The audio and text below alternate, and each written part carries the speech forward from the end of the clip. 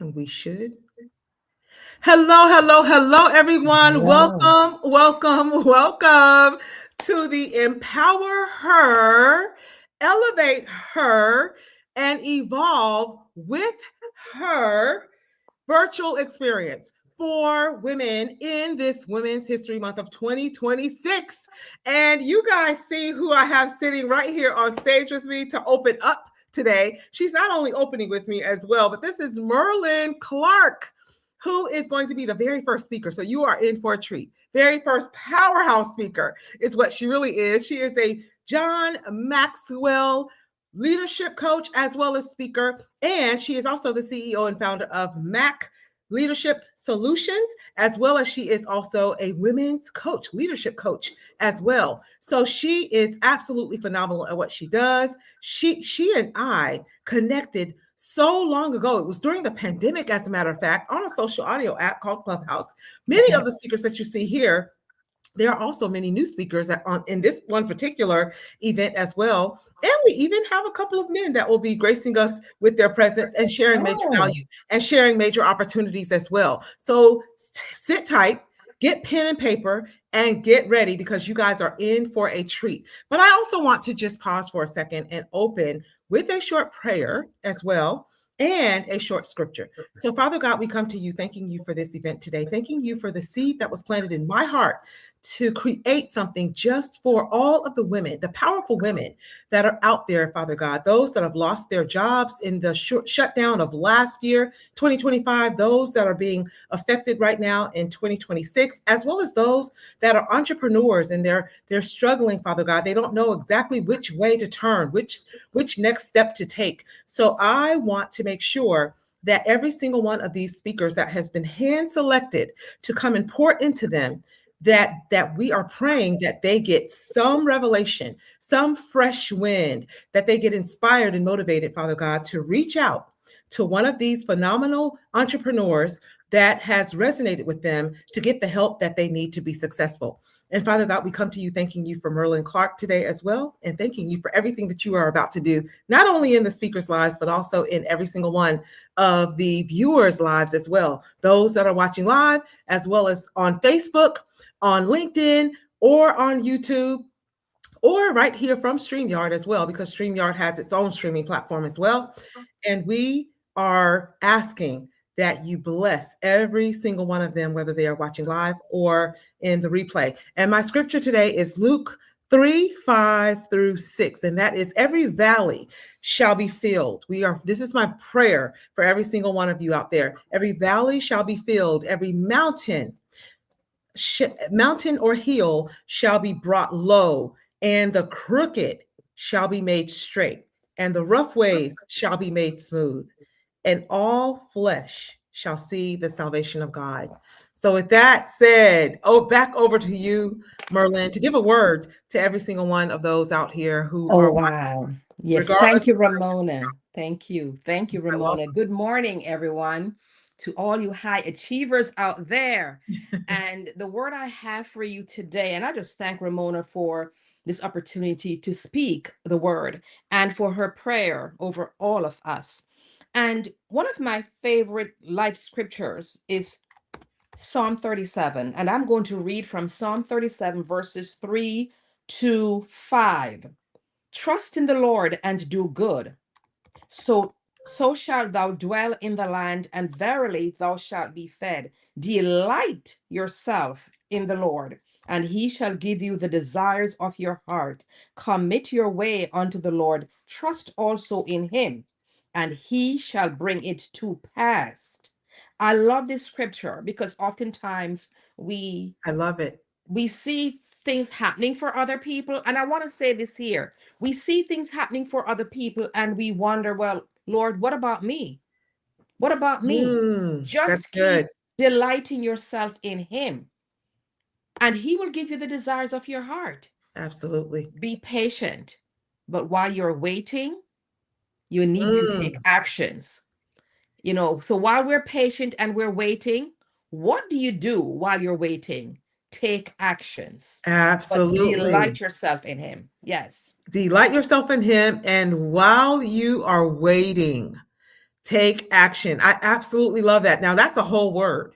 That is a Yes. whole word for Mhm, everyone out there, regardless of where mhm. you are in your business or Yes. your life, and watching others, because we tend to Mhm, watch others and we see where they are. We see that mhm, they're making progress, but what we did not see is mhm. that they were once exactly where we are or you are Amen. out there, right? But Amen. they had to wait patiently Mhm. before they saw the breakthrough. Yes. So I absolutely love that. And not only Mhm, that, your business is going to grow as fast as you personally grow. mhm. So Yes. that's the importance of personal development. So while you Yes. are growing and patiently waiting, you are developing those skills. That is the power of taking action, because you're developing the skills that's going to be necessary for you to Mhm. see the fruit of your labor. Absolutely. Absolutely. Do the work. Yes, absolutely. And that is also where I think entrepreneurship has a very high failure rate, is we give up way too quickly. We give We up do. too soon. And it's Before, right around the corner, but we stop now because we don't see it happening that's it. quickly. Mhm, Absolutely, mhm. absolutely. So Merlin Clark, everybody, again, we met during the pandemic, which we know now this is 2026. So that was 6 years ago that we were Yes. all on this social audio app. We would go into the business rooms primarily. This is why we connected, because we were always in the business room sharing business Mhm. value, and Yes. everybody in the rooms, hundreds would come through, sometimes even thousands. If you were there long enough, thousands would come through. Some would come through for short stints, others would come and stay. But the world was locked down. Nobody had anywhere else to go, right? So they would come and just absorb the value that was being shared. And I was Mhm, definitely one of those that always sought out the speakers in the different rooms and things of that mhm. nature. And of course we all resonate with those like-minded, right? And that is exactly what happened with Merlin Clark. And let me tell you, she is one of the most professional, steady as well, steady people, a consummate professional. And the value every single time that she speaks, the value that she shares is absolutely second to none. So I definitely highly encourage every single one of you to go out, follow her on all social media sites. And I is it Merlin Clark on most of them? How can they reach you? Tell everybody how they can reach you, and then I'm going to get out of the Okay. way and let you do what you do best, because you are our first speaker anyway Yeah. for My the day. biz in the box is merlinclark.com. Okay, So merlinclark.com. later Awesome. on I can copy my links, my Okay. handles in the chat, so that they could go there. But merlinclark.com. Okay. Yes, it's amazing to be here, and high achievers. They Yes. they didn't get to that point by There you sitting go. back and just watching everyone else. They had to do Absolutely the not. work. There They you had to go. do the work. There you go. They do the work. Absolutely. And there it is right there at the bottom of the screen, merlinclark.com. That is how you can get a hold of her. So just go to that site, and then you will see all of her services and anything else that she has to offer as well. And she is a phenomenal women's coach also. Thank So you. anybody out there that is seeking a coach, and a coach for women by women, there you go. It is There you go. merlinclark.com. So with that, Merlin Clark, I am going to get out of the way and let you do what you do best. And then I'm going to come right back up as you are wrapping up. Thank you. Thank you, You're Ramona. welcome. All right. Hello, family. How are you? So, I'm so excited to be here. I really am. And I have something for you.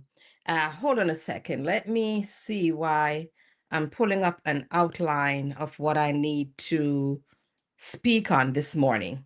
And this year I started writing and posting content on overcoming identity crisis because I see that many women are struggling with that. And if I have to give this a title, I would name it Who Am I Really? Overcoming Identity Crisis, Comparison, and the Trap of Living Other People's Lives. Because that is something that I see happen so frequently. people lose who they are because of that comparison trap and trying to be someone else, not knowing that you are already your amazing self, the way God created you, uniquely amazing. But I want you to believe that, because some of you do, some don't.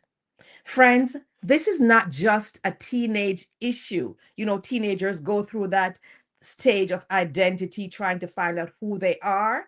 This is a grown up issue. This is a high achiever issue.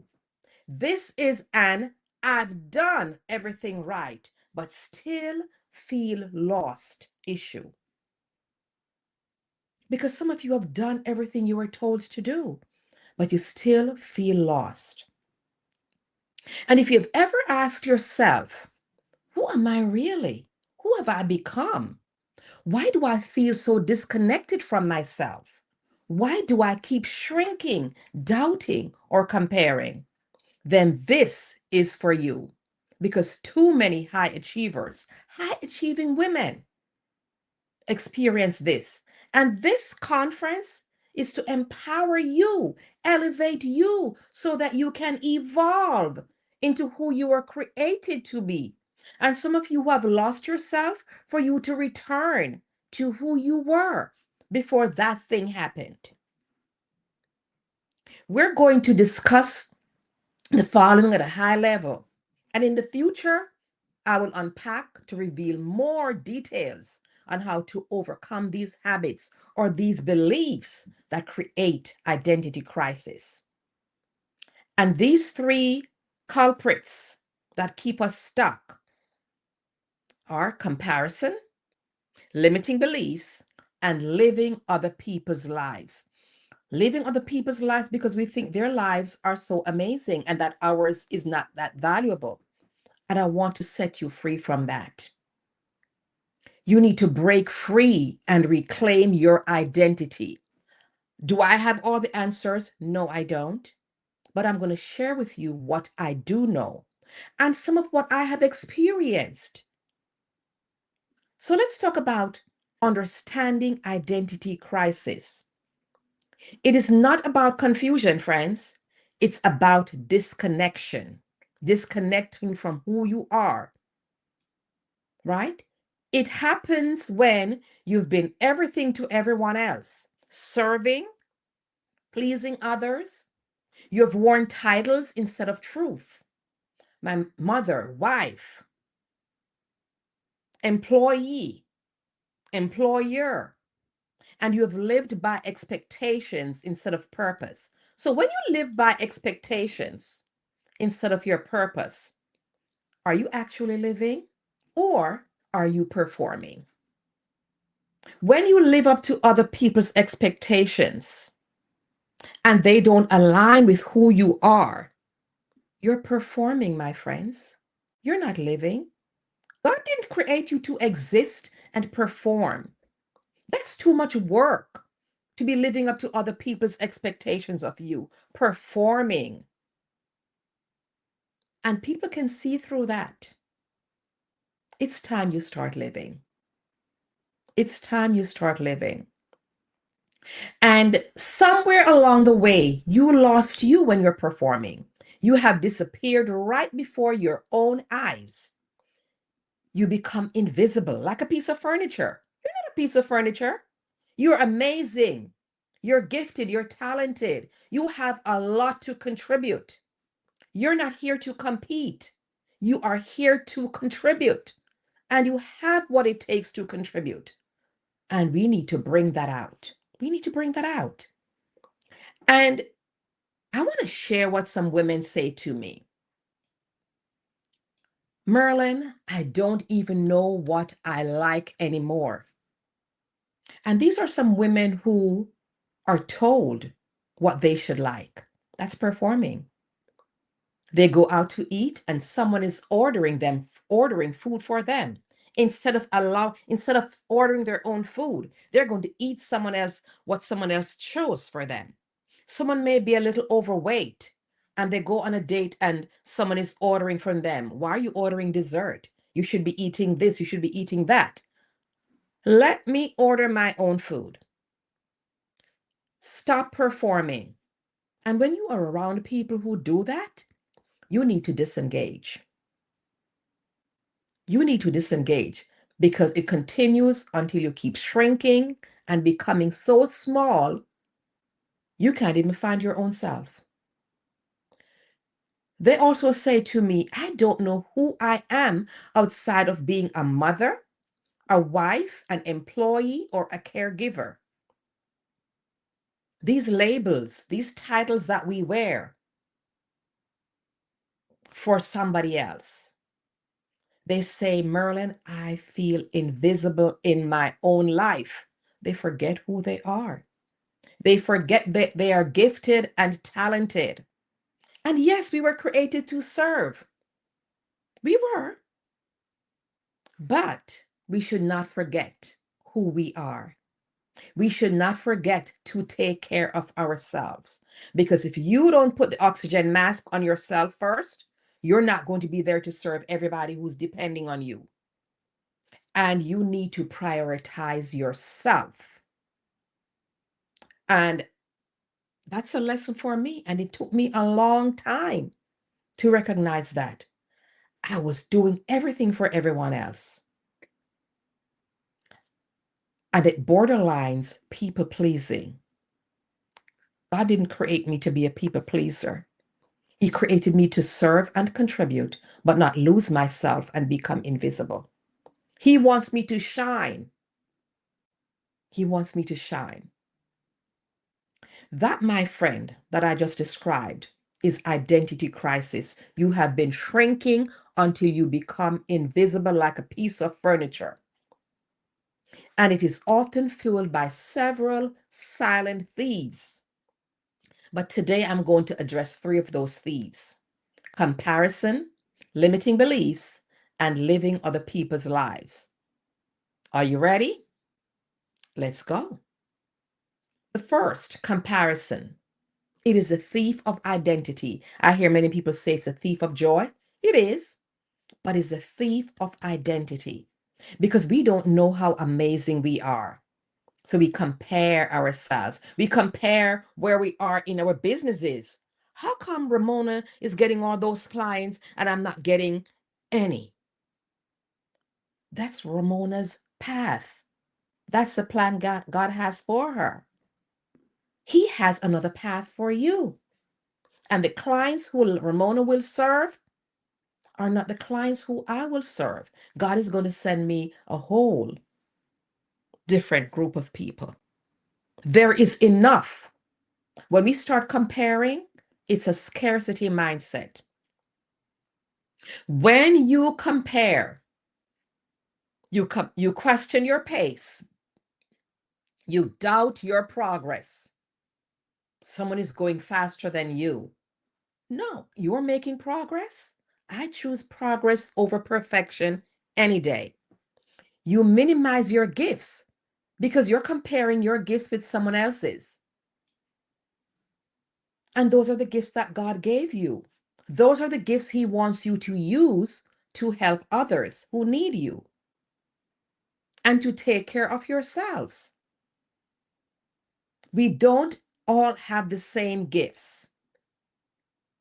Lean into your strengths, lean into your gifts. You also discredit your journey. You have come a long way, but because it's not as far as someone else, you're labeling yourself a failure. You're not a failure. You're taking your time. You're going at your own pace because you may have a lot of things going on in your personal life that someone else does not.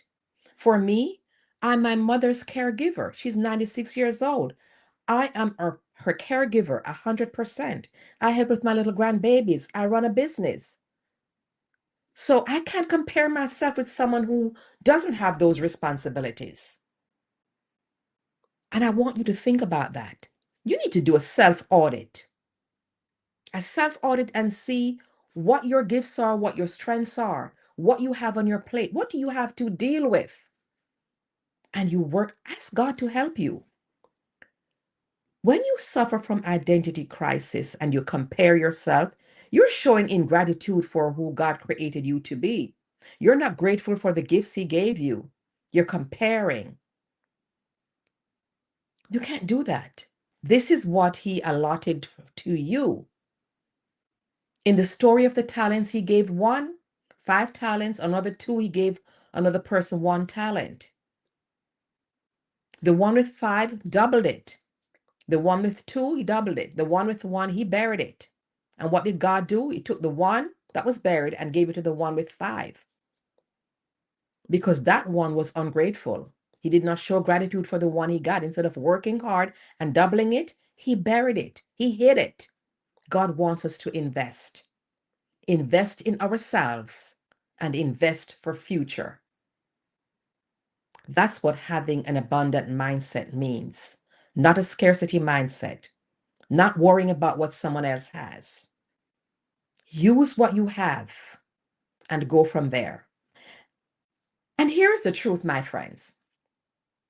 You cannot discover who you are while obsessing over someone else's life.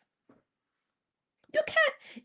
If you are so obsessed with how someone else is living and how they are progressing, that's energy you're wasting. You should be using that energy, applying it to your path, what your gifts are, and how you can use your gifts to move forward. Comparison will have you chasing someone else's lane instead of pursuing your path. What is your lane? Find it and pursue that. It will have you imitating someone else's calling. Not everyone is called to do everything. What is your calling? Develop your skills and pursue that. Ramona spoke earlier about personal development. And comparison will make you abandon your own uniqueness. We are unique beings. God gave us what we need to succeed in life. And that's what you need to lean into.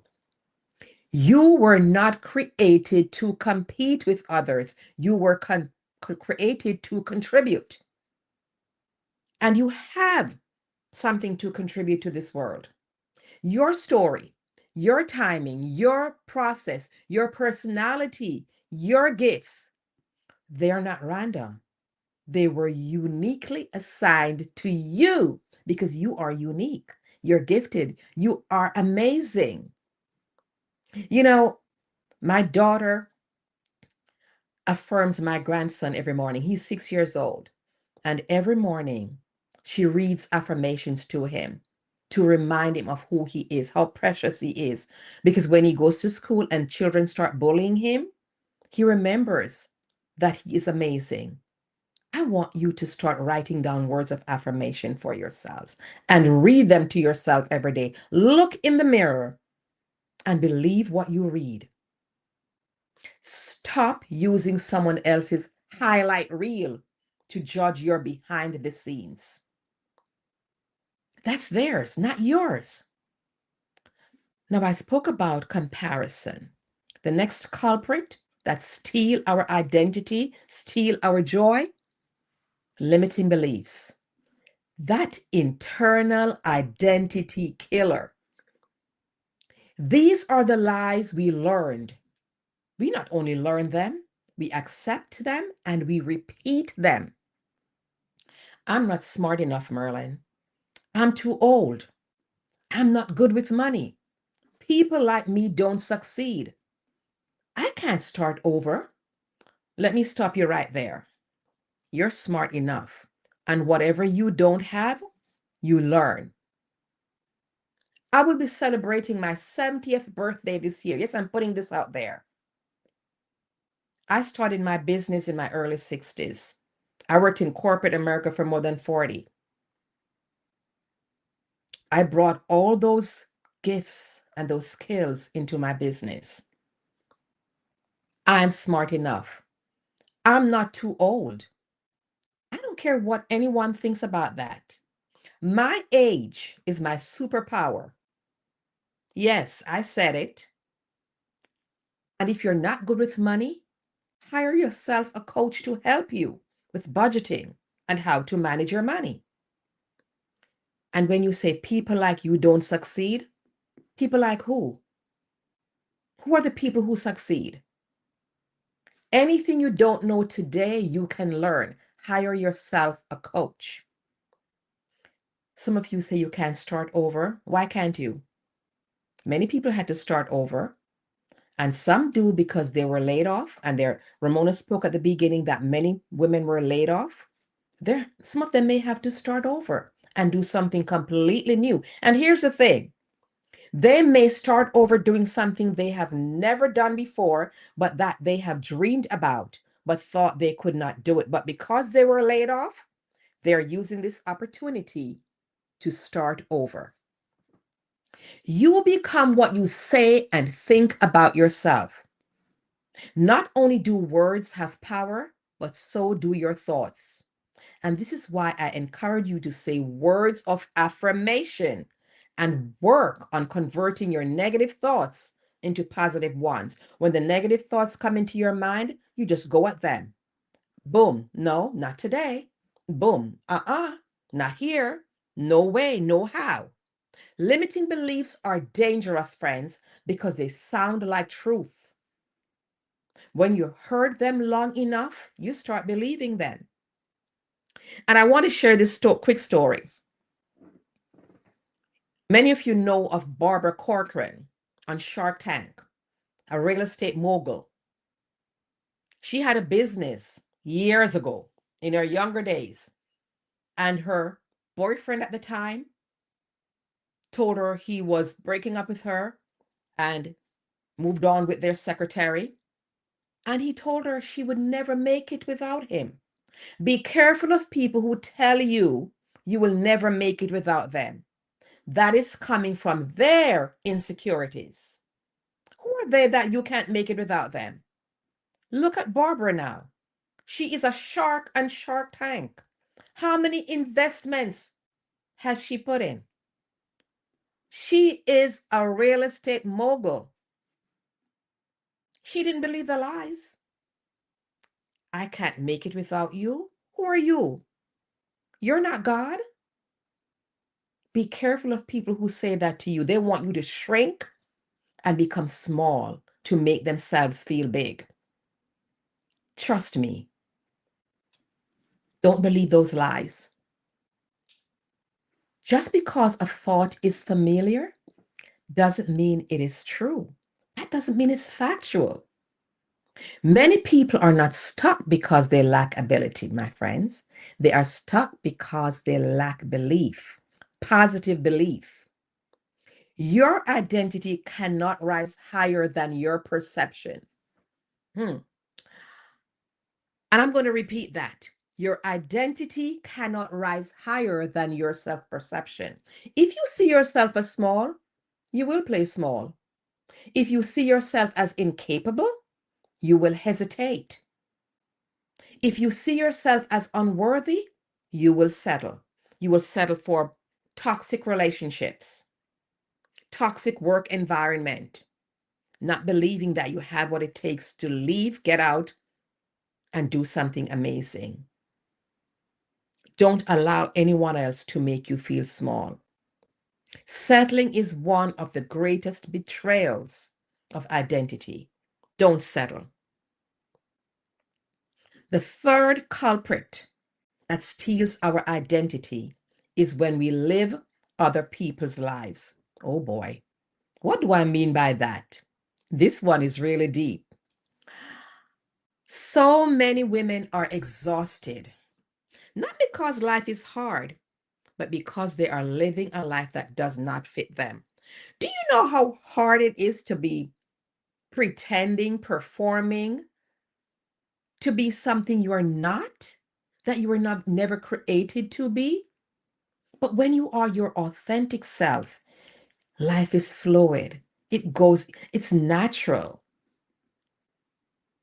Stop trying to do what you were never created to do. Stop trying to be someone else.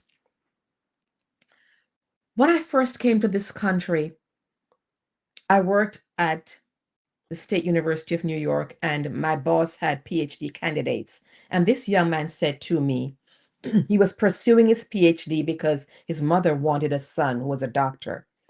One of his sisters was a college professor, one was an attorney, and he was studying for his PhD because his mother wants to refer to him as Dr. So and so. Do you know how much work and time is involved in studying and getting your PhD? And she's putting her son through that just because she wants to say her son is Dr. So and so. You put your children through that so that you can be puffed up and brag in your circles. And that's not what they want to do. 7, 8 years of their lives doing something they don't want to make you feel good.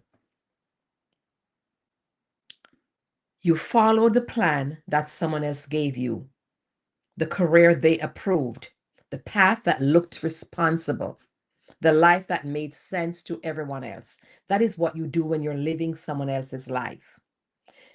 You want to be an artist, but someone say that's not responsible to be an artist. You're never going to make any money doing that.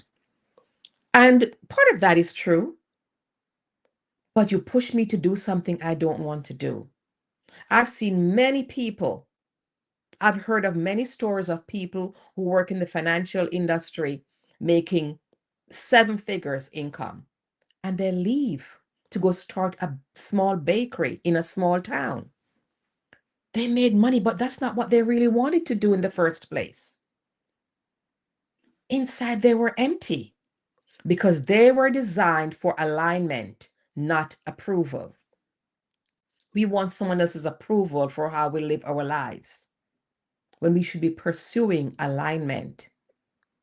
When we live other people's lives, here's what will happen. We silence our desires, we suppress our gifts, we mute our own voice, and we create an internal conflict because we're not being our authentic selves. We can't flourish in someone else's identity, my friends. Let me say that again. You cannot flourish in someone else's identity. There is a cost for identity crisis. Identity crisis does not stay in your head.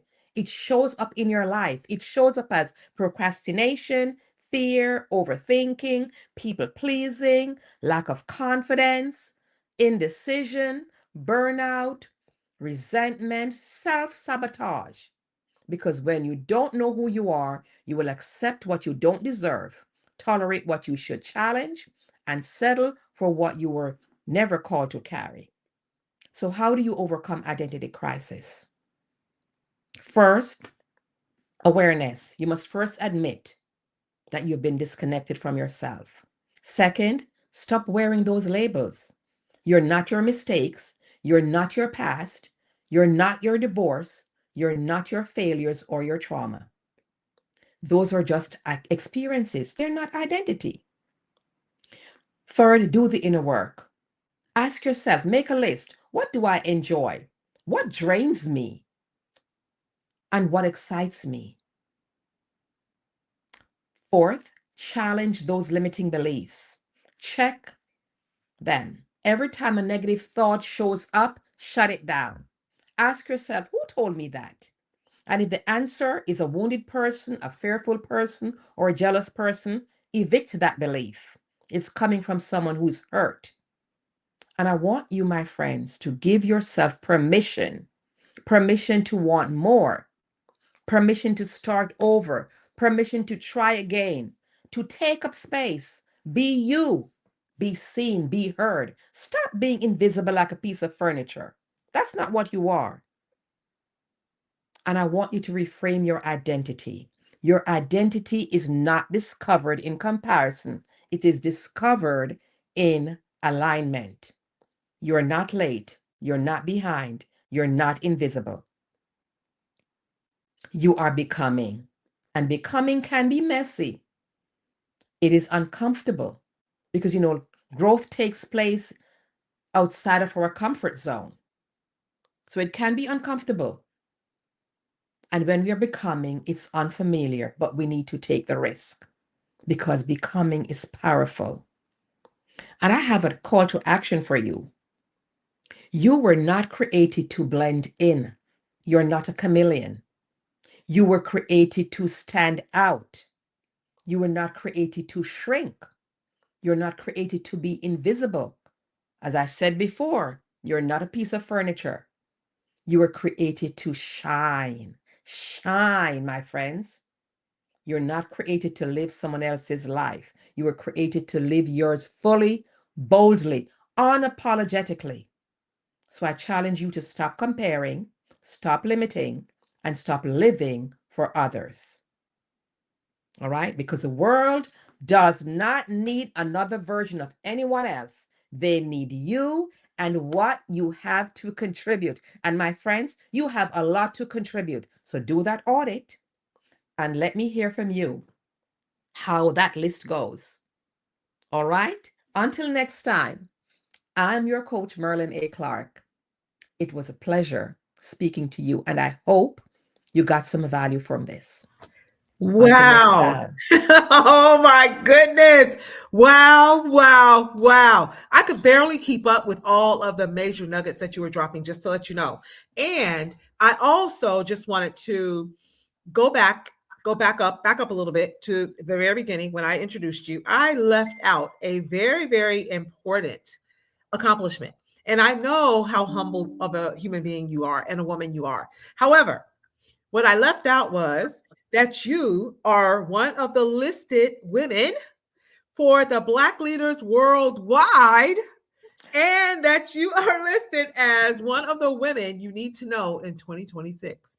Right here Thank on you. LinkedIn, by the way. I was on LinkedIn answering questions and things of that nature and sending out the link to certain people who had requested it. And I actually saw this earlier in the week. I believe it might have even been last week, and commented on it. And I said, "Oh, how could I leave this huge accomplishment out?" So Thank you. major, major, major, giving you your flowers right here in front of God and everybody. Major, major, major accomplishment. One of the women you need to know in 2026 is right here on stage, who you just heard from. Major, major value. You guys have been challenged. You heard Merlin Clark's Mhm. challenge. Yeah. Stop comparing, Mm-hmm. stop limiting, and Mm-hmm. stop living for others. Mm-hmm. Absolutely love those three Mm-hmm. challenges. Mm-hmm. If you can Mm-hmm. do a self assessment, which is what you have been commanded to do by Merlin Clark, Yes. and assess exactly where it is that you're comparing, because comparison is a Mm-hmm. thief of joy, right? Everybody's heard Yes. that, I'm sure, by now. Mm-hmm. Comparison is a thief of joy, and you feel like, while you wonder, rather, while you feel beaten up every day, or while you feel like you're carrying this huge weight, and it's really Mm-hmm. because you're carrying the weight of others' opinions. Absolutely. You're That's a big load. you're literally carrying the weight of others' opinions around every single day. Every day. So there in Corinthians, by the way, there is a scripture, I believe, if I'm not mistaken, it's Corinthians 10:5. And sometimes I will flip those numbers back around. So I believe, I'm almost sure it's 10:5. And it's, you are to take those thoughts captive. And Take them captive. yes, instantly take those thoughts captive. Oh The boy. minute that little voice sitting on your shoulder, Mm. the minute you start taking action, Oh which my is exactly goodness. what Merlin Clark also called you to do a little bit earlier, is Mm-hmm. to take action, right? But let me just Mm-hmm. say this: the enemy comes to steal, kill, and destroy. He does. And just as excited as you are about success and taking Mm-hmm. action, the enemy is just as excited that you're taking action as well, Mm-hmm. because it's sitting there waiting and watching. Mm-hmm. And the minute you start taking action, that little voice starts speaking the Mm-hmm. opposite of what you are Mm-hmm. doing, Yeah. and what you are Yes. speaking, and what you are wanting, and what you are desiring, right? Mm-hmm. Mm-hmm. Meaning the progress, the Mm-hmm. breakthroughs. And it's Mm-hmm. telling you exactly what, get Mm-hmm. this, you have trained it to believe. Mm-hmm. Oh my goodness. Woo! You trained it to believe because we keep feeding into it. Oh, Absolutely. this is powerful. Absolutely. And we keep looking to all of these external Mm, mm, mm, things, people, forces, to fix what we created. mm. Woo! Wow.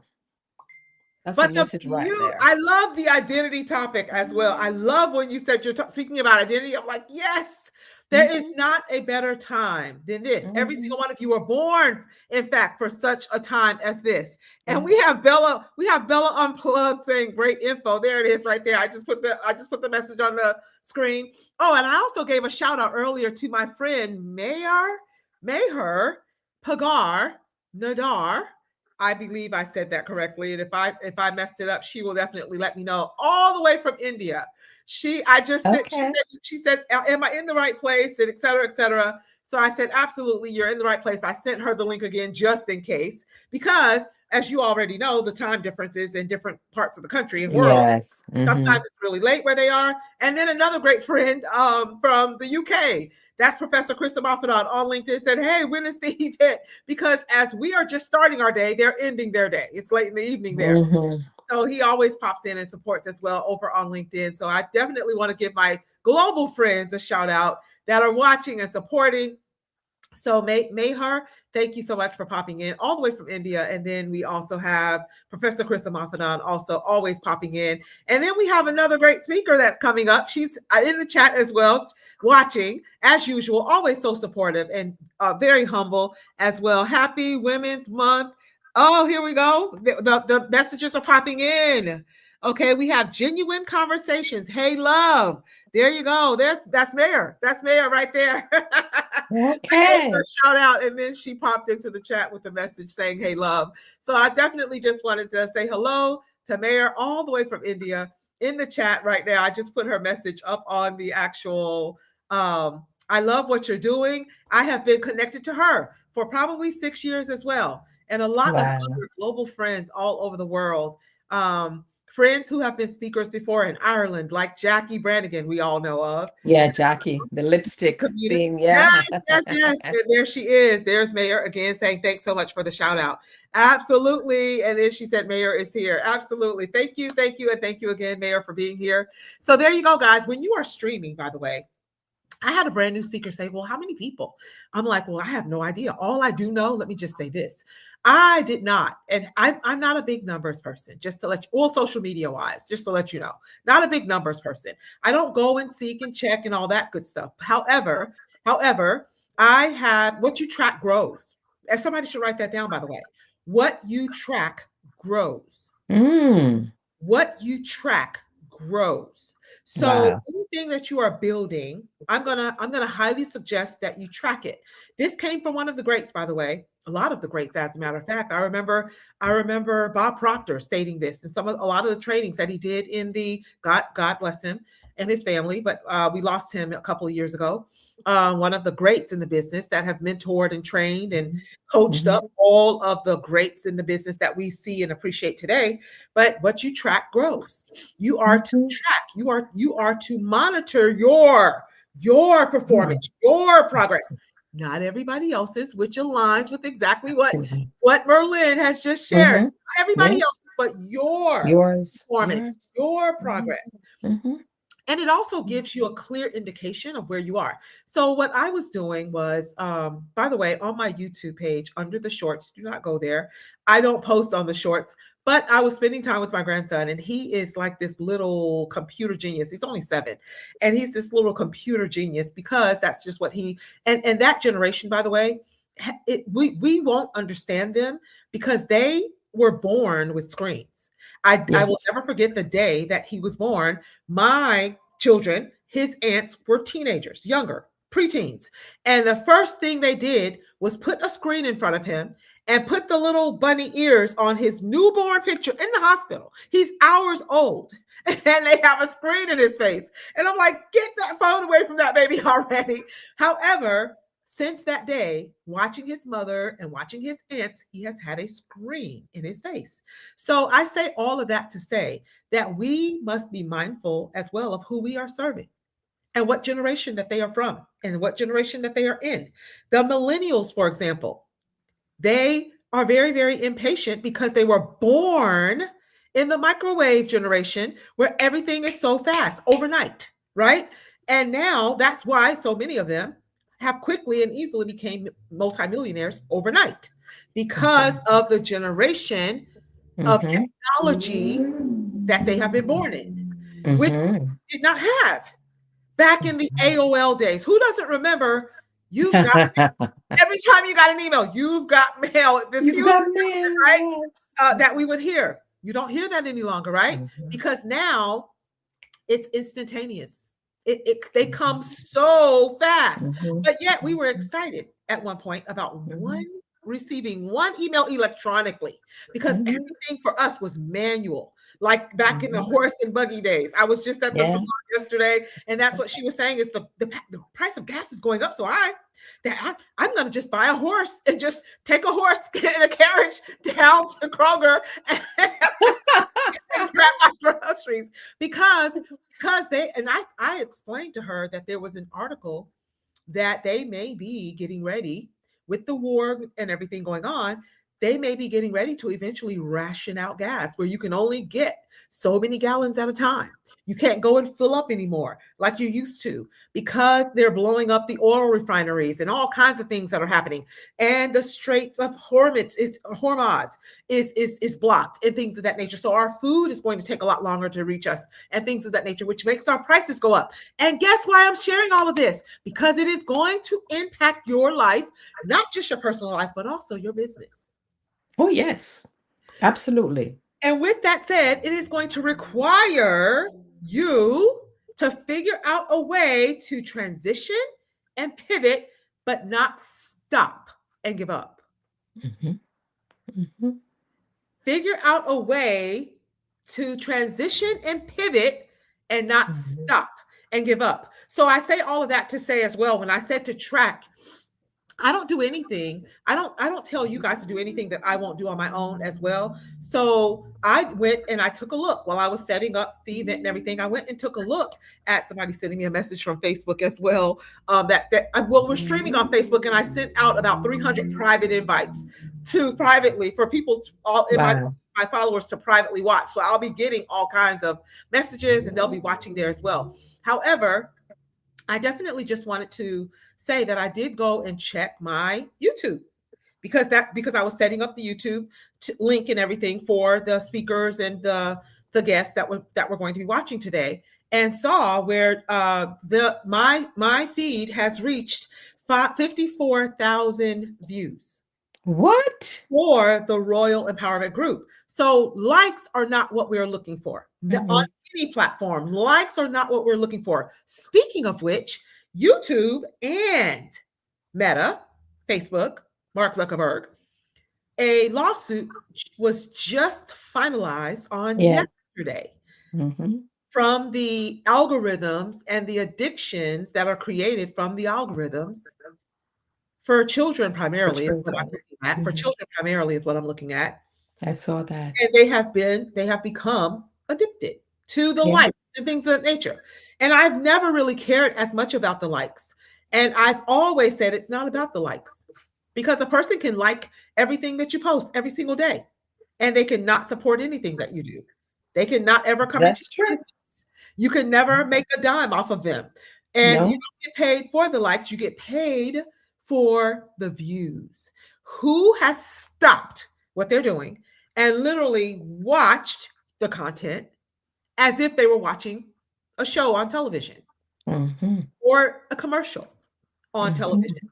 Because YouTube has now surpassed the actual television. People watch YouTube and YouTube videos and shorts and movies more than they're actually watching television. So that is a pivot. That is a prime example of when it's time to pivot. So that is also what you are called to do, is to study and research your business and what avenues are out there that you may need to take that's going to help you get more eyes and ears on your content. Yeah. And Yeah. that is one of the primary things, reasons behind why I do these every single month.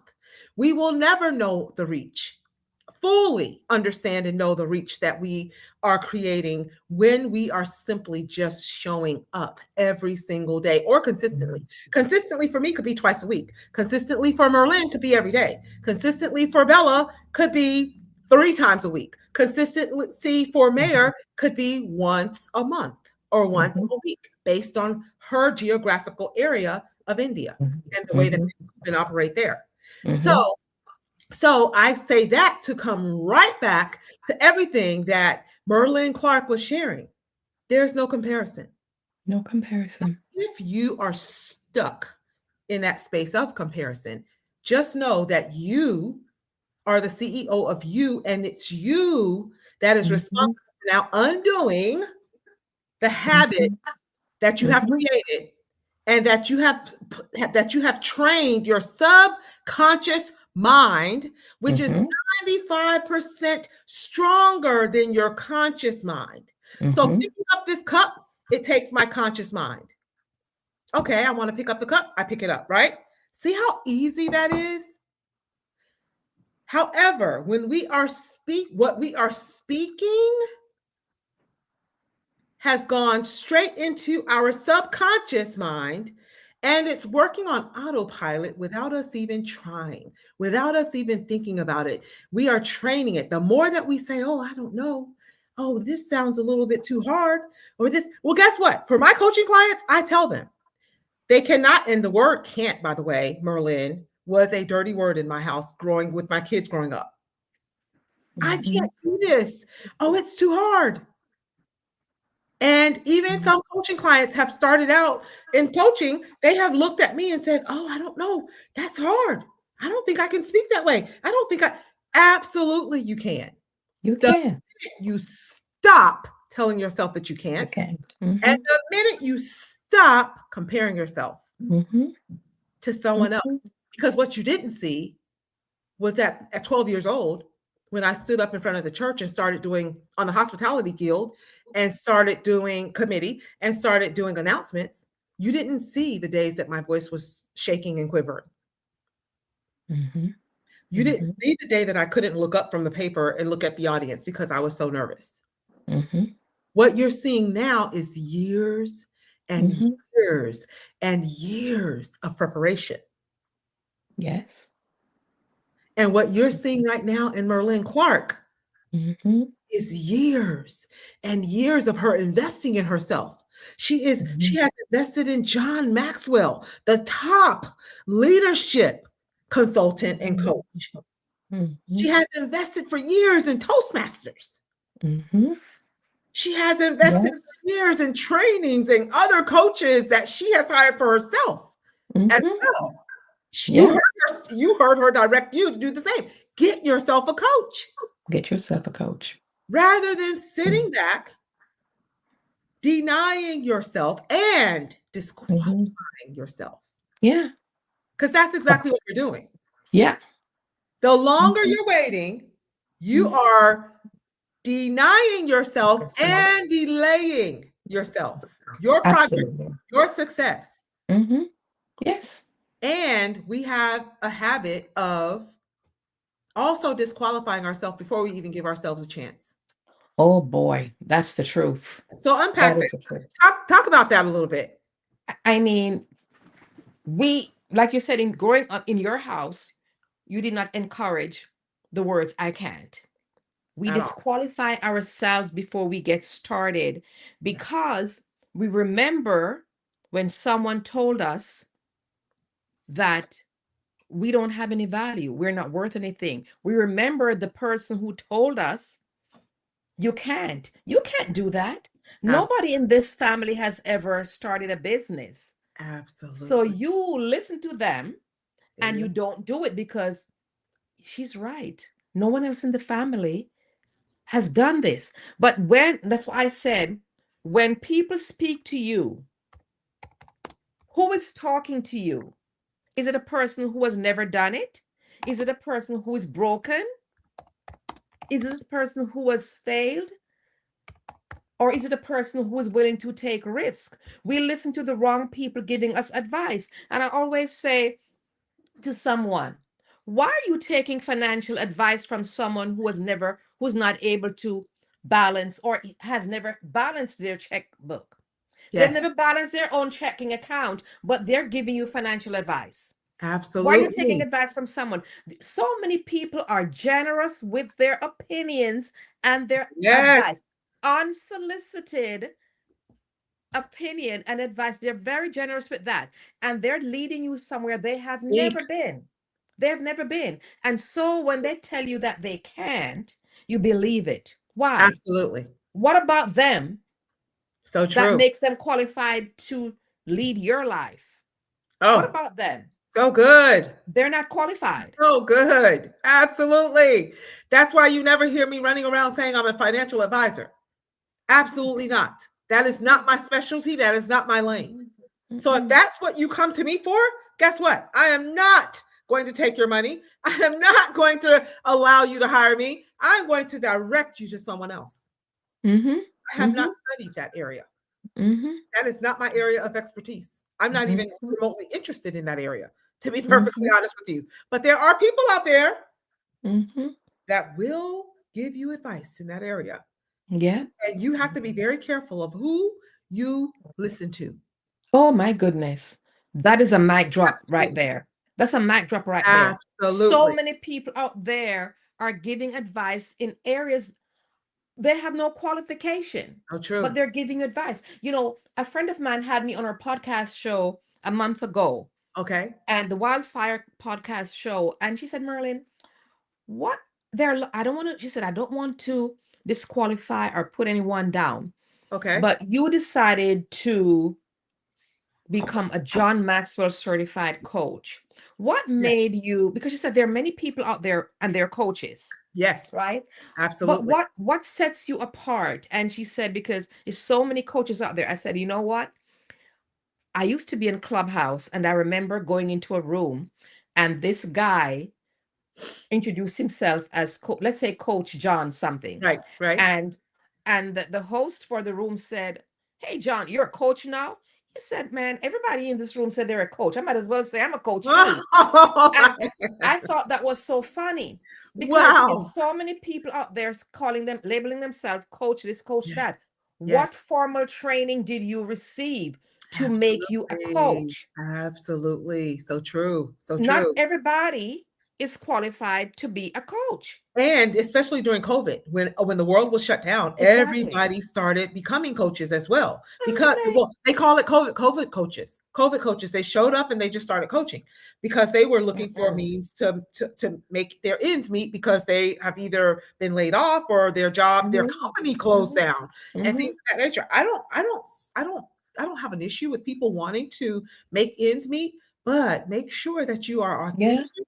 Make sure yeah. that yes, make sure that when you're showing up saying that you are something or that you are going into a certain field, that you are honest with You're the honest, people and so that that's they know why, what they can expect and what they're getting.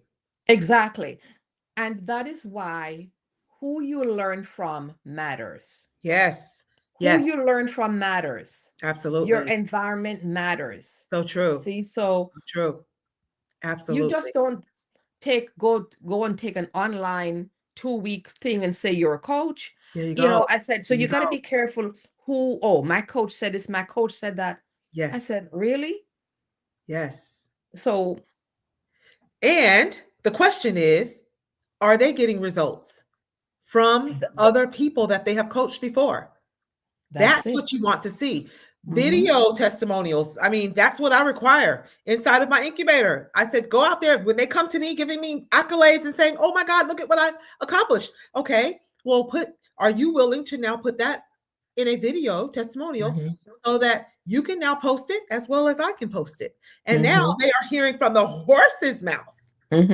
that Mm-hmm. these are the results that I have achieved, etc. Yeah. So that's another great way for you guys to validate and verify who it is that you're hiring, who it is that you are bringing in to Mm-hmm. your business to work with or work alongside to get the progress that you want. Oh my goodness. Look, so true. I needed this as a reminder, is what Mayor just said. And she is in the chat blowing up. And I actually wanted to put this message: stop delaying, denying, and disqualifying yourself before you even Wow. an opportunity to try. Stop Yes. delaying, denying, and disqualifying yourself. And then that's a whole Absolutely. sermon, by the way. And then that is, Mayor, it is so important to be honest, especially the kind of work I and you do. Absolutely. Absolutely. You're playing with people's hearts, Yeah. lives, and Mm-hmm. livelihoods. You are. You So are. you want to make sure that you're crossing T's and you're dotting I's. And And you're doing exactly what you said that they are exactly. that you're going to do, and that they are getting exactly what you claim that they are going to get. And I know my lane because as part of my training, we're told that when a coaching client comes, you give them your code of ethics, Yes. differentiating, explaining the difference between a mentor, a coach, and Yes, a yes. therapist. So that if someone comes to me, I mean, 2 months ago, someone came to me and Okay. she was struggling and she was Right. crying. And what she shared with me, I Uh-huh. realized this woman does not need a coach. Yes. She needs a mental health Yes. professional. Yes. I'm not that. I'm Yes. not going to take her money.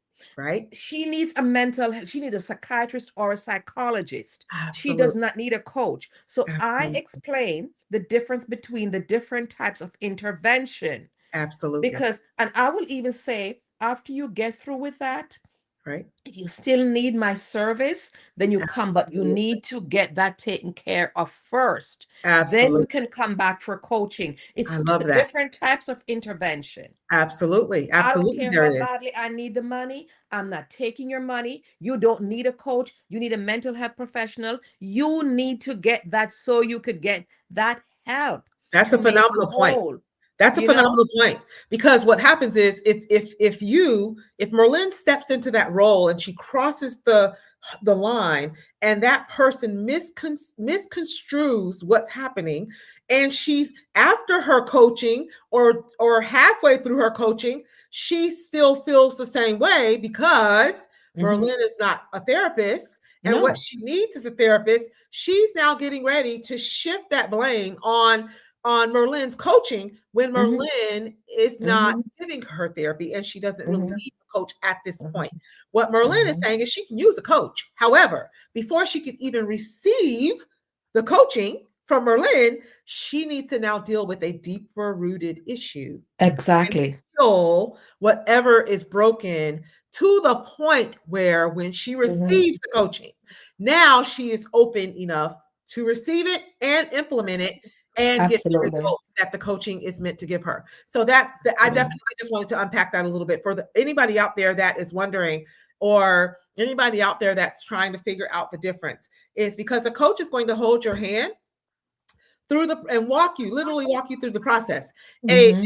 a mentor is going to tell you, okay, they're going to help you avoid their mistakes that whatever took them 10 years to accomplish. They're going to help you achieve it maybe in 2 years or maybe in 6 months, Yes. Yes. depending on your development level. Yes. Because there Absolutely. is no cookie cutter way to coach, there's no cookie cutter way to mentor, and there is no even therapy. There is Hmm. no cookie cutter way to Hmm. take 10 people and get them all to the same level No. in the same exact amount Hmm. of time. No. Impossible. And if there's Mm-mm. anybody promising you that, run. Run. Yeah. Run. Run. Because if you see that, oh, this person has worked with that person and that person, and I really see the big difference in them, but you have no idea where they were Hmm. when they first walked in and Yeah. started their coaching. You may not know that this person has been coaching for 3 years now. Hmm. You Yeah. just remember hearing, oh, they were working with Ramona or they were working with Merlin. But you have Hmm. no idea that once that one session was over, they signed up for another. And when that session was over, they signed up for another, Hmm. because they were getting results and because Hmm. they really liked the way that they were feeling Hmm. Hmm. in their minds, in their Hmm. body, in their activity. Now, it was a Absolutely. drastic difference of progress that they were Hmm. receiving or getting. And Hmm. and now they said, you know what? This is working. This really works. I want Hmm. to extend it. I want more. Hmm. And there is Yes. no way that we can determine how quickly or how fast, because it really depends on the person Hmm. and And how willing they are to take action. absolutely. The client does the work. It's your Yes. life. It's Yes. your life, and you must do the work. You must do the work. The client has Absolutely. to do the work, you know? Absolutely. That's it. Mm-hmm. That's it. And when you get someone who has an issue with accountability, taking a full accountability for themselves Mm-hmm. or for their behavior, their activities, whatever it is that you're coaching Mm-hmm. them on or working on, that Right. that is typically going to always be the person that's going to complain Mm-hmm. somewhere throughout the coaching or after the coaching is over. Oh, well, that didn't really work. No, they didn't really work. They didn't do the work. They didn't do the work. They didn't do Exactly. the work. I remember I had this client, and at the end of the session, um, he said, "Well, can you just send me an email with a recap of what?" I said, "I don't do that. I don't send a recap of anything because it's not something I wrote out. It's not something I do for Right, everybody. right, right. How I coach you is not how I coach someone else, because their problem is different from yours. Exactly. So Customized. you're Yeah, the ones who are supposed to be taking notes while I'm coaching for what you're supposed to do. You should be absolutely. right, because I'm giving you homework so Absolutely. that you can come back, because I want you to grow, There you you go. know." And There he you said, go. "Send me an email of recap." I said, "No." And I said, "If someone else has done that, they did you a disservice. There you go. They did you a Absolutely. disservice." Absolutely. So Yeah. we were waiting for another speaker, and he is super busy, and he is a real estate mogul. Bob Tierney was going to be here, and he Ah, could okay. have, and he's on Central Time as well, so he could have Okay. possibly Miss. missed Mm, and that happens. That happens. yeah. However, Yeah. or he could have sent me a message and I just haven't seen it yet. However, Okay. Bella is also one of the next speakers after Bob. Okay. But if Bella, if you're now watching from maybe LinkedIn or YouTube, if you can pop into the back channel and you're prepared and you're ready, I will bring you up right now and we will go ahead and take you. And then Bob will just, if he has gotten the times wrong or something came up for him and I check the messages and find it. However, since you are here and you're speaking right after Bob, feel free to pop into the backstage and then I'll bring you up and you can go ahead and go now. So if you're available. So I know that she has a brand new, and she is here. She has a brand new grandbaby. That beautiful Ari is here, only 4 months old, and I'm gonna bring her up. She was already prepped and ready. It Hi, took Bella. her a second to click that link and pop into the back channel. So with that said, welcome, welcome, welcome again as a speaker to the Empower Her, Elevate Her, and Evolve with Her Women's Virtual Experience with the Royal Influencer Organization. So she put her finger up, so she's going to check up probably on the baby or something. However, I definitely just want to introduce you guys to her. This is a public servant, guys, who have served probably 5 or 6. I've lost count. 5 or 6 or 7 of the 5 of the last mayors here. She has worked for the mayor's office here in. I don't know what just happened to my light. Oh, it got a little cloudy outside as well. Oh, and I lost one of my bulbs above my head. That's what happened. I'm like, what just happened to my light? So with that, but I do have a ring light here, but it still got a little dim for me for a second. So with that said, she is definitely a public servant, has worked for the last 5 of the mayors of the city of Atlanta. So she has all of the secrets of the city. And she is also a nonprofit owner, and she also has an event concierge. She is an event planner, host, creator, and she Ah. international speaker, as well as now a new grandmother. OMG. I absolutely love it. So, Bella, I saw you also putting some comments in the chat and things of that nature as well, which you are so supportive and always do. So, thank you, thank you, thank you for your support over the years. I was just in one of your rooms, by the way, last Saturday, and doing an absolute main moderator in Breakfast with Champions as well, on Clubhouse, which is a social audio app that was birthed in the pandemic. That we had celebrities there years ago, and they held spaces in rooms like Les Browns, and all of them came onto that app and held spaces with thousands of everybody was looking for a place to where their people can find them and things of that nature. And timing is of the essence for businesses, everybody in business as well. But thank you for all of your support over the years on Clubhouse as well. It was a pleasure for me to bring you on stage and share stages with you in different rooms like John Lee's room on Clubhouse as well, and moderate you and bring you up as well. I appreciate you doing the same. And wow, just to watch all of these people like Merlin, that's where all of us right here that's on this screen right now, for those of you watching on YouTube and those of you watching on LinkedIn, those of you watching on Facebook, all of us met each other in the pandemic on social audio app of Clubhouse. Well, first of all, if you all can hear me, I want to say thank you for having me again, Ramona. And don't put me up here solo, because you know what? This is women, her story. I like to say yes, her story. Month. Although we already know we run the world, right? We don't take behind that. But I just want to say publicly again, thank you. Thank you. Thank you, Ramona. Merlin, I met Merlin through Clubhouse. You're absolutely right. I am a new Mimi. I do have my Mimi glasses on. I'm in my Mimi mode. I said, you know what? Maybe I can come up a little earlier. I love it. What I want to show you, ladies, is the background. I've been playing with my background. It's Bella. And what I wanted to just pay homage that we all do to my grandmother is the B in Bella, Maryland, because people think Bella is my name. No, it's an acronym. Yep. It is my business name, Bella Biz Maryland, but Bella represents the 4 generations of Maryland on my matriarch side. So the B, as you can see behind me, I pay homage to my grandmother. Her name is Beatrice. Right? Okay. She was born in 1908, Maryland. I am telling you, she has really absolutely been my best friend. You know why? Because we talk about legacy, right, Marilyn and Ramona? And I didn't even know the word, but my grandmother left me a legacy. And the E, Marilyn and Ramona, stands for Ernestine behind me, which is my mother. I pay homage to her. She was born in 1924. Yes. Wow. And then the L stands for Linda, right? My government name, my birth name is Linda. Right. And so I've done some changing. I've got some kids working with me on some backgrounds now, Ramona. So I'm changing up a lot of my I guess signage, if you will, right? Absolutely, absolutely. The A stands for Ashley. I only have one daughter, Merlin, and she's the legacy I'm definitely leaving. And then I have another A for Ari. So BELLA stands for Bella. And I just wanted to it's AA. Okay. I think I've been doing LL. Wow. Yeah, I want to take a moment just to highlight women, all of us, but particularly just to do a shout out.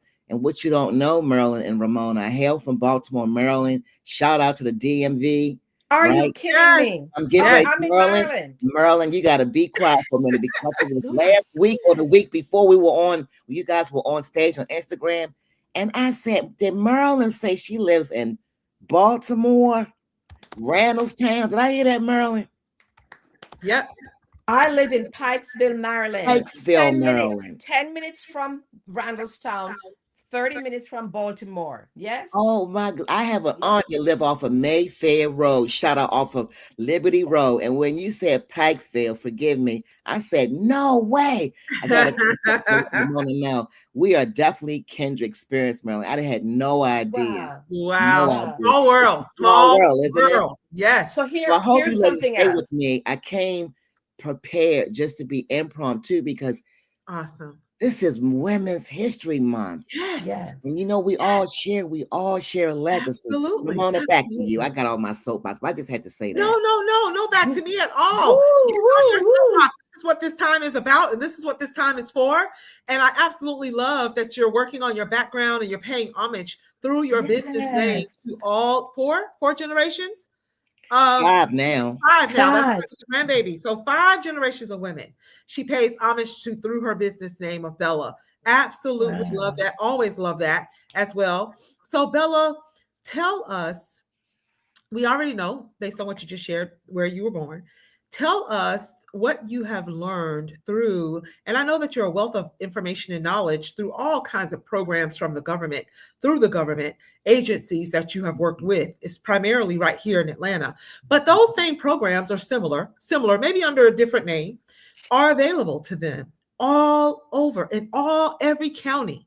So tell us, just rattle through for the entrepreneurs out there listening, where they can access a lot of these programs through their local chapters, local mayor's offices, et cetera, et cetera, et cetera.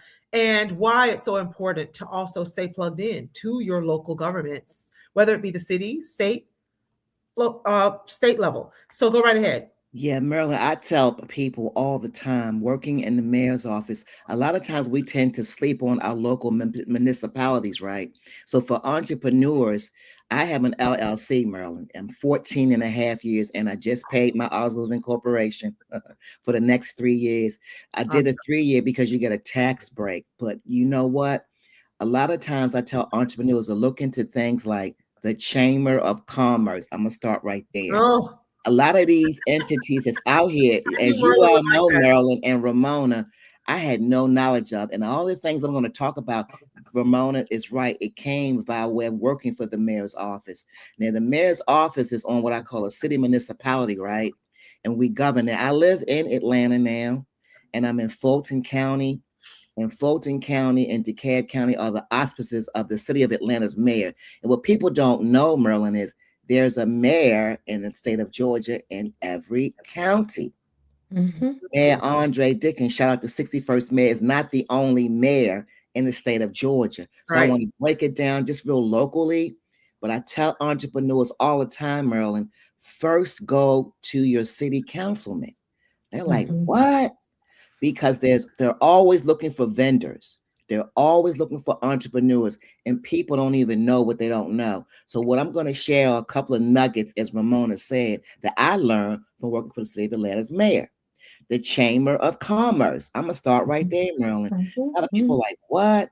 Now, in the state of Georgia, we have 159 counties, right? So there's over 159 local, keyword, Chamber of Commerce. I belong to the Wow. Atlanta Chamber of Commerce, Maryland. I've been involved with them for probably 18 years now. And as a matter of fact, my business, Bella Biz LLC, I have an event concierge business where I do special events, right?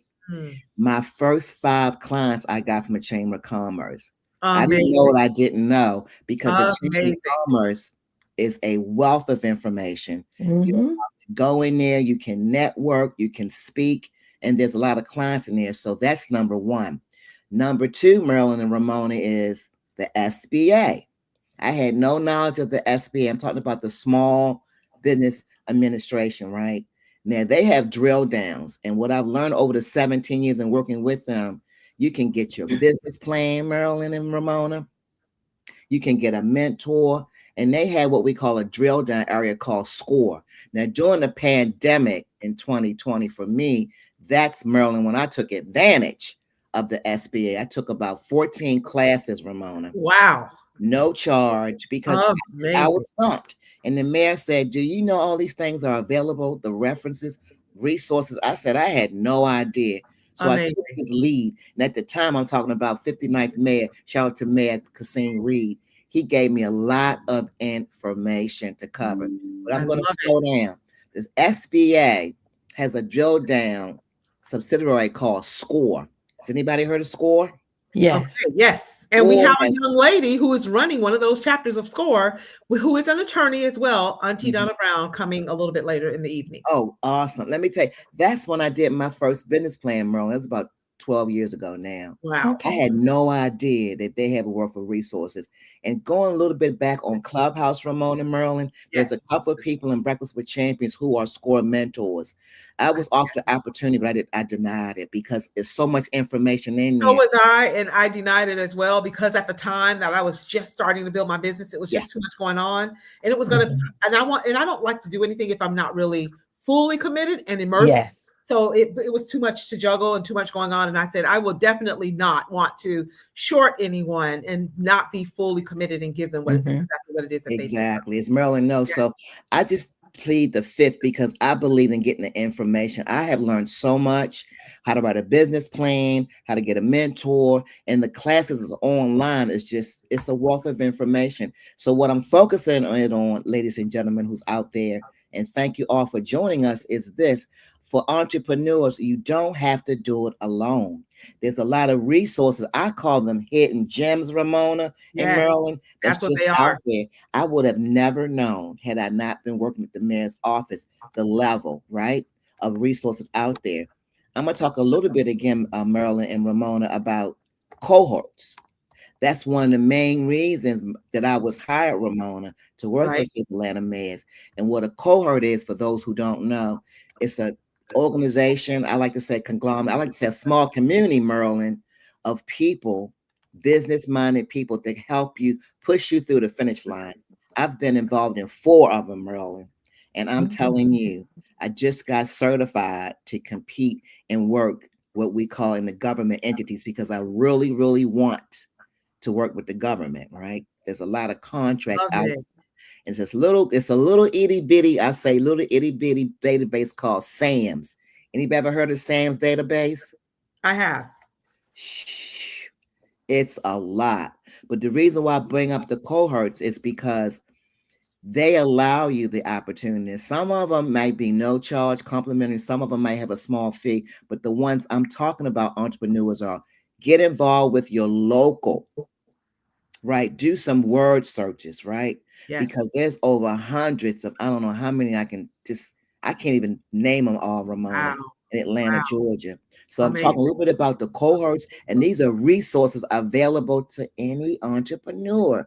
I talked a little bit about the Chamber of Commerce. I got Yes. my first 5 clients, my event clients, from just going to the Chamber of Commerce, Wow. listening and sharing information. It reminds me, Merlin and Ramona, of the olden days where back in the days, Yes. I'm a baby boomer. They used to take your business cards, put them Yes. in, right, and exchange They business called cards. it belly to belly, meeting people in Yes. person, using eye contact, shaking hands, having a little conversation, and then handing and exchanging business cards. And then, True. That's just true. like that, businesses were built and sustained.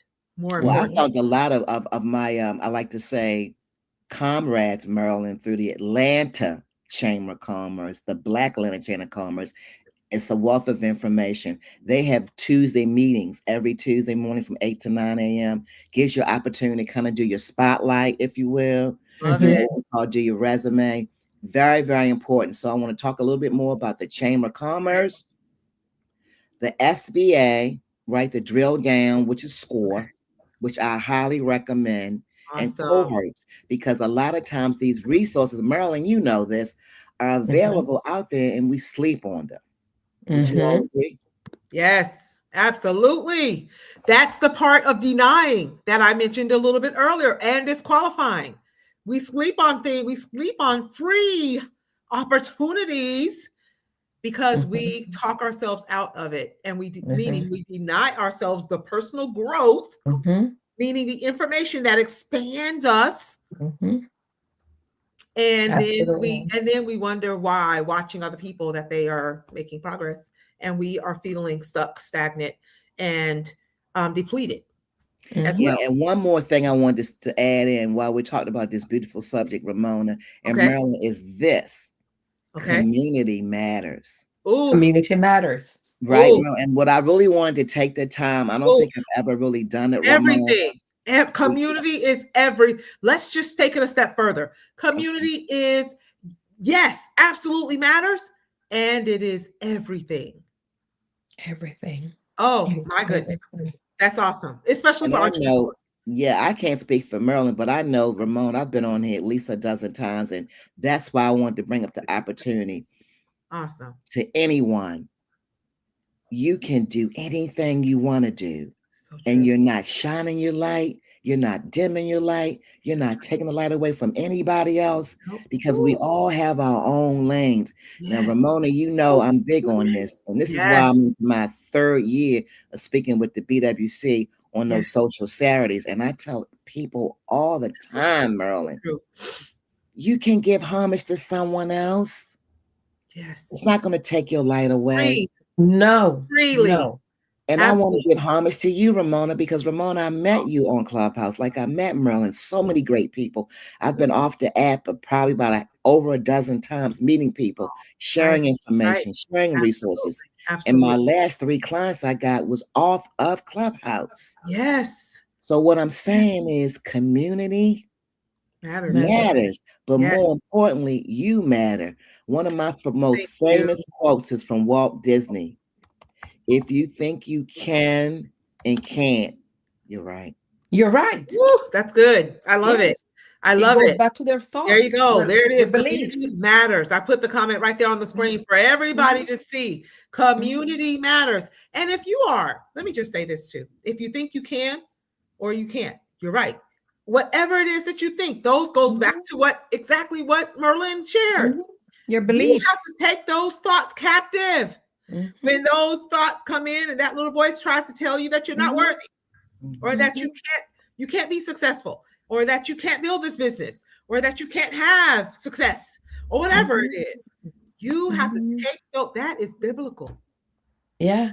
You I have to love take everything she those said. thoughts captive. Absolutely. And it is everything. And let me tell you why. Because long gone are the days of competition. And competition comes from a scarcity mindset, by the way. Absolutely. That's what when you compare yourself to someone else, you feel like someone else can't win unless you lose. No. And that's not true. There's enough to go around for everybody. Thank you. Absolutely. It's a scarcity mindset, something that we were taught or trained years and years and years ago. Now, that was also the business model years and years and years ago, right? You don't put your business in this area because there's another one like it here already. Go across town. But no, now when you see a Dunkin' Donuts now, you also see a Starbucks right next door, right? In the next block or the same block on both corners of the block. Now, when you see a Chick-fil-A, now when you see a Wendy's or a Burger King or McDonald's, now they're all right in the same. They have made it their business model to be right in the same area. Because guess what? Families have multiple people in it that all like something different. Mine was one of them. Mine was one of them. Absolutely. I was so thankful that they were all right here because right after leaving my son's game, we would eat out. And one said, "Oh, I don't like McDonald's." The other one would say, "Oh, no, I don't like Wendy's." So we were able, within 20 minutes, hit the drive-through and got what everybody liked. Yeah. And that is why they chose to stop using the business model of going across the opposite side of town. Not only that, they were leaving huge gaps. What they realized is they were using huge gaps for the competition. So there was another business that was going to be coming in anyway. Yes. Like a Whataburger that's blowing up right now. And like a Dutch's coffee, I think Dutch something coffee that my daughters are raving about. That's so much cheaper than Starbucks and you know, things of that nature. So if you don't, someone else will. Yes. Is the other point that I want to have choices. They want choices. Yes. We have preferences. Yes. And we need to give people what they want. Absolutely. Absolutely. And I absolutely love that. Merlin came. I don't know if you were here when Merlin was speaking earlier, Bella. Did you come in while Merlin was still speaking? Yes. Doing her segment? I believe you were commenting during her segment. Yes. She came in and just dropped so many nuggets, dropped the mic on identity. Yes. And changing your identity. And making sure that you stop comparing, she challenged everybody to stop comparing, stop limiting, and stop living for others. Absolutely love every minute of her share, as always. And I wanted to definitely commend you guys as well, that you guys have just proven, and not just proven, but shown, not that you have to prove yourself to anybody, but you have shown, because we can't make no mistake about it. We are always being watched by people anyway, regardless of whether we know it or not, regardless of whether we believe it or not, regardless of whether we want to or not. There's always somebody watching. You have no idea how many people have come into my back channel and said, "Hey, I've been watching you for a while, and I really like this, and I really like that. And where are you from?" And blah, blah, blah. They're just asking questions. And what people are doing is they're doing exactly what we do. when a new business shows up in our community. Mm-hmm. They are watching the business, right? They're watching to see. Then they go online and check them out and see what they sell. And then they watch, they see their hours, or they, I really need to go to that store. And when I go to that store, I'm going to walk by that business and check it out and walk in and see what it is that they do or see what it is they offer or whatever the case may be. That is the human, that is what we are supposed to do. That is exactly what marketing is. Yes. You are marketing your business to get eyes on your business. That's true. And what that simply means is your marketing is working. So every time Bella shows up on Clubhouse, she's marketing herself and she's marketing her business. That's why it's not a surprise that she's getting customers there. I showed up and said, I built an incubator, a little small group business incubator. Yes. And one day when I said, let me just go on Clubhouse. I haven't been on Clubhouse for a while. And Clubhouse kept coming to me, kept dropping in my spirit. And I said, you know what? All of those people that I was speaking to and showing up for, those people and some people would say, Ramona, I haven't seen you in a while. Tracy Reynolds from Toronto, Canada, popped in, left me a message and said, Ramona, I haven't seen you in so long. And I'm feeling a little sad because I'm missing our little people and our little space and our little crew. And here's my phone number. I always want to stay connected to you. Please keep in contact, etc. And I said, she is not just speaking for Tracy Reynolds. She's not just speaking for herself. She's also speaking for other people that don't have the wherewithal or don't have the courage or don't know that they could or should probably just drop a little message. And I said, well, you know what? Something said, jump on the Clubhouse and just say hello. I did one day and people just saw they got a notification and they said, I was wondering where you were. I remember listening to you saying, I want to speak like that one day and I want to do this one. And sure enough, they jumped into my incubator. And I tell you, the results speak for themselves. They do. And you know what, Ramona? I'm going to jump in here because I'm thinking about what's coming to me about you and Marilyn is legacy. And that's, I'm big on that, Ramona. I know legacy. That's one of your key words. Right. And what I want to say is this, Marilyn, to the listening audience, whether you're an entrepreneur or not. Yes. Legacy, we all leave behind. My goal is to remind you when you're listening to us out here is what do you want to leave your legacy behind with? Because you know what? You don't have to be an entrepreneur. You don't have to own a business. Someone left you something that you gravitated to, right? That you're strong about. It goes back to what Marilyn was saying earlier, right? Yes. Legacy, we all leave one. I'm all about, how about making a choice? Yes. A choice moving forward, what your legacy is going to be, because we all leave one behind. We do. Sure do. And I was just sharing when I first opened, I said, for those of you over on YouTube, do not look at the shorts, because when I was spending time with my grandson, he was dropping shorts. Well, do you know that some of his shorts that he dropped with alarms and sirens, he's infatuated with alarms and sirens, 10,000 views. Wow. 10,000 views. Now, by him playing on his grandmother's YouTube, guess what else he was now watching? He was watching these events. And he was just listening to the value of these events. Wow. And now I realized, oh my God, I was going to delete it before the event. I said, I'm not deleting because I don't drop shorts anyway. I only drop these long form content. But I said, I'm not going to delete it because he comes back.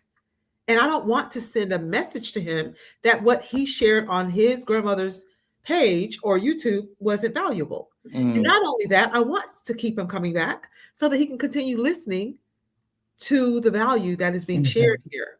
Yeah. Of these events, because it's not just for us.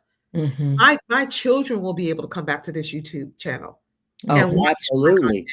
And you know what, Ramona and Marilyn, Merlin's grandkids can come back. Merlin's daughter can wander over to her YouTube and see. Exactly. When they do a search, they will see her name mentioned and watch her speaking on other stages. So you never know, like you said, to just bring you back. what I was going to say was, so true. you talked about grandmother. You made me think about my own grandmother, Ramona, and hospitality.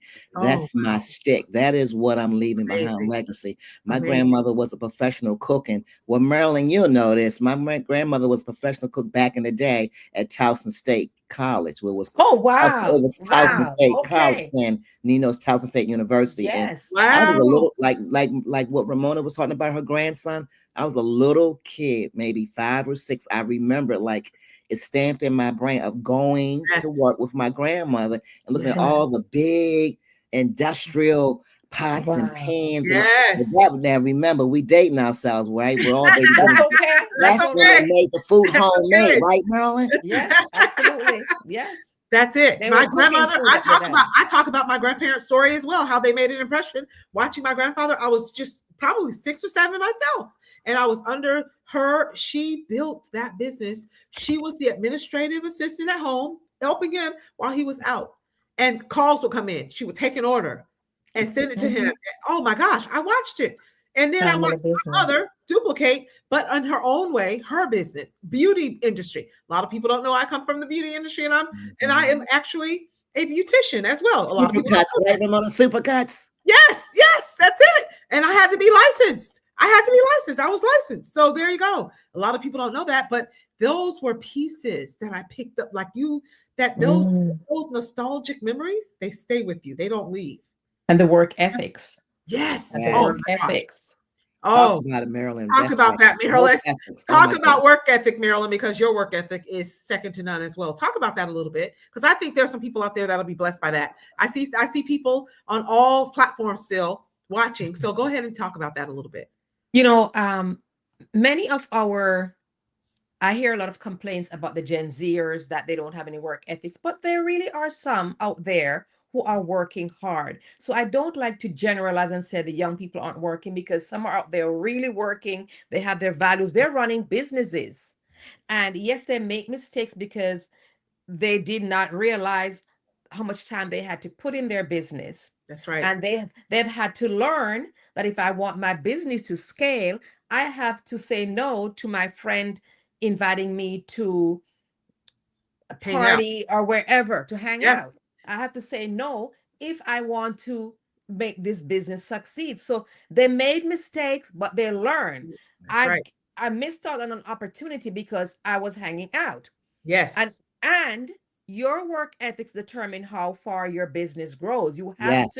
If you want the clients, you want the business, you are going to have to get up early. You're going to have to put There in you the go. time. There you You're going go. to have to put in the time. You There you can't go. hang out with your friends who are not running a business or who don't have a job, because they're not on any schedule. But to Absolutely. be successful, you need to be consistent. You need to be consistent. Get up on time. Do the work. Absolutely. And one of the things I will say, you have a choice. You can pay now and Ooh, ooh. play later, Oh, that's or good. play now and pay for it later. You have a choice. I choose There to you pay go. now and play later, There you so I can go. get my time off. So we Absolutely. learn from our mistakes. And I don't discredit the young people, because some of them are out there. They're learning from their mistakes. And one of Yes. the things I teach young and old, we are not our mistakes. Ooh, We are ooh. not our failures. That is We so learn good. from them and we grow from them and we move on. So And, and, good. and, and I encourage entrepreneurs and business owners that when your people make mistakes, Yes. provide an opportunity for them to learn from those mistakes. Yes. That's what empathy Absolutely. is about. Provide that opportunity for them to learn and grow from those mistakes. Because you too made some mistakes when you started out. Absolutely. We all do. Absolutely. Mm-hmm. There And you go. Marilyn, that's so good because I'm finding out, in my older wisdom, right? As I'm helping to raise my first grandbaby, I look back, right? As I look back over my life, you know that song. I can't Yeah. sing the Uh-huh. gospel song. And I think about the Mhm. things, the mistakes that I thought were mistakes were not mistakes. They were just setting me up for something Mhm. different. Because Mhm. you're right, to the Gen Zs and all the other generations. I thought about my granddaughter, Marilyn. She's in what they call the beta generation. I'm like, what? Yes. You know, Yes. all the kids born in 2025, the next 14 You've years. seen that as well. And I said, whoa, baby. Exactly. Right? God give me the strength to live Wow. long to see her turn 21. This is my point. Yes. There's Absolutely. no mistakes I'm learning. They just things that happen that we might want something differently. It's just a different outcome. It's about making the best out of what you can. Would you ladies agree on that? Yes, I do. Ramona put in the chat, your experiences are not your identity. Yes. They are just experiences. That's it. And your failures. That was from your speech. I put it in there earlier. You were speaking at the time, so I went back and got it. You know, your experiences, they don't define who you are. Failure is the condiment that gives success its flavor. Ooh, that's so good. You're gonna fail through it. Whoa. Back up. Hold on. Failure is the condiment. I'm putting that in the chat. Marilyn, you got to say that again. Failure is the condiment that gives success its flavor. In other words, you need to fail before you can become successful. Oh, failure's a part of it, not it's separate. A part of it. Oh, and love that. And until you recognize that, you're not going to be willing to take risks because you're going to be afraid to fail. You must be willing to take risks. That's good. And you're when you fail forward. Learn from it and keep moving. And you're going to hear that voice. You're going to hear the naysayers. Yes. Don't say that because what if it doesn't succeed? What if? But what if it does? Bingo. What if it does? Bingo. Oh my goodness, you're preaching. I love it. I absolutely love it. This is good. So reframe it, right? Reframe the thought. Reframe it. Fails, but what if it succeeds? What if it absolutely love that. Absolutely love that. Absolutely. You cannot, guys. This is wisdom, by the way. For those of you out there watching and listening, this is wisdom. Yeah. Real live and real time wisdom. Yes. This is the one thing that I think our generation has right now that no other generation can duplicate. Is we got it out of the mud. We did. Learned it from our mistakes. We went out and made mistakes or watched someone else before us make the mistake, so we learned from that. Whereas now, everything is microwave. Boom. They're going so fast. They're going at such a fast pace that they are missing the lesson that it was meant to teach them to get to the next. Yes. So and sustain it. Yes. So yes, they're getting success really rapidly. Yes. They're getting it so much faster than we did. It took us years to build anything, right? Like I was with Supercuts for 11 years before I got to that position. I started as a customer service representative. Now they show up and they say, I want to build a business. And they are already halfway in 6 months to 12 months with AI technology. With everything else that they have at their disposal, all of the tech tools and everything else at their disposal, they get success so much faster. But the sustainability, is they also aren't able to sustain it. Sustainability is important. Like businesses started 3 years ago when I started Royal Influencers Organization, right? But those businesses started, they saw success, and they're completely gone. Like just gone, not even existent. But the way that I built what I built, all I have to do is just show back up, plan it, show back up, stream it on all platforms, and I am still in business and still reaching people. Wow. And still getting clients on the back end. Wow. For just showing up. It doesn't even have to be from right now, but they will come back and eventually and see this particular segment, and they will now come and reach out on the back channel and join my business. And this is the one thing that I'm not trying to do. I'm not tied. I think it was Merlin that said, I think she talked about finances or numbers. I think you did mention numbers. I'm not so tied to a specific number. I have to hit 50K, 100K, or a billionaire, or whatever the case may be. Because along with that, what I've learned from all of the greats before me to do it is, oh wait, what's that song? More money, more problems? Yes. Song. Yeah. More money, no problem, more problems. I have met so many highly successful, which all of us on this particular stream today are successful, right? But I have met so many multi-millionaires who have more problems than we do. Yes. Who are struggling mentally as well. Because of the sheer weight and load of what they have built. Yes. And it came sometimes, some of them, it came all at once. They were struggling in the beginning, and then they would build it, lose it, build it, lose it. I can list stories. John Lee, everybody knows him. He's a prodigy, 6 million people all over social media. Well, he made $1 million, and he also talks about how he lost $1 million. Made it and lost it. Yeah. There were others in MLM, made it and lost it. So what they don't realize is they want it because they see everybody else. They know it's available to them. But on the flip side is what it takes to keep it. Yeah, that's important. Sustainability is so important in every area of our lives. Yes. So when life starts lifing, that's my indicator to me. Slow down. Life is lifing. Slow down. I have two elderly parents down the street, and they have doctor's appointments. And my father was just in the hospital twice last year, and things of that nature. Those are indicators to me. Slow down. Absolutely. So you have to not only, as you are building a business, be aware of what's needed. With my older daughter, she's a young mother with 2 kids, needs me.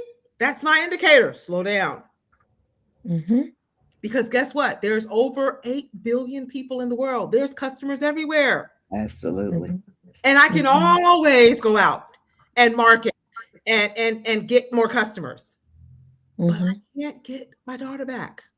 And I can't get another set of parents. And I'm glad you brought that up, Ramona and Marilyn, because this is what I call my sabbatical. My daughter, as you well know, Ramona, and Marilyn too, you know this, just had a baby. I mean, Ari just turned 5 months, believe it or not. But what I realized, go, that I will never be able to replace this time. Opportunity for me to take a sabbatical, take a step back, to help pour in to the 5th generation. There you go. Priceless. And that leads me to another thing, because I was thinking about what Marilyn said about the Gen Zs and just the younger folks. You know, mentorship is so important. And I credit you, Ramona, a whole lot. You've mentored a lot of people. I'm just talking about the younger people now. So for all the young entrepreneurs who are listening to this broadcast, you know, allow us, right? Allow us to pour into you, because what's sad, so good. That was what's sad is what Marilyn said earlier, right? You know, and during our era when we was raised, we always had somebody around us. I know we all did, but a lot of the younger generation refuse. And I think sometimes that's where we go wrong, just in all generations, because we all have something to add, right? We all have something to deposit. And it's so important to learn and glean from others. And so I just want to get that in, Ramona and Marilyn. So true. Oh, that was heartfelt. Thank you for sharing. Yes, absolutely. And I appreciate your kind words. Absolutely. Thank you. Absolutely. This comes from the heart, by the way, of me just pouring into other people. And it's no different from every single one of the speakers that are here today. And you guys are like-minded, because I know, because that's what we attract. We attract who we are, right?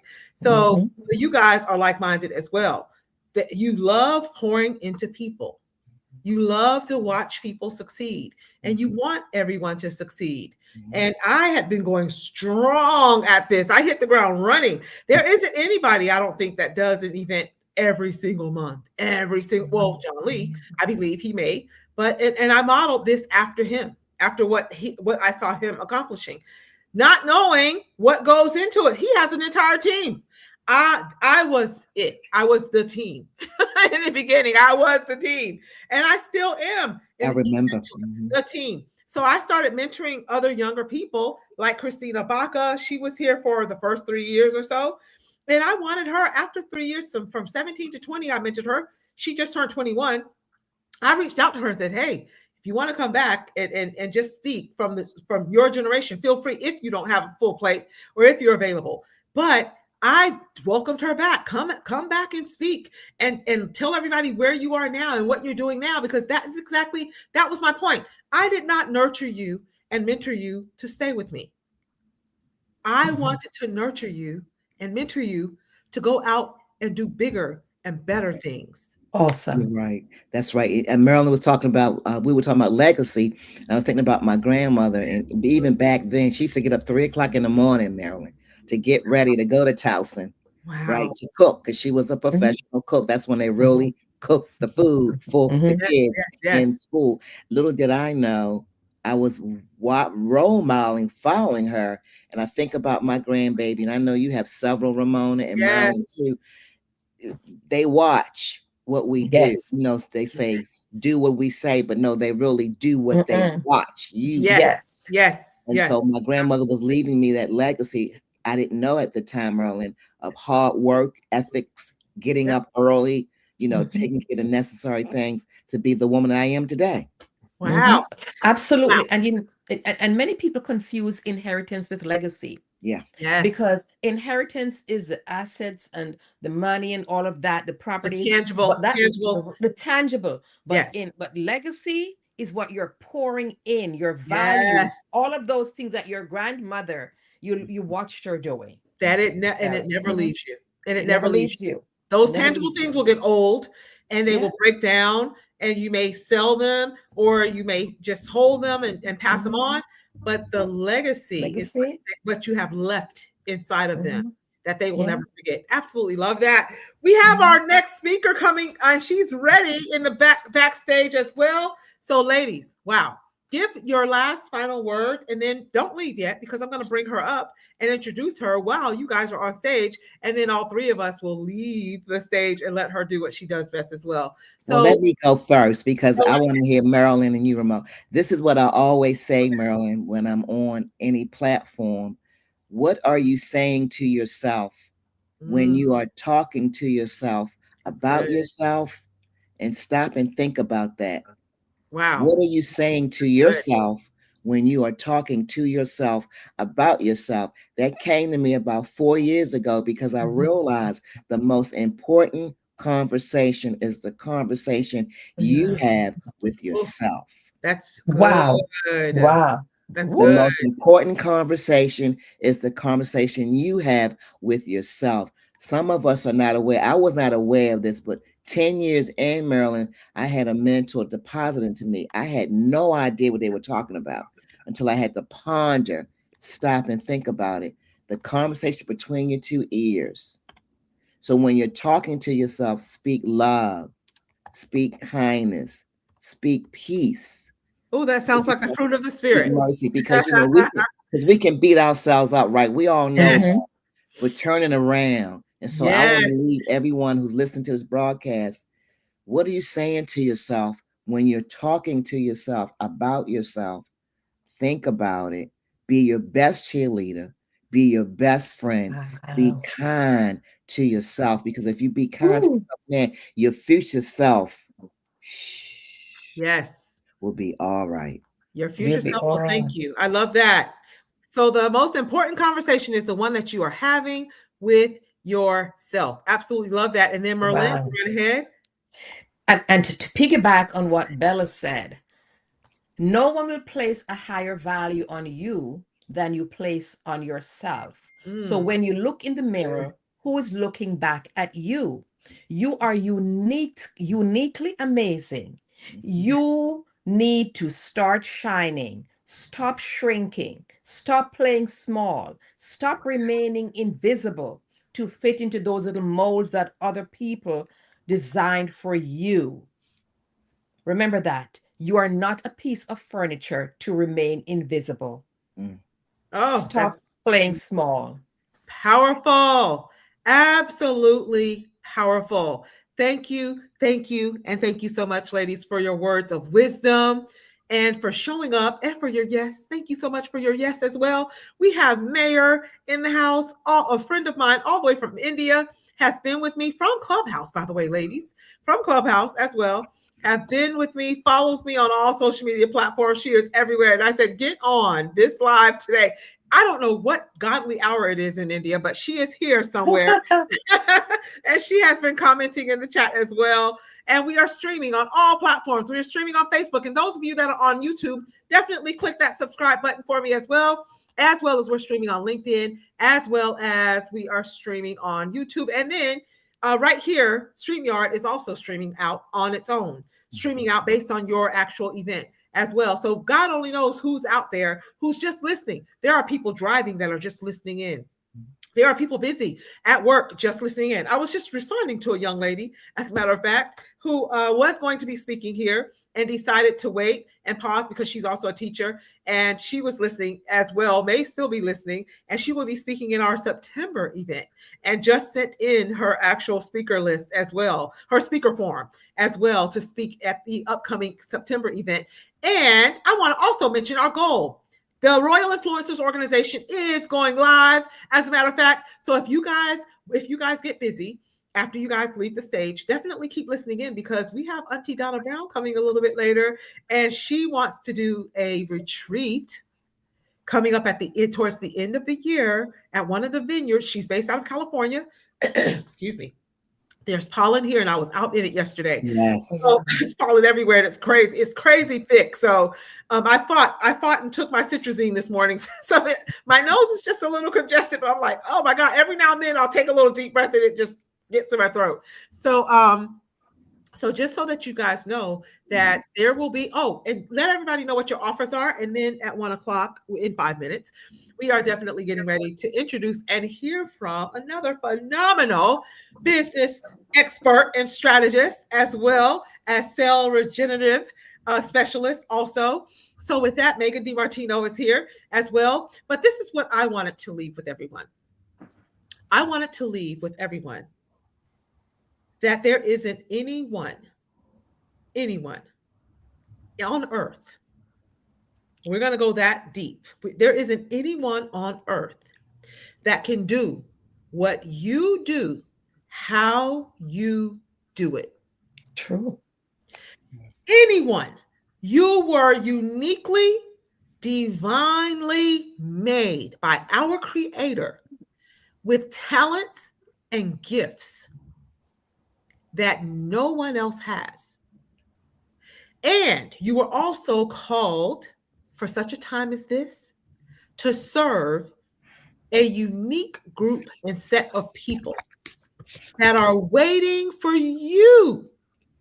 Every single one of you out there, every single one of you in here, on stage, backstage, wherever you are, YouTube, LinkedIn, Facebook, there are a unique set of people that you were called to serve that will not get their solution answered until you show up. That's true.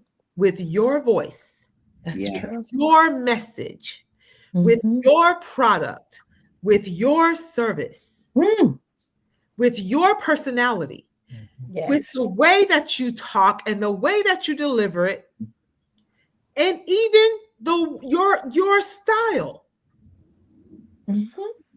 is speaking to them. Yes. It's resonating with them. So when you don't show up, like when I don't show up, when Bella doesn't show up, when Merlin doesn't show up, when Megan DiMartino doesn't show up, when those of you that I see just popped in on YouTube doesn't show up, when those of you on LinkedIn watching doesn't show up, when those of you in India doesn't show up, like Mayor doesn't show up, there are people that are not getting served.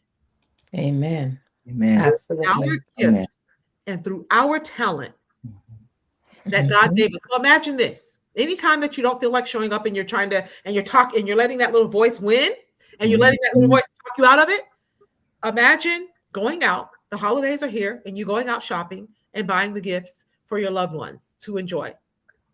And you're putting them under the tree. You're going through the actions of buying the gift, strategically picking the perfect gift. You buy it, you wrap it, put it under the tree. Yeah. And here we are on March 26th of 2026. Christmas was December 25th of 2025. And the gifts are still under the tree. Yeah. You never gave it to them. They don't know how much you love them. They don't know how much you thought of them.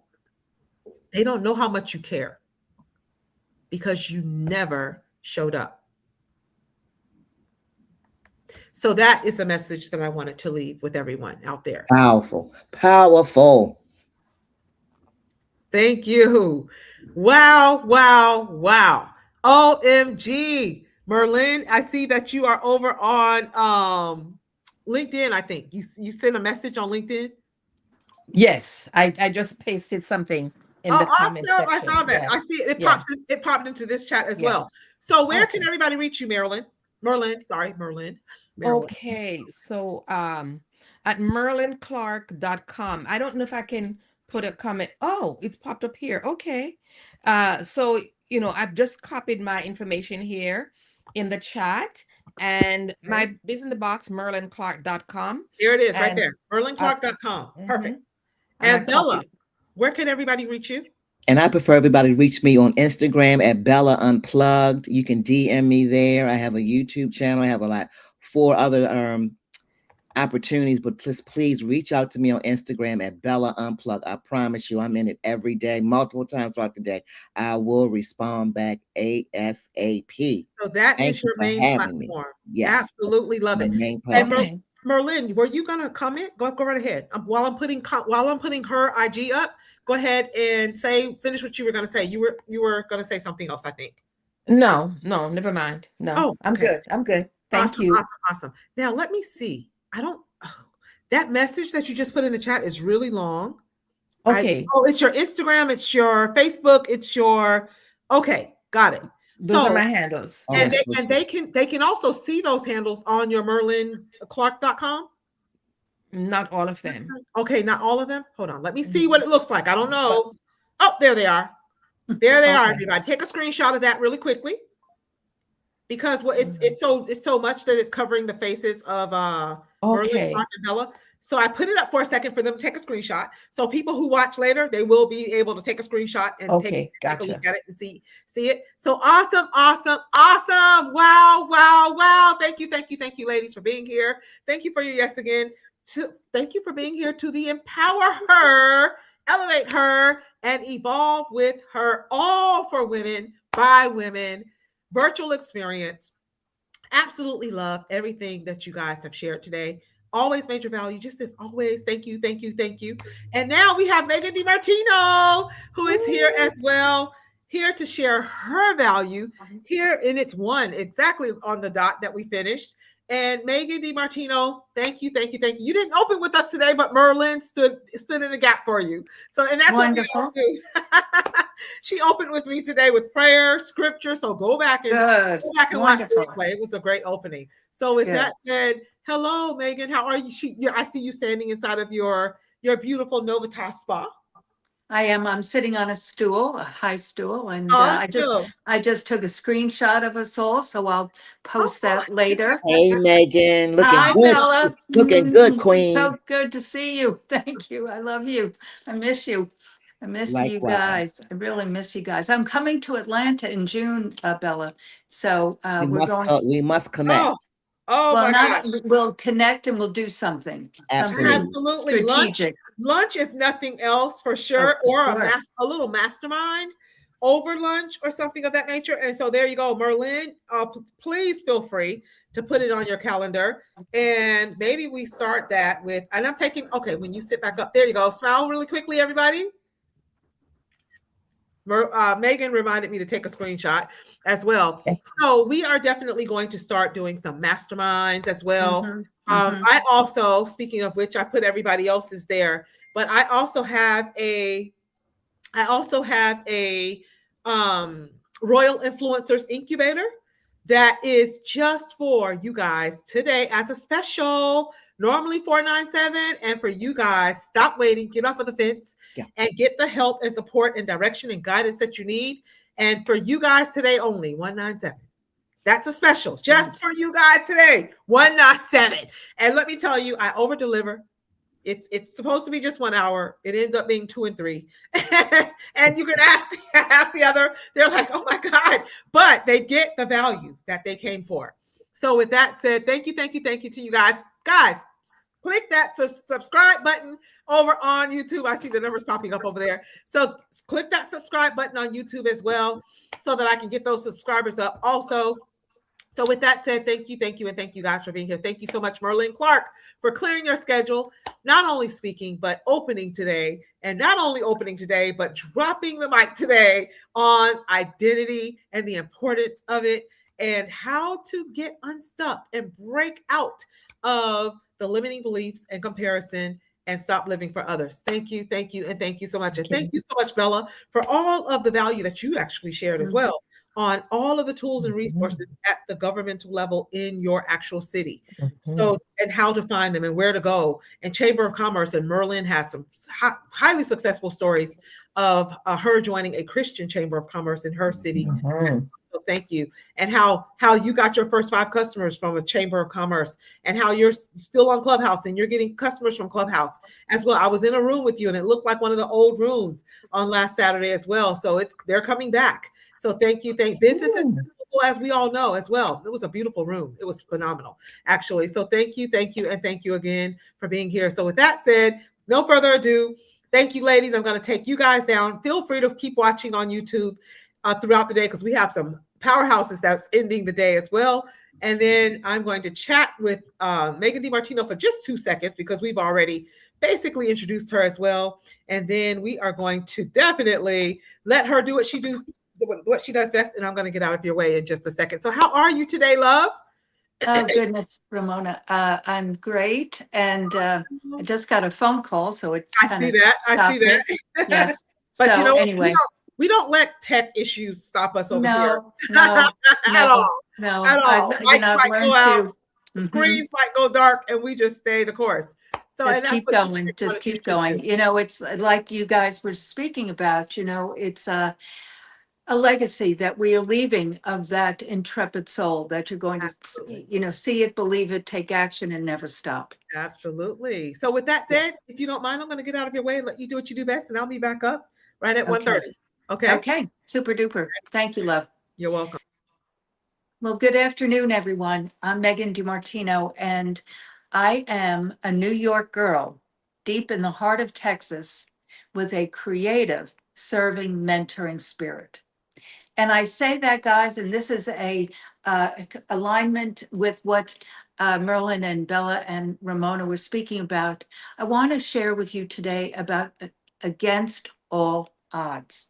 Now, yes, I'm sitting here in the lobby of my clinic, Novita, which means new birth, new life, always something new, and that's my promise. But I'm sitting here in the lobby of the Novita Beauty and Regenerative Wellness Clinic. Pretty fancy, great. But it hasn't always been this way, guys. My point of that is, as I said a minute ago with Ramona, if you can see it and then believe it and then take action, as Bella was saying about the conversation that you have with yourself is the most important conversation there is and will ever be, because that's that vision, that mission, that understanding your clarity. But let's go back to basics. Let's go back to the beginning. Yes, I'm sitting here 45, 50 years later, but I, as a young gal on Long Island, outside of New York City, child of an Italian immigrant son, didn't have a lot of money, but loved to go into Manhattan and, just comb the streets and go into the museums because they were free. And so my father and mother would give us that vision, that seeing that we too could go over the horizon. That was my father, Ray DiMartino's famous quote, over the horizon, he would say, meaning that he had dreams and goals and he aspired. And so with that, I was brought up by this Pied Piper. So as I came in today, the ladies were talking about mentoring, to be open to being mentored, because it is about that, without understanding that I was being mentored by my father and even my grandmother, Mary Battista DiMartino, who was an Italian immigrant, came to the United States as a baby and, grew up in the United States, and at first didn't speak any English. And when she married my grandfather, Alberto DiMartino, they spoke only Italian amongst themselves, but they made sure that they spoke English with their sons. And so, but my grandmother, Mary, was a little 4 foot, as I called her, just a powerhouse, but she was a quiet giant. She was a quiet little petite giant because she loved and she gave. And every time I go to an Italian restaurant, I will test their meatballs and their marinara, because that to me is the essence of a good Italian restaurant or Italian cooking. My point of sharing that is I didn't know that, didn't know it at all, but I gleaned that about quality and love, because everything she made was created by love and with love, and everything she did was done with love. So I say against all odds. That's why I titled this Against All Odds, because as a little gal, and that's why I wanted to give the framework, that I wasn't brought up with, in a family that had wealth and a family that had a business. My father had that dream. Now, my grandfather, Alberto, was a barber, and he came over at 16, as I said, and he got a job in a fancy hotel where Madison Square Garden is, and he was a tin cup boy. Well, that means he was being mentored by the big shot barbers there. But they were in Times Square, New York, so all the Ziegfeld girls and all the theater folks came to this barber shop, and so he was trained by these people, and he loved doing ladies' hair. The Ziegfeld girls with the bobs and the 20, the bangs and the very razor cut hair. So he learned how to do ladies' hair as well. And a very wealthy guy liked him personally and saw his talent and mentored him and enabled he to move his family to Long Island and set him up in business, a barber shop on Railroad Avenue in Freeport, Long Island, if you know Long Island, right there by the railroad tracks. And my father and his two brothers worked, as my dad would call it, the shop. And he got to see that entrepreneurial spirit firsthand. And so I grew up with that environment, that mentoring, as the ladies were saying. So my dream was being outside of New York, and my mother was a wonderful seamstress, and we would create things together when I was in high school, party dresses, prom dresses and things like that. And she and I would create. And I thought I was going to be a fashion designer, because she enabled me and allowed me to pick out the fabric, the patterns, and she was able to put different patterns together. That's what dress designers do. They create, they cut it out and put it together. But I wanted to go to FIT, Fashion Institute of Technology. But my dad said, no, no, no, you've got to go to a traditional college. No, no. So I went to Marymount in Arlington, Virginia. And I was so frustrated because I was in a merchandising program, but I wanted to get into real life and I wanted to design and I wanted to create. So I was there, finished that, and then went to Lord and Taylor in Manhattan in a buyer's training program. That's where I started. So that was really exciting. this little 20-something, early 20s with my little mini dresses and my platform shoes. And I was in what wasn't called designer sportswear. It was called country clothes because women didn't wear what is worn today. If you watch on Netflix, Beaver Cleaver, Mrs. Cleaver there, she wore a house dress. That's the kind of clothing that women wore, regardless of economic structure. They, wore dresses, suits, things like that. So they didn't wear casual clothes. So this was the beginning of that. And one, just kind of a timeline thing, that Coach, we all know Coach bags. And the first owner, creator of Coach was Bonnie Cashin. And Bonnie Cashin was the one that created the turn lock that you see on the bags. And Bonnie Cashin's bags, which don't have that stamp inside from 1970-ish, 71-ish to 75, do not have. So if you find one of those, keep it. Very valuable. But Bonnie Cashin had not only bags, but she had outerwear with a turn lock closure. And so Mrs. Peppard, my boss, she liked me. She saw the spunk in me, guys. And she'd say, Megan, come with me. And we would go to different showrooms. That was mentoring. I look back on that. I've looked back on it over the years. And she saw in me that Ramona was speaking about the young lady that she mentored and everyone else she's mentoring. She saw in me that, probably a chip off the old block, so to speak. And she would take me to Aqua Scootum Raincoats and Lily Pulitzer and Coach. Met Bonnie Cashin. Yes, yes. But I was a little girl, but I was absorbing all this. And then when Mrs. Peppard retired, I went to Bloomingdale's and I worked for Bloomingdale's, but I worked with Biba Cosmetics. Biba, if you watch the movie of Queen, probably 5-6 years ago, Freddie Mercury, his story, his girlfriend worked at Biba on Carnaby Street in London. And that was the cosmetic it was a big company, big department store type of business. So fashion and accessories and cosmetics.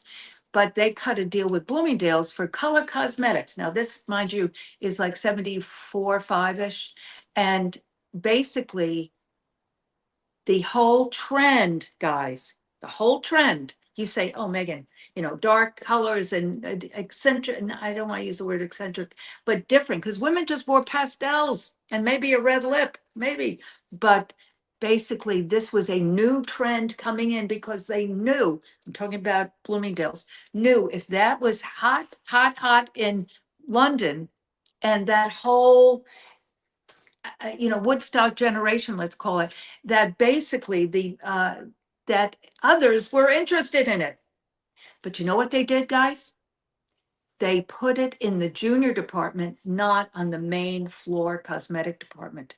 So because I was a young gal, I had long hair, kind of flowy, they said, well, you'd be perfect to work with us with this Biba project. So I was trained as a makeup artist by Biba. Not her, Biba herself, but meaning the company. And one day, now listen to this, and I share this in my TED Talk. One day, I was putting someone's smoky eye on, deep maroon lip, and bye-bye American Pie drove the Chevy to the levee, and the levee went dry. Don McLean was playing in the background of the junior department, and I'm doing this, and I had this epiphany. Someday I'm going to do this. Now this, I didn't know what the heck that was. Meaning, was it color cosmetics? Was it skincare? I didn't know. Did not know. But from that moment, I knew I was going to create something in the beauty world.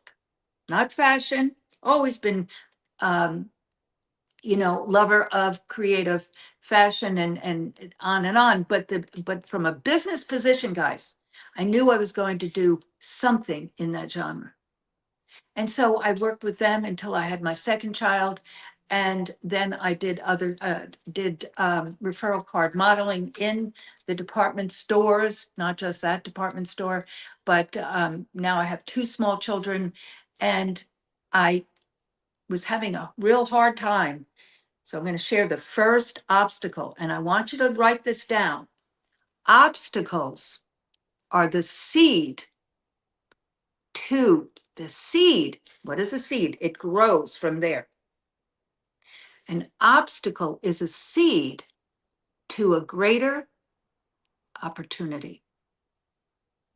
So instead of an obstacle, it becomes an opportunity. So the obstacle that happened was that we moved to Connecticut. Oh, my Lord. And my husband at the time basically worked at about 30 minutes away from our home. We lived 15 miles from the little town in Connecticut, and I had no car. No car. 2 little kids and no car. So I did meet some gals. I joined the newcomers club because I had to get out of my house, and I met some gals that had a car.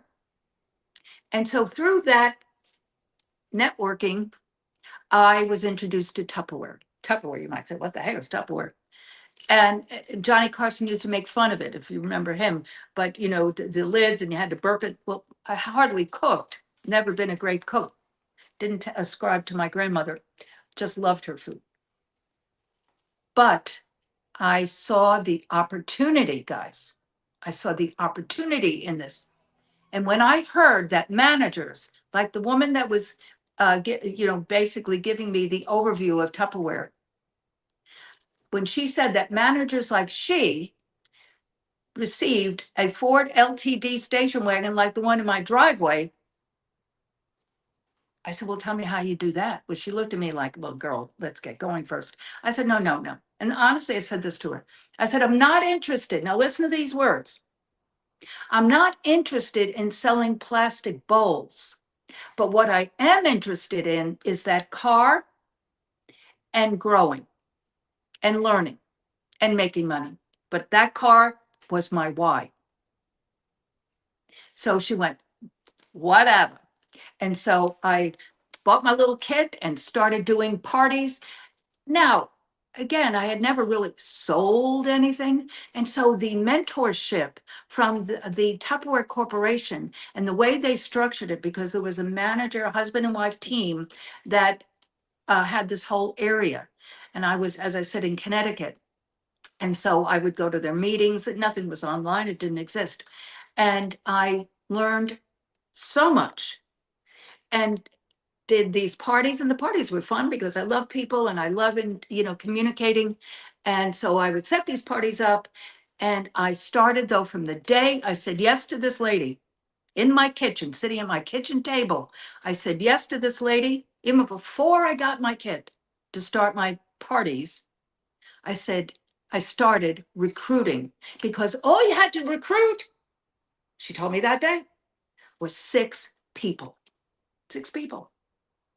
What? So 2 of those 6 were my friends that had a why. Different whys, but they had a why.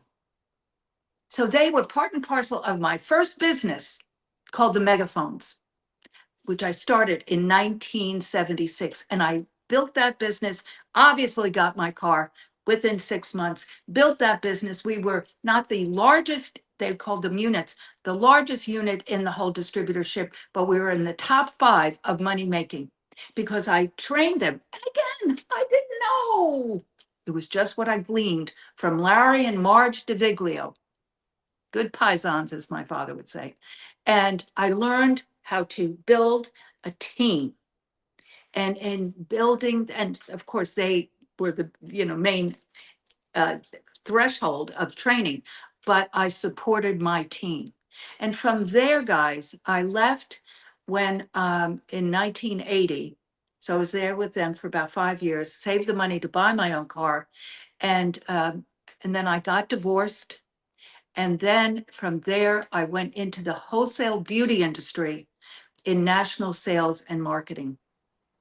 And I learned the beauty industry from the best of the best. And you know who that was? My dad, Ray DiMartino. My father saw his own father doing perms on women. And after after the Second World War, and he got a job with a large paper company.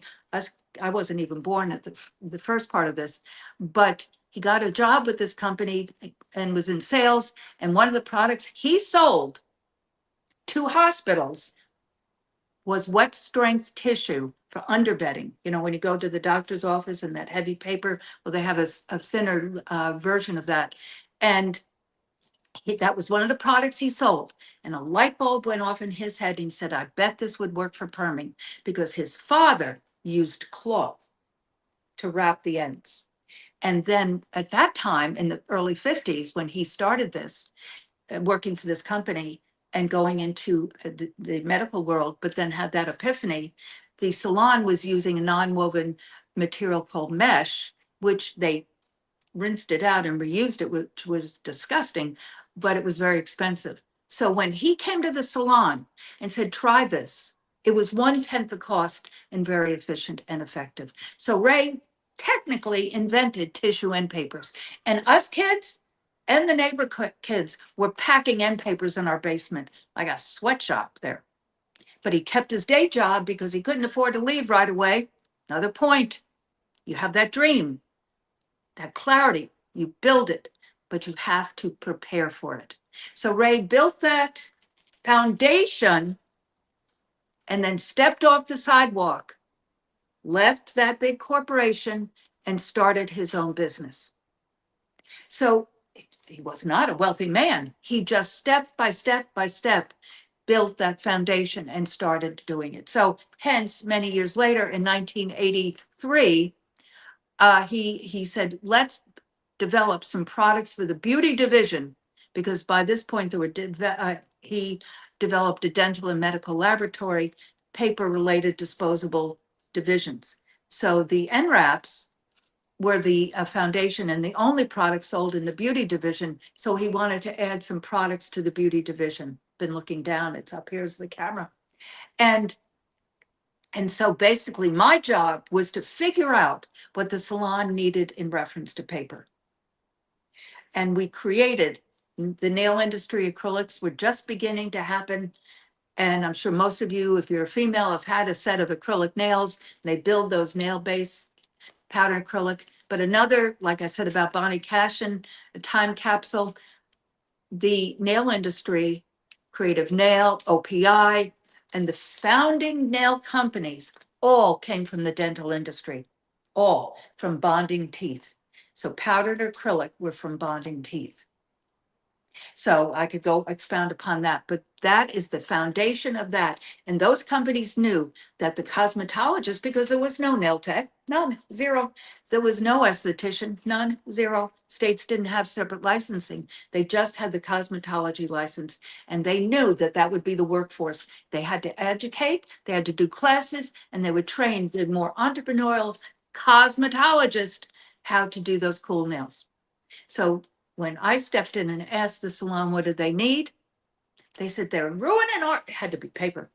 They're ruining our towels, because they would build those nail beds up with terry towel, the terry towel from the salon or the waffle cotton towel, and it hardened and just like bonding teeth, just like your nails, and destroy the towel. So Ray and I put together the original nail towel for the industry and launched it. And I then started private labeling it for OPI, Creative Nail, IBD, and some others companies that have been bought out over these years. But the point is, it's if you see it, you believe it, you take action. So I've talked about my dad, how he saw that he was going to create something. That is what an entrepreneur is, guys. There's no magic to it. Sarah Blakely with Spanx. I love her story. And one of the things that Sarah foundationally shares is that you succeed by failure. You succeed by failure. Her father would ask every night at dinner, what'd you fail at today? Not what'd you do great today. What did you fail at today? So she learned to look at failure as an opportunity. As I said earlier, every challenge is an opportunity for greater than what you were even dealing with. So take a moment and listen to Sarah Blakely on YouTube, because again, her story is powerful because it comes from failure.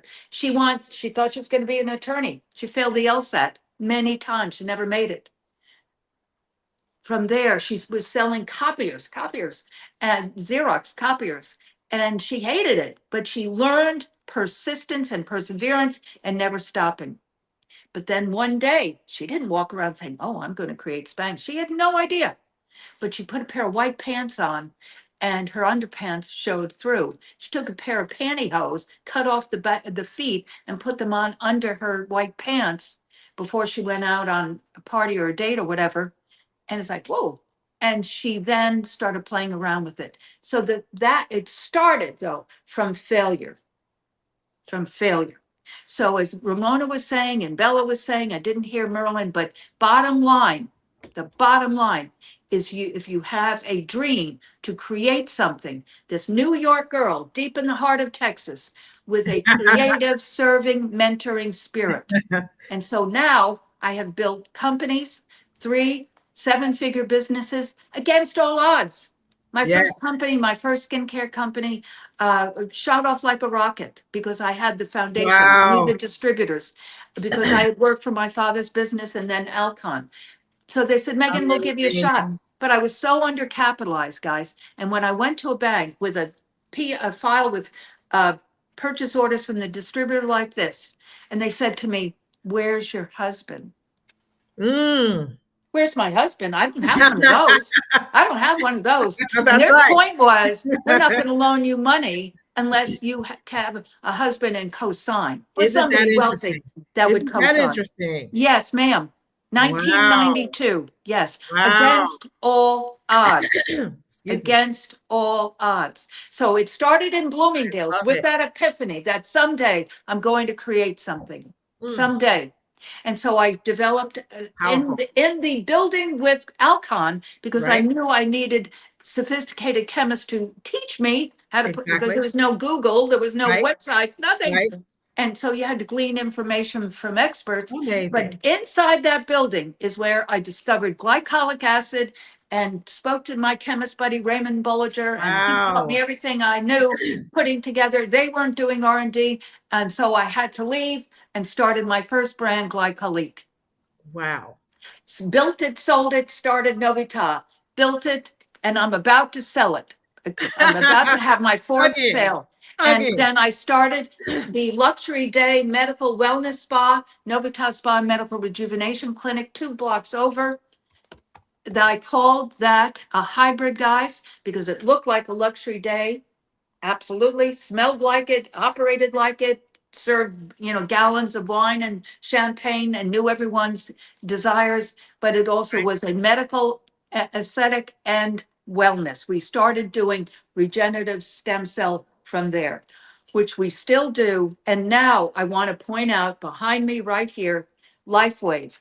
LifeWave is absolutely the most incredible technology. And this will be my fourth, well, Novitas Spa clinical products, which I'm selling right now. I'm in this throes of selling it to my vendor. But this is going to be my next multi-million-dollar company, LifeWave. And I am here to help you partner with me with this extraordinary 21-year-old company. And the science is impeccable and the company is solid as a rock. So I am here for you. And by the way, tonight is the 36th evening of my 40 Days of Hope on YouTube. 46. No, today is the 36th evening. 36. Sorry. I've gone live on YouTube. Okay. It ends on Sunday. Then I'm going to do Holy Week. Gotcha. A special segment series. Okay. But this is 40 Days of Hope. 40 every days. night on YouTube. And I go over, I include and weave in the 5 C's from my Propel business program. And the 5 C's are clarity, courage, confidence, commitment, and compassion with hope. And with a scripture of the day, and we pray, and we're all together. So it's about 15 minutes. I do it at 11 o'clock at night because I want people over in the far, from Europe over to the Middle East and India, like your person. That'll be daytime, and West is earlier in the day. So I do it at 11 o'clock at night. So Ramona, put up my link tree, please. Propel. Is it MeganDiMartino.com? I had that up earlier, MeganDiMartino.com, but you want the Propel one. Got it. I want the link tree, please. Awesome. Because that goes to nothing, MeganDiMartino.com. Oh, does it? Propel? Nothing. Tell me what the rest of it is. It's propel.megandimartino.com/info. /info. Got it. The only thing at megandimartino.com is the Propel program where they can buy. Awesome. But this has my book, Hope and Possibilities. It has the TED Talk. It has novitaspa.com with the shopping cart for the products. Awesome. We have a spring savings right now. It has information about LifeWave. It has a sign up to connect with me, and it has a link to my Propel community, which every day in the Propel community, you receive a message of inspiration and encouragement. We have a bi-monthly newsletter that goes into my blog. And then all of the YouTube's lives go into my podcast. Awesome. On Spotify. So I'm here to mentor, but I'm here to help you start, scale, and sustain the business and life of your dreams. Start, scale, and sustain. Wow. So, Megan, against all odds, I absolutely love that you chose that title because every aspect of your story actually encompasses exactly that. The odds were always against you, like the bank story. You said it, you told it before, but today it kind of hit a little bit differently when you went into the bank to get funding for your business and they were like, "Oh, where's your husband?" As if a woman could not even build a business. And with thousands of dollars of purchase orders. And I have been banking with this bank. They knew me. So you had a relationship as well. I did. Yeah. And I was an executive salary with Alcon. They knew what I had. I mean, this was not just, off the turnip truck. Mm-hmm. I had a relationship. And you have built how many 7-figure businesses and sold them? 3 and sold them. 3 7-figure businesses built and sold them. And the one you're sitting in right now behind you is the 4th that's getting ready to sell. That is absolutely amazing. Merlin Clark, who just left the stage and opened on your behalf, because you normally open with me in the morning when we first kick off anyway. Yes, and you were busy with your hair appointment. I was there, trust me, in the pollen fighting through the salon yesterday. And we also have Bella Rigby, Linda Bella Rigby from Clubhouse, just got off the stage with you as well, and has been here dropping major value. There it is. I put build it and prepare it. And that was just a nugget that you dropped. And building a team is key, which Bella said a little bit earlier as well. And how do you get a contact? Oh, by the way, there's a young lady, by the way, Coco Elisis. I hope I said that right. I don't know who you are, but she came into the chat just now and said, "Who are these ladies on stage? I just joined." So we're streaming, by the way, everybody, on all platforms. My good friend Miss Coco. Go to propel.megandimartino. You just have to know how to spell my name. There she is right here. Dimartino.com. There's her question. Can you list all of the ladies' names I just joined? And then it shows LinkedIn, by the way. If you go all the way to the front, her little photo has a little LinkedIn symbol, which tells where they are sending messages from. So she is on LinkedIn, and she just asked. And I put them in while you were speaking.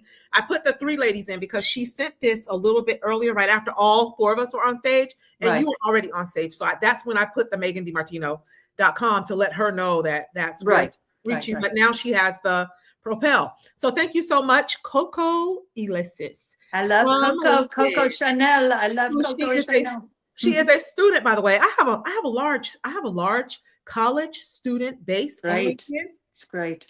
I don't know, over 8,000 some odd followers there, but primarily all of them, a larger number, maybe 90% of them are from colleges. Strategically, I've connected with them strategically, by the way, so that when they come out of college, that's Sure. when they need the most, right? That's Yes. where you get them lost. They're like wondering, okay, so I have all this education. Now where do I go? What do I do with it? You know, Yes. so just to be a beacon of light to guide them to exactly where it is. And not only that, many of them are very skilled, not just knowledgeable, but very skilled from either doing all sorts of internships and things like that. Sure. Sure. And maybe have worked with companies and big corporations. So I would love to partner with you as well, Coco. So reach out and let's talk, Yes. let's chat, Yes. and let's see how we can work together as well. So thank you for being here for one and jumping on to the live. A good friend of mine, Professor Chris Amafadan from the UK watching. Mayor from India, a good friend of mine, was watching earlier. She was in the chat. It's some god awful hour too in India right now, probably, I'm sure. As well. It's a global audience here, guys. My global audience is bigger than my domestic audience. So you'll see people from all over the world in here. However, 54,000, I just learned this, guys, 54,000 views these events have gotten up to date. So right. Never underestimate. Don't look at likes. Trust me, they mean nothing. It's the people who watch and consume your content that matters. May I ask you a question? May I ask you a question? Absolutely. What kind of question is that? I love questions. Well, because meaning there's a reason for the question, and you were just talking about, the college person. That's why I went back to, here's Women's History Month, and I wanted to share a bit of history and empowerment, and again, against all odds. I mean, guys, I gave you the highlight reel. If I had given in on every step of the way, meaning I'm talking about, and that's why I went back to Tupperware as well at that point, because I could have sat on my couch and watched soap operas and said, well, it's over.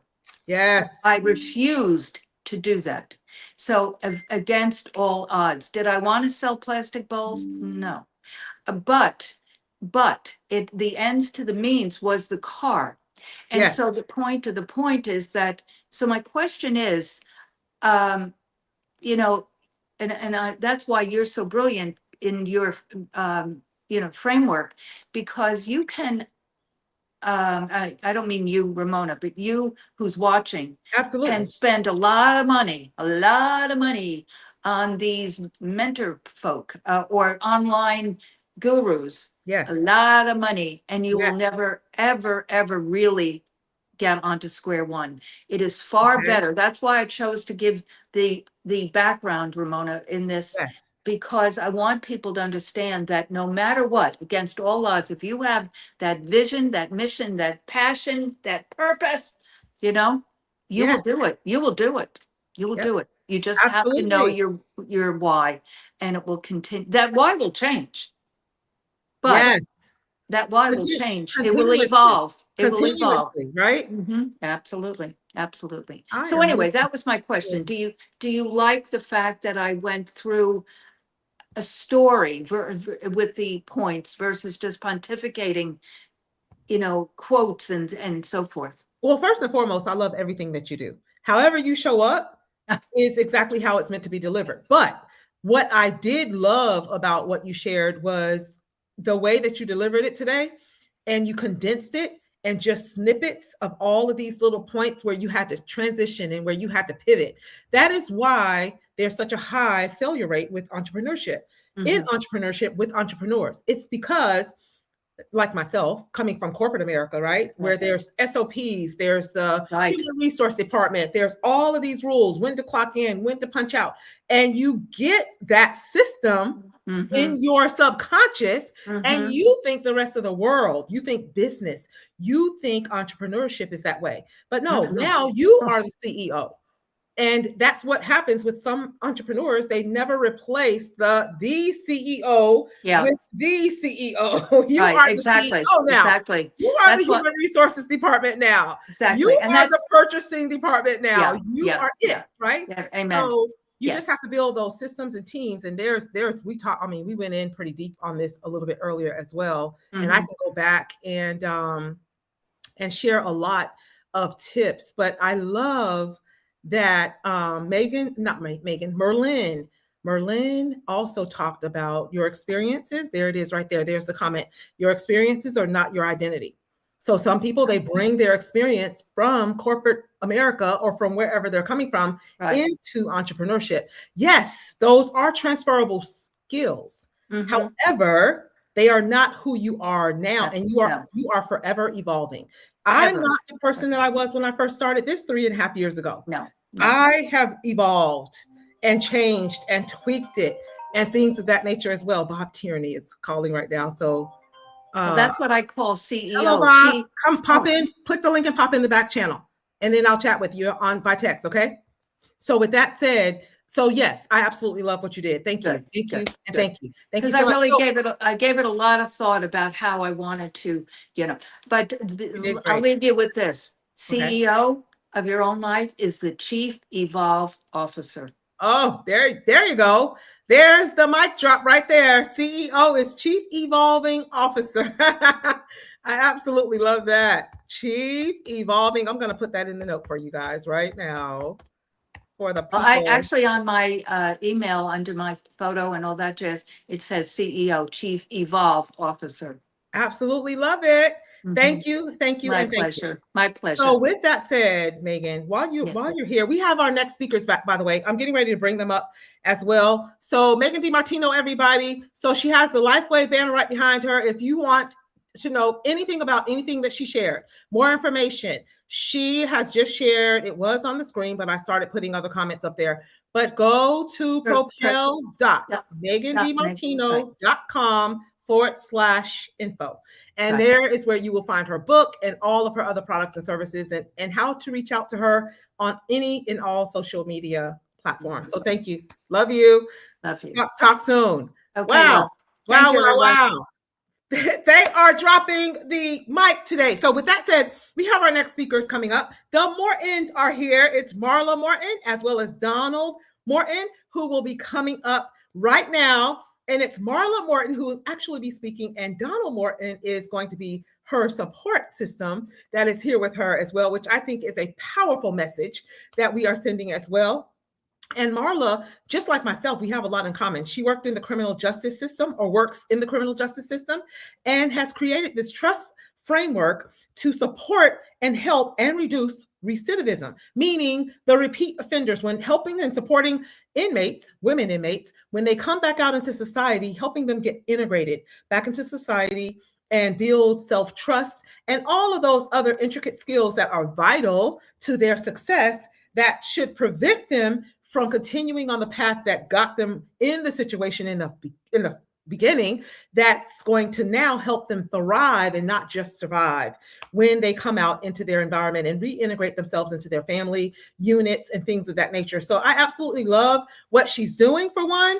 And Donald Morton is also doing phenomenal things. He is the founder of Remand, helping men. So what a powerful duo, right? Here she is building the trust framework to help women, and then he has built Remand to help men. It's a men's mentorship that helps men find out who they are and walk in their true power of becoming the man that they were meant to be. So with that said, with no further ado, the Mortons are here. Hello, guys.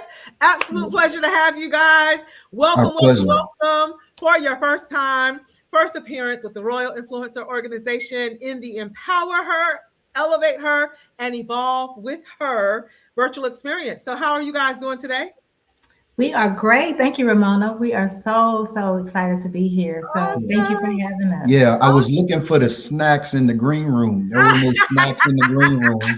There was no water. I'm going to put you on blast. There was no water. There were no peanuts. This guy. Bring your own snacks and bring your own water. Oh my God, I love it. Absolutely love it. I told him he is my guest, so he'll just That's have right. to There you go. Thanks for having us. We are so excited to be here. You're welcome. You're welcome. And what a great fit and what great timing that we connected. Right, the week of the event, actually. I was on Clubhouse. I was just mentioning to Bella of the great room that she had last week, and you happened to be in the room and you reached out and said, hey, I bought a ticket. And then we started a conversation on the back channel, started following each other, and realized that we definitely had a lot in common, for one. And if you're hanging out in the business rooms on Clubhouse, generally, typically those people are your people. They have something in common or something resonating with what you both are hearing, right? So from there, it took off, and I said, you know what, perfect timing. Why don't you just show up and come and speak? And after you told me about everything that you do, it's perfect timing. Plus, I've worked in that same industry as well. And I definitely, the Inside Out was the program that I was a part of supporting. And it did basically the same thing. It supported them while they were inside so that it better prepared them for when they got out. And Donald, I absolutely love what you're doing as well. There is no better time than now for the men to start really getting the mentorship and training and support that they need to step up to the plate and really truly walk in their calling and walk in their role as the lead of the family unit. Because there was this person, I'm not going to even mention the name because it's a little political and we don't really get into politics, but there was this person that said, well, it's not our fault. It was like an interview, and he said, well, it's not our fault that most men, especially Black men, I'm going to go ahead and just say exactly what he said, Black men have decided to just walk away from their families. And I'm like, wow. Like, wow. And it hit me and resonated with, I only have one son, 4 kids, but one son. And it really hit me and resonated with me when he said that. And I'm thinking, wow, where are our men mentors? Not just pastors, yes, pastors as well, but it's going to take all. It's going to take, it's no different from, it takes a village to raise a child, right? Absolutely. So the same exact thing applies for our men. It's going to take all of you guys who has perfected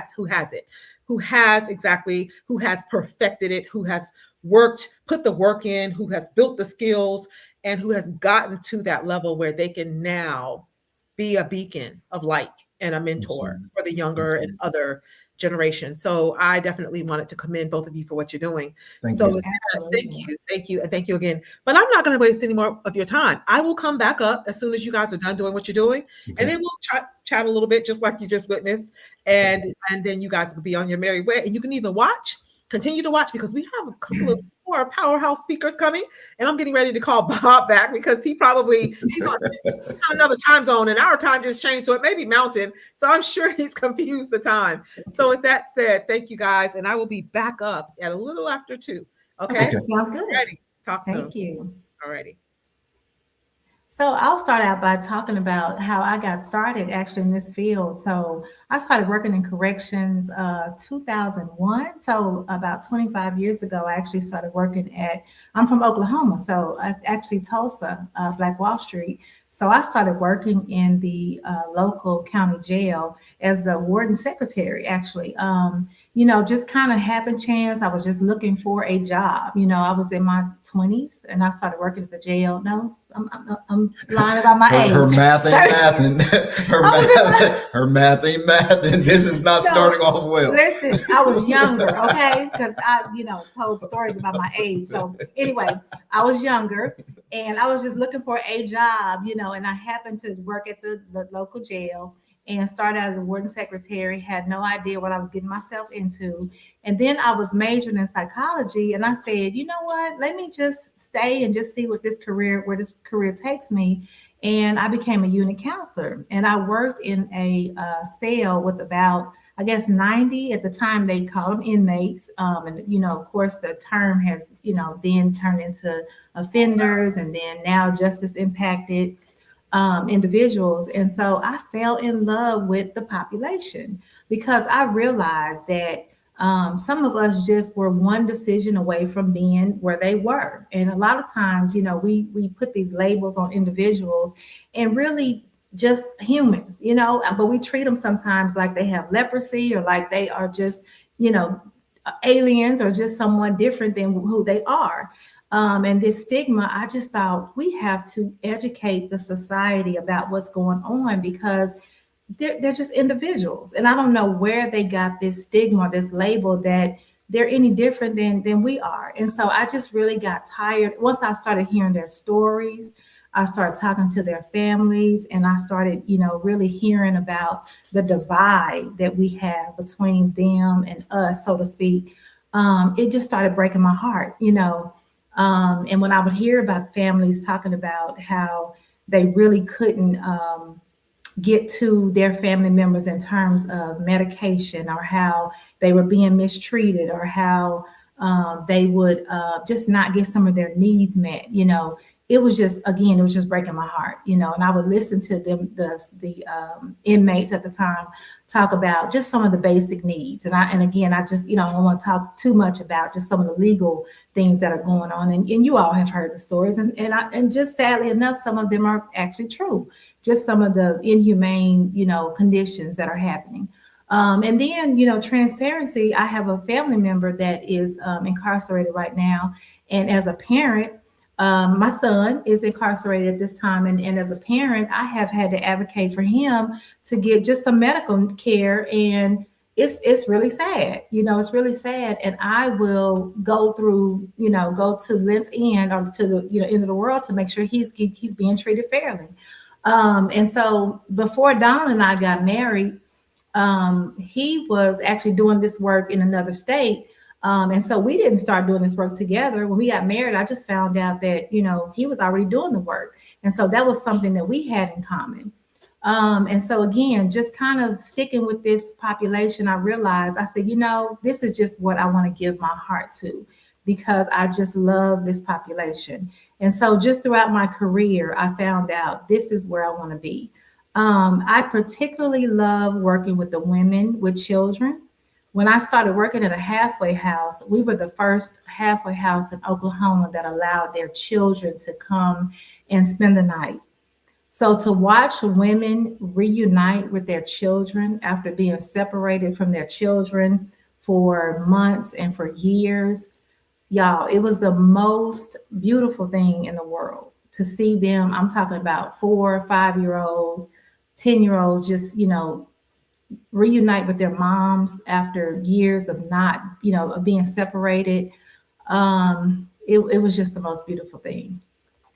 And then to find that they could stay the night, and it would be a surprise to some of them, so to think that they didn't have to leave, it was like Christmas every weekend for some of the children.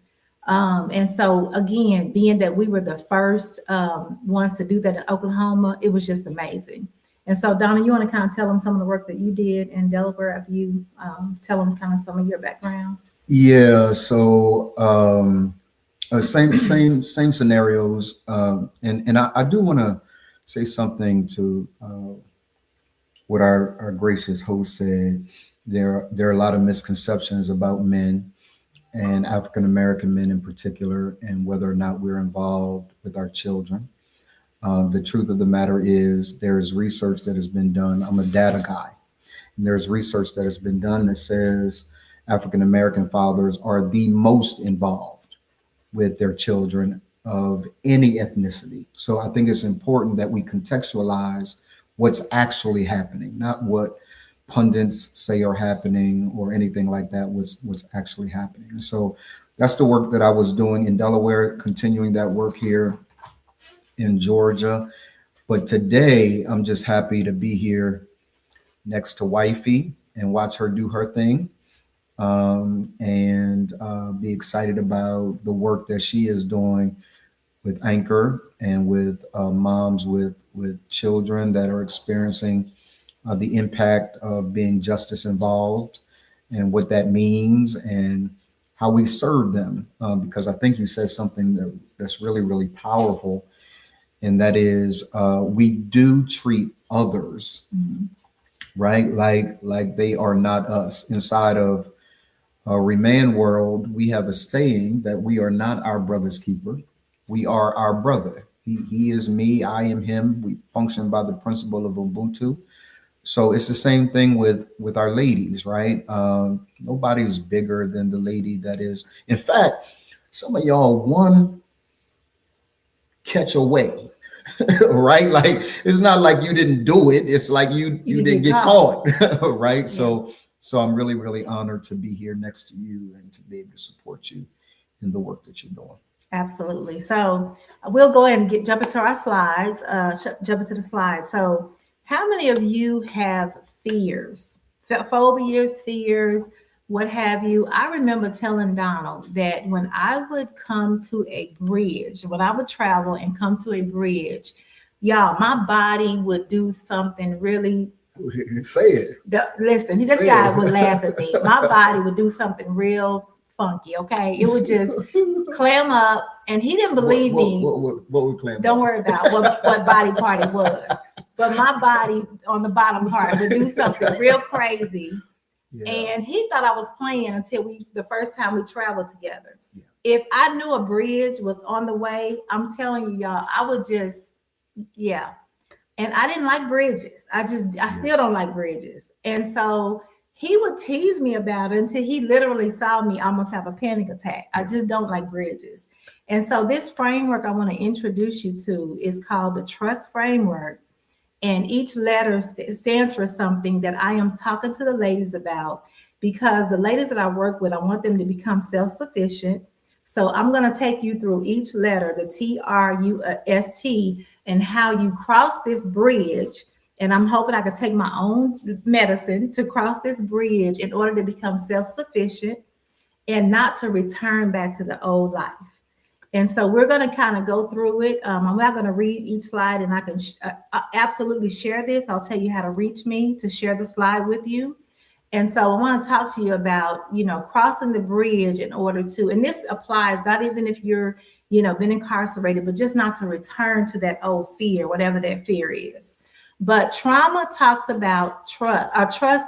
The T in trust talks about trauma. And it's not what happens to you, it's not who you are. So if you'll go to the T in the slide where it says trauma, yes, the 5 pillars across the bridge, T is trauma, and is what happens to you. So trauma, if we can think about trauma, is actually, think about maybe in your childhood. So we'll talk about our relationship, for example. Sometimes you don't know if you are healed sometimes until something kind of happens to you. So when you're thinking about getting into a new relationship, for example, like he and I, this is not our first rodeo. We've both been married before. And so when you think about if you've been healed or not before, sometimes until some things come up, you just actually don't know. So Donald, you want to share maybe something or example of a time that maybe we faced something that, kind of came up after the fact that where... Yeah. So just generally speaking, right? When disagreements happen and conflict happens, customarily you get a chance to see trauma exposed, right? And trauma is not just based on experiences that you've had. Trauma is also based on what is called epigenetics, right? Things that were passed down through the bloodline that is not your fault. It's just kind of what comes up in our lives as a result of family lines, what Christians would call generational curses, right? Those things are very real. So when Lala, I call her Lala. Y'all can't call her Lala. I call her Lala. That's my Lala. Y'all call her Marla. Tell the story, babe. Mrs. Morton. Right? So when Lala and I would get into a conflict, you can call it an argument, you can call it a disagreement. Intense moment of fellowship. When we get into conflict, all of the experiences, all of the wounds, what we call soul punches, have a tendency to emerge. And you don't know why. Right. So Marla and I do this work. So we have learned to do what you're going to see in the framework. But for the people that we serve, they don't do this work. So they don't know that this has nothing to do with the conflict we're in right now. Right. Like, so when we would get into an argument and I would make statements like, so what you're saying is, she's like, no, that's not what I'm saying. Or if she would say something, or if I would say something, no, that's not what I'm saying. Right. So there are oftentimes ways that we have to just pause, be curious enough to investigate what's happening and why this response is actually surfacing, and then try to connect the dots. Angela Davis, you know Angela Davis, right? The social justice advocate, had this phrase where she would always say, that African American people in particular have a fundamental misunderstanding of being able to connect the dots. Like, we don't know how to connect the dots. And so what we've learned to do is to identify the trauma. What happened? What happened? Right? And be able to take it from there. Yeah. So here's an example that just came to mind. So for instance, I had a relationship where it was abusive, for instance. So if he was angry, or if he was talking loud, or if he was yelling, for instance, then if his body posture was a certain way, that's re-traumatizing to me. Yes. Now, I know he's not an abusive person, Yes. but the trauma from the past is coming back. Yes. So I asked him to have a different posture. Yes. And so what do you do in that What situation? I do now in those situations is, because I've recognized the trauma, Lala told me about the trauma, I used to stand over top of just talking, right? Now I'll sit in the floor, or I'll become eye to eye with her, so that she knows this is not me ruling over her. This is not me better than her. This is not me attempting to lord. This is me now eye to eye. We are peers, and I'm looking for an opportunity to be compassionate. So that's the way that we've been able to change that posture. But that's how you recognize the trauma. That's how you deal with it. So you'll ask your partner, this is what I need from you in order to bring that wall down. Yes. So the next regulation, this regulation is talking about, learning how to emotionally regulate. So this is when you pause. And this has been hard for me. Even now, I still have to regulate my emotions in terms of, listen, this is what's going on. So emotion, they always say females, you all are so emotional, you're too emotional. This is when you learn I had to learn what's the difference between a feeling and an emotion. Yes. So feelings are where you tell yourself a story, you Yes. tell yourself a narrative. What is you can make something up with a feeling, but an emotion is where you're like, okay, it's either I am sad. We have a feelings wheel. Yes. What's on this feelings wheel? I'm sad, but what's behind that sadness? Or Yes. I'm angry. What's behind that anger? Are you really just kind of depressed? Are you, what's really, are you hurt? Do you feel rejected? But a feeling could be, it could tell you a lie. So you really have to really determine what's really going. Pause and really, where is this coming from? Is this really about him, or is it something else? Yeah. Did something happen on the job? Is there something going on with my family? Because we tend to take it out on who's closest to us. Yeah. So we have to investigate what's really going on. So sometimes they're pausing, let's regulate. Yeah. And I want to say that Lala mentioned the feelings wheel. We literally take out the feelings wheel. Like it's a real feelings wheel. It's a real you can wheel. order it on Amazon. Right. Where we get an opportunity to really say, is this the emotion? Is this the emotion? Is this the emotion? And go deep into what the actual emotion is, because sometimes we're lazy, right? Yeah. So we kind of categorize things like I'm sad, I'm angry, and even anger is a secondary emotion, right? So being able to take out an emotions wheel or feelings wheel and find out what we're really feeling, so that we can address the real issue. Yeah. Feelings are great indicators, but they are horrible navigators. They are not designed for you to make decisions on, right? They're designed to help you figure out what's going on. Absolutely. And then the U in trust is understanding yourself. So you have to really know yourself and you have to be self-aware. Like you really have to understand yourself in terms of, listen, let me tell myself the truth. Let me be self-aware of what is really going on. We have hard conversations. Mm-hmm. That's one thing that I learned about him. We really have hard conversations.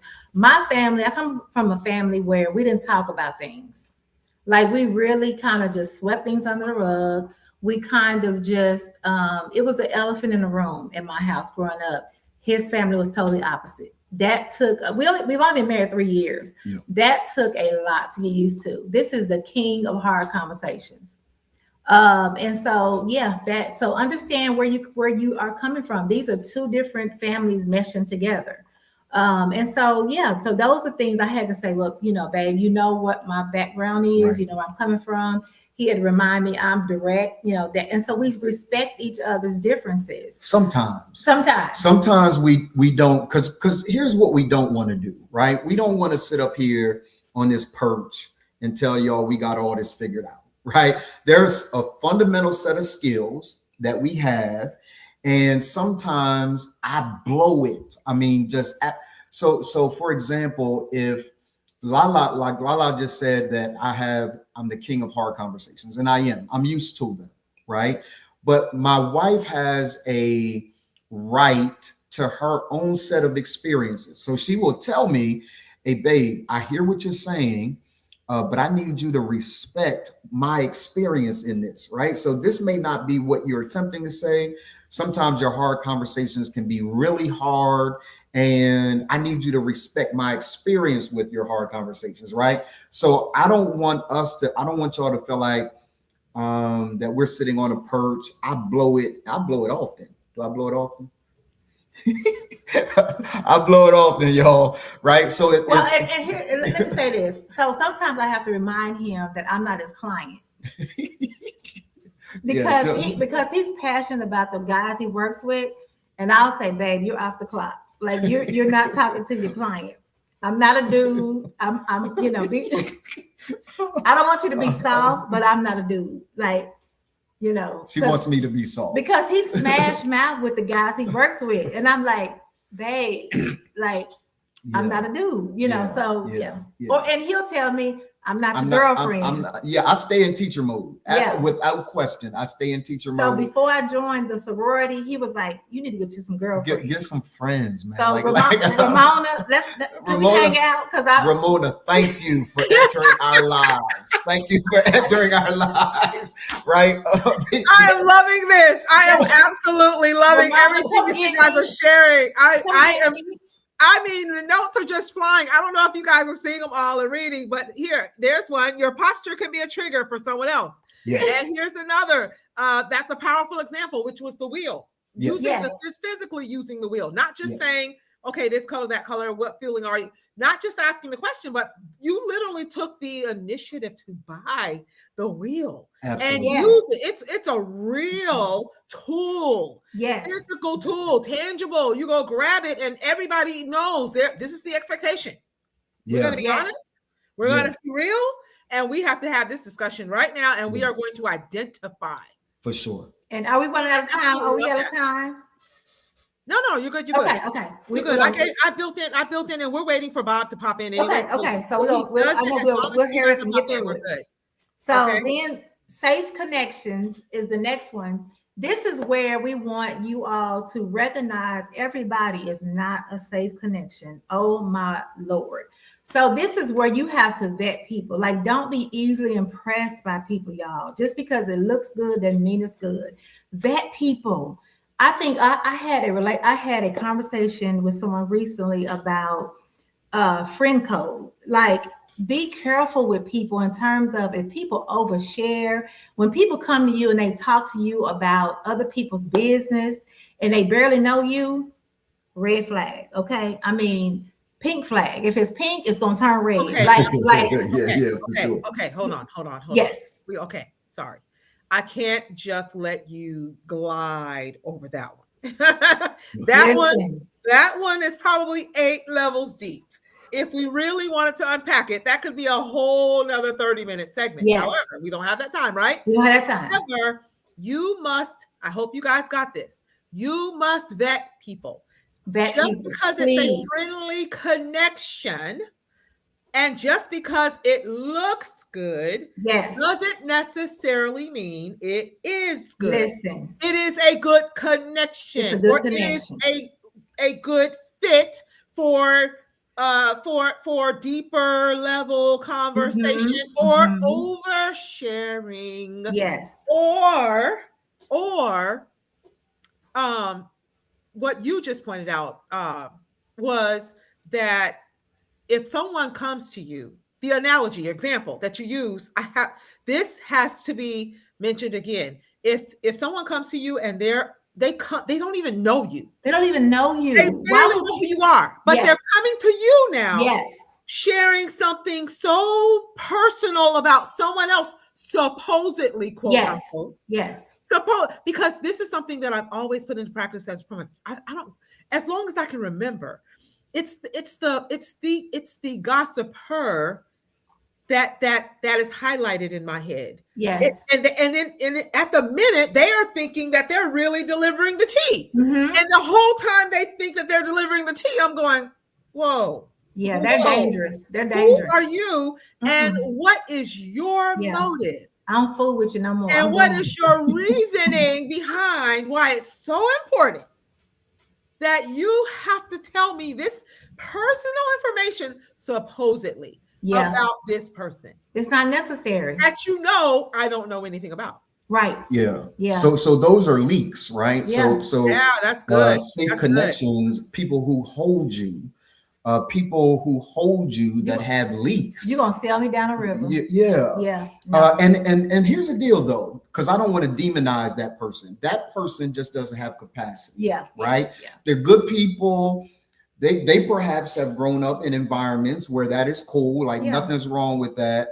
You just have to vet them so that you understand, as a matter of principle, that's not someone. And you just put them in a category. Yeah. You don't throw them away. They're not bad you just people. Put them Right, in a, right. You know, you just handle them with that absolutely long spoon that Mama used to tell you about. Yeah, long handle spoon. Long, real long.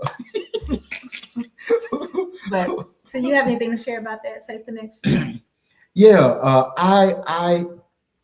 I have a responsibility as Marla's husband to be a safe connection, right?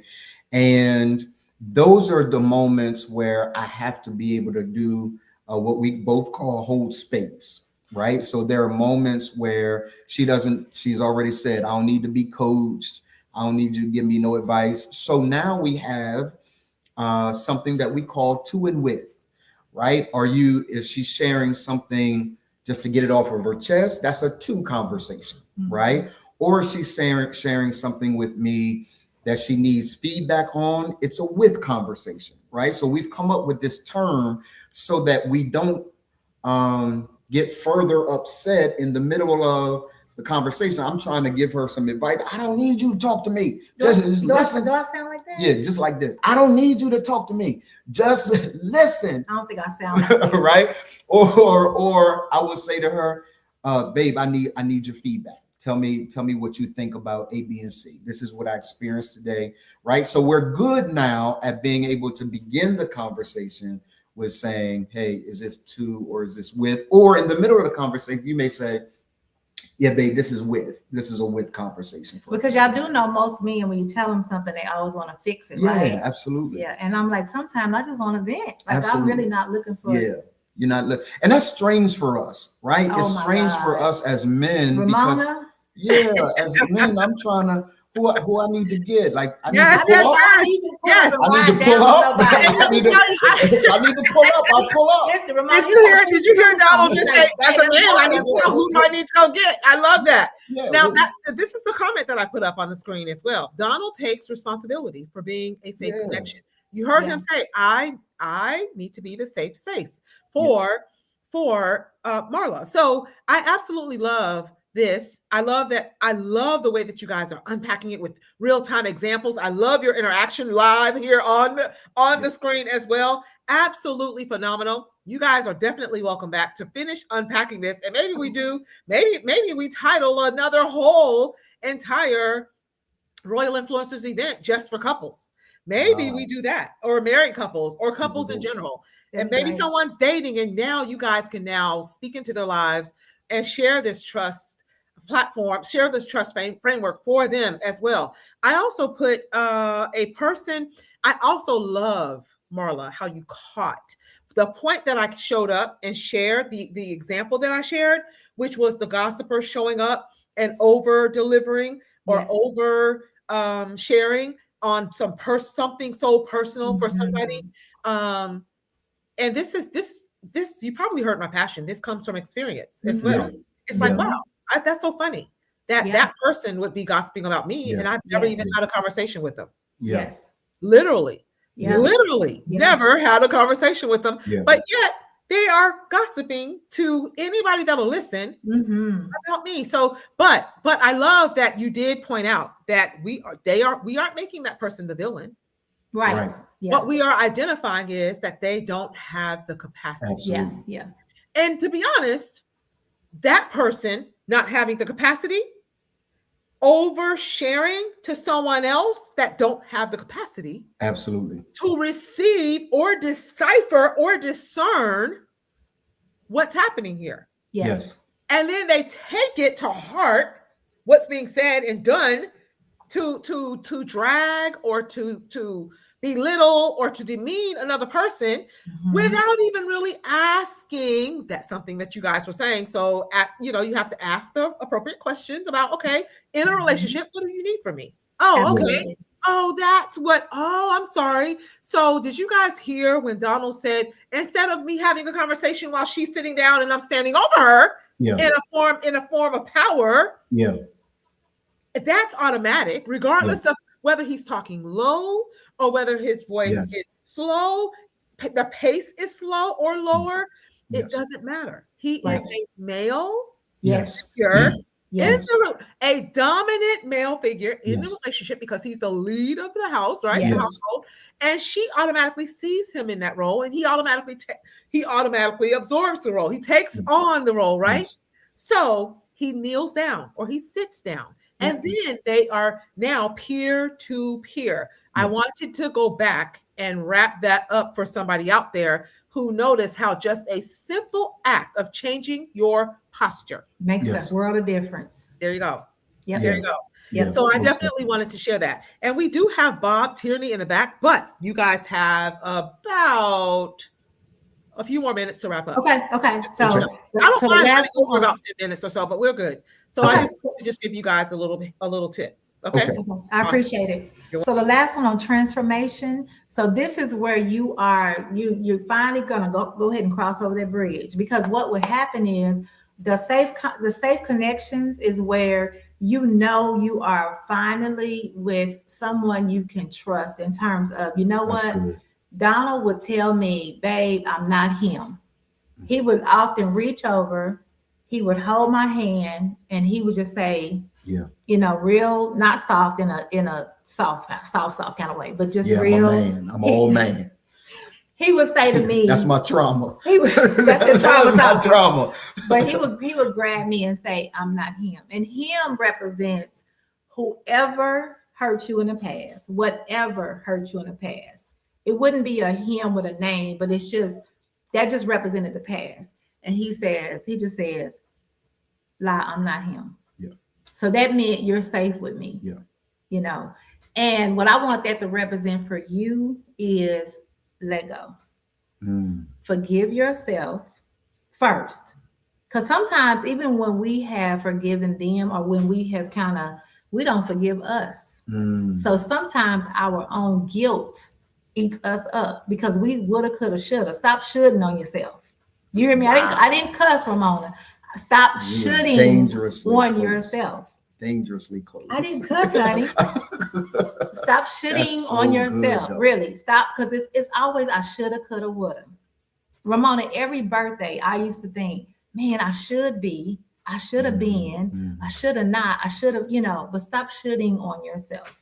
That's so good. Let yourself, just release. Was so good. Seriously. That's so good. Oh wow. Yeah. That was good. I felt your heart. I felt your second heart as well. I mean, more importantly, I felt your heart while you were saying it. Yeah. That has been one of those spots. And yes, you are absolutely right in terms of carrying this guilt. Oh my God. It's the shame and the guilt that you carry from the divorce of everything that happened and transpired, and that person has moved on. Yeah, for sure. Yeah. Absolutely. Moved on. Yeah. So I love the trust, the 5 pillars. Yeah. I absolutely love all 5 of those. So take a screenshot, guys. Take a screenshot. And they're definitely listening. Take a screenshot. And if you go to the last slide, this is going to be playing, just to let you know. If you go to the very last slide, and then I'll be done. Very last. So I'm skipping, not this one. No, very last one. Okay, hold on. Let me go. Okay. I don't know when it stops. And like I said, I'll send this to you. I think this is the last. Okay. I don't think I have any more arrows. This is it, right? Yes. Okay. So my brother travels to Africa a lot, And he told me this story about the African lioness. And he told me that the African lioness often is, whenever the African lioness sees or hears a dog barking, he said the African lioness never looks back at the dog barking. Here's why. He said that when the African lioness hears a dog barking, they say they never look back because the lioness knows who she is. And he said that if the African lioness looks back at the dog barking, it will, first of all, lose its power in terms of its stride, and it'll lose its momentum. So I want to tell the ladies, never look back when you hear dogs bark, whatever that dog represents. I'm not calling men dogs. I'm talking about your past. So never look back when the dogs are barking. And I'm saying, women, know that you are a lioness. Never look back when dogs are barking. So when your past is calling you, when those fears are calling you, just remember that you are a lioness, and a lioness knows who she is. So just keep that in mind. We are warriors. We are lioness. When you hear dogs barking, don't look back. Keep running. Keep your momentum. Keep your stride, and just keep going. Good work. So I am Marla Michelle, Oh, and we are done. wow, wow. I want to share something with you. Yes. When you said that, I went, whoa, wait a second. There's a biblical story of a woman looking back. And I went and grabbed it. Mhm. Yeah. And it's Lot's wife. Lot's wife turned into a pillar of salt Yeah. Because Yeah. she looked because she looked back. Yeah. back. Yeah. Oh, Yeah. that was powerful. I went, whoa, wait a second. Yeah. I'm like, oh my gosh. So what a way. Mic drop moment. Thank you, Ramona. We You appreciate guys it. had me laughing the entire time. I'm back here. I can't even stay off the screen. I'm like, I can't even stay out of their session. I just kept popping in. But you guys have something powerful that you have started. And I definitely want to speak this over your lives. You guys have something so powerful, and bringing in bringing the remand with what you have going on, the trust framework together for couples, for new couples dating, just dating before they even take the leap, to save and prevent them from, and having a package with the actual will and your story put in a book. And oh my gosh, that's like a $1 billion package right there. I can see that. There's coaching, there's mentorship, there's all of it.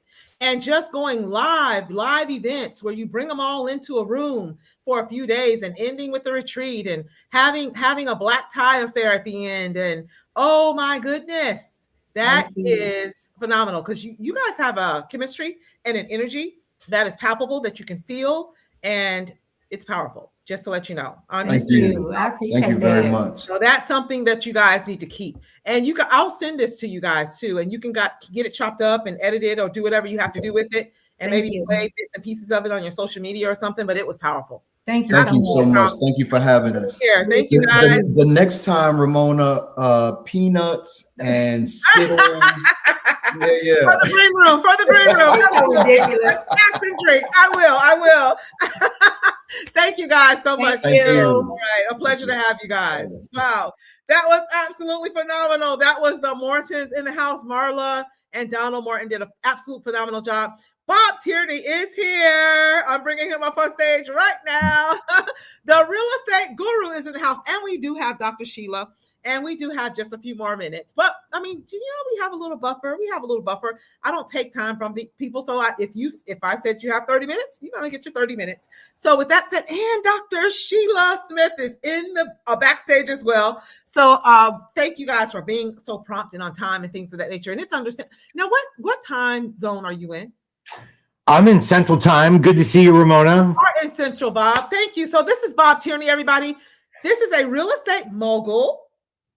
I want to say self-made, but I hate that term as well. However, I However, would not be here if it wasn't for a lot of people that I would absolutely, not have time to absolutely. thank them all. Absolutely. And guess what? None of us would be here if it wasn't for a lot of people, honestly. And that's exactly why I hate the term. However, from where you started to where you are today with a multi-million-dollar portfolio, real estate portfolio, Airbnb super host, as well as real estate mentor, as well as real estate investor. And so many other titles I'm sure that we can throw in there too. Throw it all in the pot, right? However, I absolutely love, Bob, that you are so supportive of others, for one, and that you want to pay it forward and give back the same way that someone gave you, whether it be just with your time. If I call, you answer. If I have a question, you are there. You are always inviting and things of that nature. Now, my life is a little busy and a little crazy and a little all over the place, but that's exactly how I was meant and built to run it, right? To run this life of mine. 4 kids, 4 grandkids, parents still here, knock on wood, thank God, and only 2 doors down as well. So it's a lot going on, right? But I love it that way because I am living in somebody else's dream or somebody else's wish. This is somebody else would trade places with me. Somebody else would trade places with you. There are somebody else out there praying to trade places with someone that's coming, the next speaker coming up, which is Dr. Sheila Smith, because we are all blessed and highly favored to have the life that we've been able to create. So make no mistake about it. We are truly all blessed. So I take all of it in stride. I count it all joy. And if we could not handle it, he would not have given it to us. The higher power, our creator, would not have given this life to us to steward, right? So you steward yours very, very well. You and your beautiful wife as well. How many children do you have, by the way? I have one daughter who is I have to do my math right. She's going to be 36 years old this year. Wow. Okay. Awesome. Oh my goodness. Yeah, I have to stop now too. With the older set, I have an older set, younger set, but I'm about to be done. With the last one will be a senior in high school next year, but my oldest is 30. So I have to stop now and think, how old is he again? And how old is she? So yeah, I have to stop and pause now. I'm like, okay, I guess that's an indication. However, you're coming with just a few minutes to share this value that you have with the listeners. We have a good friend from Mayor. Mayor is her name. She was in the chat earlier, but she was from India.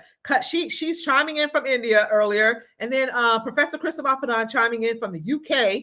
And there was a young lady, Coco Alessis, was on LinkedIn, and she put I brought a few women on stage, and she said, "Can you please tell me? I just joined. Can you please tell me who the women are?" So we are live streaming on Facebook. There's a little green check mark on Facebook, LinkedIn, and YouTube as well. Those of you on YouTube, I see you guys over there, so please subscribe. And there's StreamYard actually streams out to their own platform as well. So with that said, so people can pop in anytime from everywhere, all over the globe, and watch. So, and we have Bella, Linda Rigby in the chat, as well as Merlin Clark was in the chat listening to this couple who just left as well. And the chat, I'm scrolling it right now. You could probably see that the chat is loaded with all kinds of value from all of the other speakers. And we have just a couple of speakers left. So with that said, Chakora Connor is the last speaker that we're going to end with. And she opted in. She's another real estate mogul, made her first $1 million in 1 year and that whole thing in the multifamily space. So 2 of you guys coming from different spaces in real estate, but I wanted to definitely share how easy it is to get in, how easy it is to get educated, and you with your educational platform called The Real Deal, where just for pennies on the dollar, you have all of the professionals come in and share. And tell us how easy is it to become who you have become in real estate and use it to your advantage to become an investor or to just build a portfolio? Well, the first thing I want to start off sharing is that real estate is worldwide. It doesn't matter where you live. People need food, they need water, and they need shelter. Absolutely. And the terms may change a little bit, and the rules and laws and regulations may change with different countries, but essentially in most areas all over the world, you can buy a house or lease a piece of land and build a house. I mean, it's everywhere. So it's not limited to just the US. Absolutely. Secondly, before I started learning about real estate, I was like anybody else, a retail real estate buyer, in that I'm going to call a real estate agent. I'm going to find something that's on the market for sale. I'm going to go to a mortgage broker and get a mortgage, and I have to qualify for that. I need good credit. I'm going to have a down payment, right? At least 5% down, maybe 10 or 20% down, depending. Right. That's the way retail real estate people think. And my daughter was born the month I turned 20. Wow. I had to choose whether to feed my daughter or pay my visa bill in my 20s. And she's going to be 36 this year. So I made the right decision. Amazing. Absolutely. Absolutely. I didn't have a credit card for 13 years. I thought I needed to get my credit fixed before I could start building business credit or buy a house or get involved in real estate. And if I could go back and change one thing in my life, I wish I would have started learning about creative real estate acquisition strategies earlier. I wish I would have learned about creative financing strategies earlier, or building business credit earlier in my life. Right. I was 36 years old when I went to my first real estate seminar, and that was actually 20 years ago this month, March of 06. Okay. And the guy on stage was 38 years old. I was 36. He had made $4 million doing short sales, and I had never heard the term. Wow. Most people hadn't heard the term short sale back in 2006. Right. Because it wasn't until 2008 that became a thing that was common.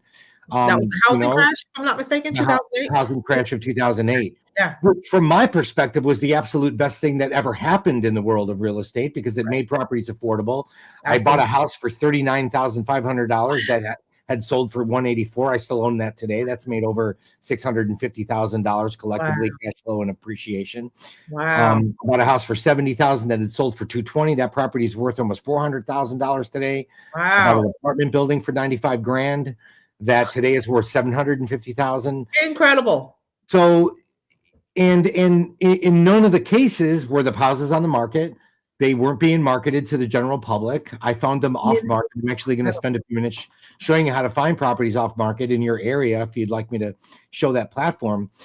But the reason that I'm so passionate about real estate today, especially for people that want to learn, because one real estate deal can make a huge difference in the quality of somebody's life. Right. I mean, you can buy a house subject to leaving its existing financing in place, which means that we take over a mortgage. Absolutely. We just took over a mortgage. She was 3 months behind, about to go 4. Okay. We got her into forbearance. We took over the property subject to. Her interest rate was only 3.25%. She owed $415,000. We were able to get that property rehabbed. We sold it for $934,000. Our closing is on Monday. Wow. So because I didn't have to raise the money, I didn't have a credit check, I didn't have a down payment, I didn't deal with a bank, I didn't deal with a mortgage person. I actually helped this person save their credit, because they wouldn't have been able to get caught up, and they would have ended up 7, 8, 10, 12 months late on their mortgage, and then lost everything in foreclosure. Exactly. So the secret to being successful in real estate investing is understanding that real estate investors we're not taking advantage of somebody's misfortune. Right. We're actually finding somebody that has a challenging situation, and bringing a solution to their problem in a way that a bank can't, a mortgage broker can't, a real estate attorney can't. It is the specialized knowledge of real estate investing that empowers us to be able to help people in that way. I've saved people from foreclosure. We've saved people's equity. We have. I'm going to see a deal on Saturday. He bought the property for $1.5 million. He owns it free and clear. COVID happened. He got behind on some things, and now they're coming after his house. Wow. He doesn't want to lose his house, so we're helping the guy not lose his house. Now we're going to get paid to do that, but here's his choice: he either loses his house or has to sell it. And which he doesn't want to do, or he comes and brings somebody like me who understands how to raise capital to do a real estate deal like this. Absolutely. And we create a win-win-win scenario. Absolutely love it. So these are the things that I've learned, and that I'm so grateful. After my years of remodeling and going to a traditional college, I went to DePaul University from 95 to 2000. I took entrepreneurship strategy and computer science as a dual major because I wanted to be a business owner. How many of my instructors that taught entrepreneurship strategy actually owned a business themselves? Right. The answer to that is 0. And that's the challenge with our traditional real estate investment education our traditional education system is the people that teach aren't actually doing the things that we want to do.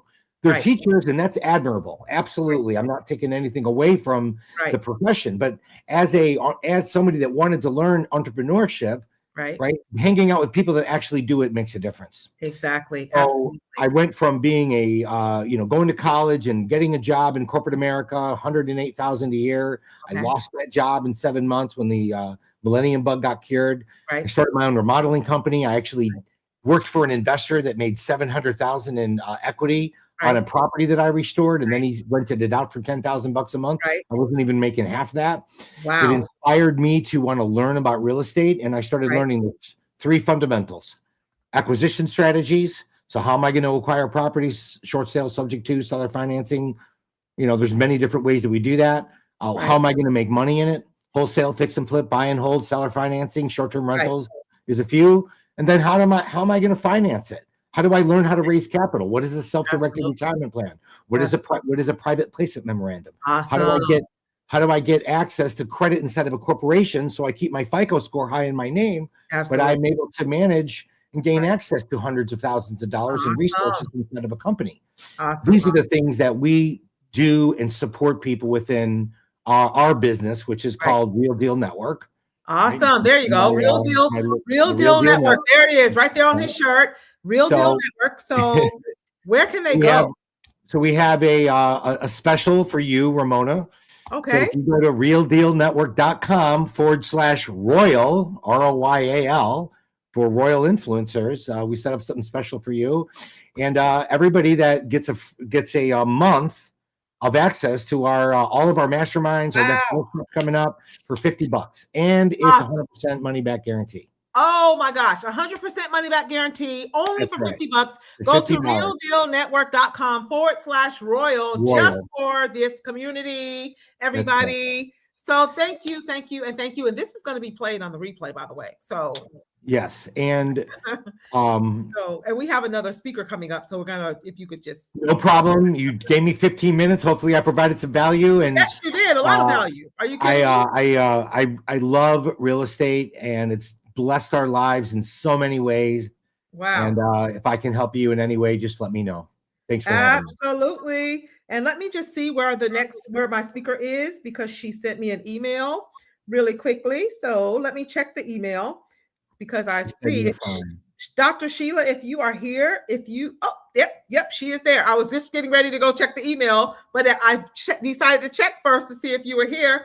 So there you go. I'm going to bring her up as well and get ready to introduce her as well. And Bob, you can just stay on. Just stay on for a second. Sure. I'm going to bring her up, and then I'll take you down. Hello, love. It's been so long. Dr. Sheila Smith is in the house, everybody. I am so glad to be with you, and your guest is absolutely amazing. I was sitting here taking notes. Oh, so. Absolutely. And I already prepared him. I said, we have a very engaging audience. So they love nuggets as well as value, as well as specials and deals and things like that. So the Real Deal Network, only $50. realdealnetwork.com/royal, and you get it for only $50. Money back guarantee. And trust me, I am in there. I'm in already. And the value, but worth way more. Anything and everything you need to know about real estate, it's there. And I definitely always had a love for it as well, and wanted to always learn more, and was introduced to Bob through a friend a few years ago, probably. I don't know, 3 or 4 years ago, Bob? Yeah. I think somewhere in that time frame, 3 or 4 years ago. And I have not lost that bug yet. So Dr. Sheila, are you back? Because you froze just for a second. You're back? Your camera's back? Can you hear me, Dr. Sheila? She looks frozen to me. Oh, yeah, she froze again. So Dr. Sheila, if you can hear me, you froze. So if you can go back out and come back in, or get closer to, there you go. Your hands are moving now. Can you hear me? Yes, I can. Oh, perfect. You froze for a second. So you froze for a second. Your hands were up and you froze. So I just wanted to let you know, but you're back. You're back. My internet, I don't know what's going on. Oh, no. Well, you know what? We don't let little tech issues stop us around here. So we just keep going. We just keep going. We barrel through them. So Bob, I'm going to send out all of the deals, all of the offers to my community by email. I'm going to do an email blast of every offer for every speaker. So that's going to go out that way. This is also going to be playing for the next week on my YouTube page and things of that nature. We're streaming right now on Facebook, on LinkedIn, on YouTube, and people have been engaging in the chat, asking questions and things of that nature. Around lunchtime, it always slows down because they go get food and they go pick up kids and they're driving while they're listening. They're like, I can't, but I was driving and listening, and they come back and they reached out to you guys. They asked questions about you guys. A young lady, Coco Elesis on LinkedIn said, who were those three ladies on stage? Give me the names. I just popped in. So people are popping in and popping out.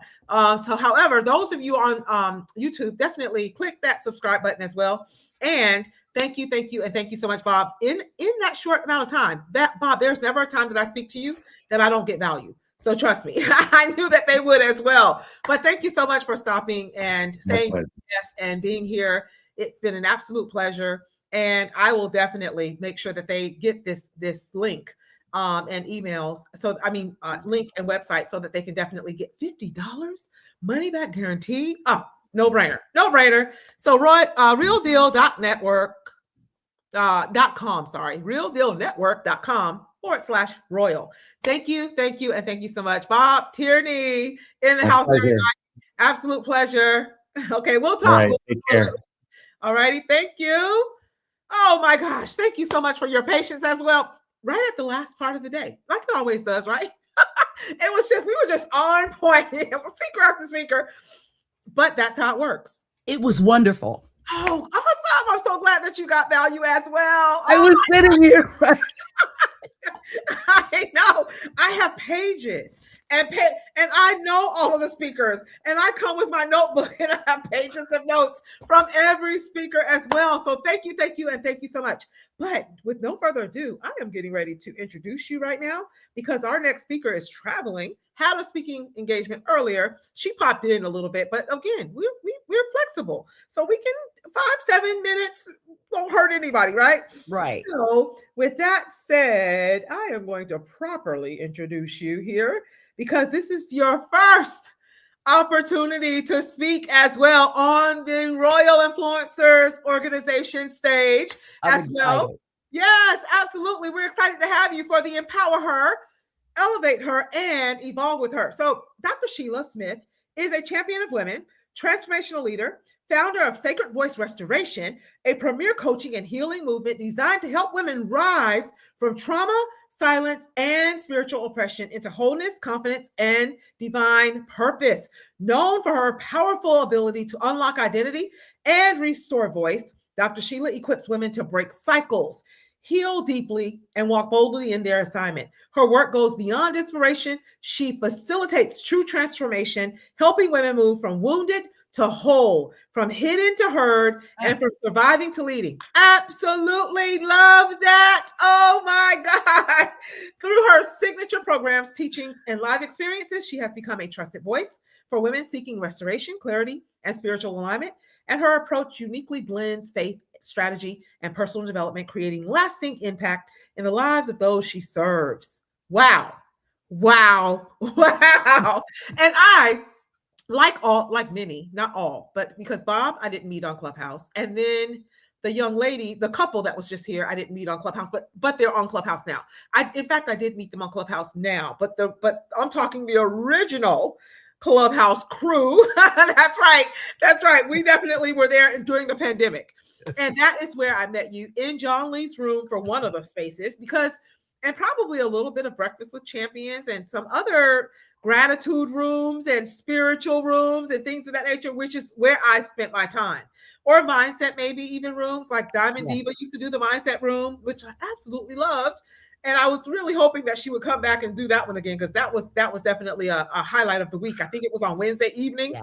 Yes. And it was a full house. So that just told you that a lot of people needed exactly what she was delivering. Oh, yeah. However, there's people like you and I that are doing it now. but in a different space. So I absolutely love what you're doing. Love having you here. I'm not going to take up any more of your time. There's No, people. I want you to stay with me. No, I Oh, want you do to stay you? with me. Oh, Oh, absolutely. No. Oh, I love it. I love it. Okay, so I get to stay. There you go, guys. So go right ahead and just talk a little bit about on the subject matter or the topic of the event and start sharing. And of course, if I need to, I will maybe interject and ask you a little bit. But let me just ask you this. Yes. Who is it that has had the most impact on empowering you to build and create exactly what it is that you have built and created so that you can now pay it forward and pass this impact on to the women that you were called to serve? My trials. I give Ooh. the credit. That's good. That's so good. I knew it was going to be powerful. I knew it was going to be good. Your trials. The Wow. trials, the tribulations. I love it. I give all credit to them. Yes. Because if I didn't have them, I wouldn't have the capacity. I wouldn't have the compassion. Yes. Or I wouldn't even have the wherewithal to want to see other people made whole. Yes. But I refuse to have these trials wasted. Wow. Oh, that was powerful. And there is nothing ever wasted. There's nothing missing. And nothing broken. Oh my goodness. That was powerful. I absolutely, your trials and tribulations. And in fact, my pastor, he preached a sermon and he has said it several times also, whether it be on podcasts, interviews, or anything else. He said, it is in those times that in your lowest points, God is doing something in you that's building that character and that strength, that intelligence, that maybe that emotional strength or whatever it is that you need. That is where it is being built. So it's the pressure that diamonds go under, right? It's that olive. Yes, it's olive. Yes, they're being crushed to make the oil. Oh my gosh. Yes. I just knew the two of us together is going to be. I'm like, oh no, we aren't ready. They're not ready. I was going to say, wait, they're not ready. The Bible tells us wow. that he makes all things, and the word all in every language is all. Yes. Is to work together for the good of them that love the Lord and that are called according to his purpose. We are the called. That's it. So every little thing, the good, the bad, the ugly. Yes. All of it. Not some. All. So what you're saying is, my past is a part of the all. Oh, yes. Your past is a part of the all. All.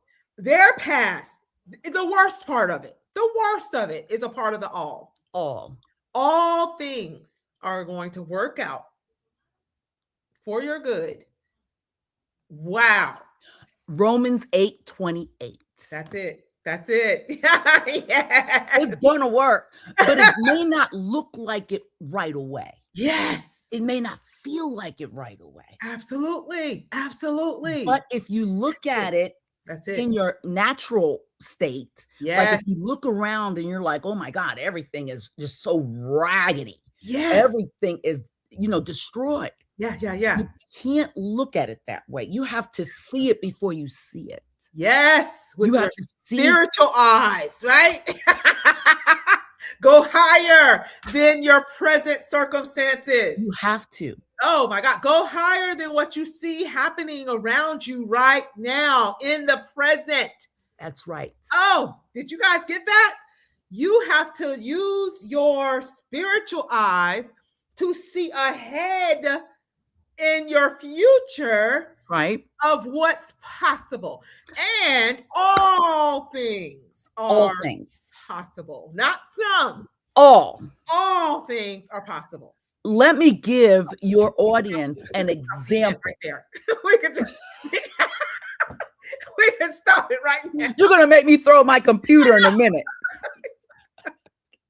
Oh my God. I'm going to give your audience a little bit I'm going to show you. Okay. You did not know this, Okay. But when I was sitting in John Lee's room on Clubhouse, Okay. I had just got diagnosed with stage 3 ovarian cancer. Wow. And while I was on there, yes, sitting on stage, yeah. chatting, talking, and wow. Why could I do that? How can I do that? How was I able? Because I saw my future. Incredible. Wow. Powerful. So while I was going through the chemo, and they couldn't do the chemo in my arms, they had to do it in my hand. Oh, wow. And I'm sitting there, even sometimes getting chemo while I'm on stage. Oh, my goodness. Incredible. I had no clue. Oh, no one did. Oh, because wow. you know why?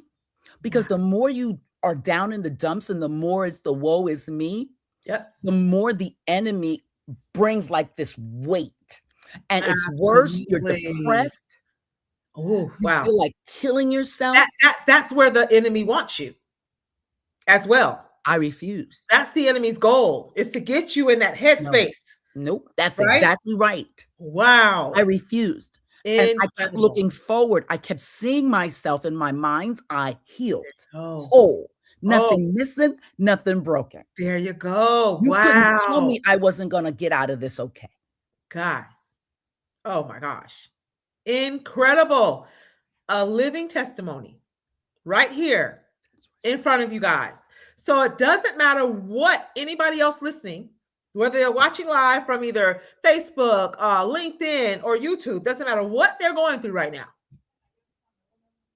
But all things will work out for the good. And even while I was literally sitting there getting the chemo in my hand, I was writing a book. Oh my goodness. At the same time. time. Writing a book. Because I wanted to give people no excuse. Yes. To say, well, I can't do this and I can't do that. Well, this woman who had to fight her way to the doctor because the doctors kept saying they couldn't find anything wrong with me.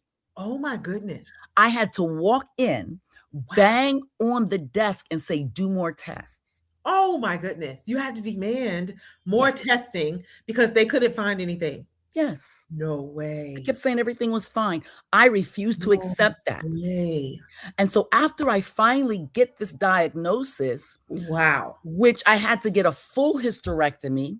Right. Okay. They literally clipped my colon in the process. I had to have a colostomy bag. Which they told me would never be reversed. No way. I did not accept that answer either. Oh my goodness. Look at God. Oh my goodness, Dr. Sheila. This is amazing. Yes. And it was reversed a year later. Oh, I was just getting ready to ask. A year later, it was reversed. Incredible. And you are in remission. Incredible. I am better than I was before I received the diagnosis. Oh my goodness. Look at that. Look at God. Look at the power of your mindset. And the power of your word. The word. That's it.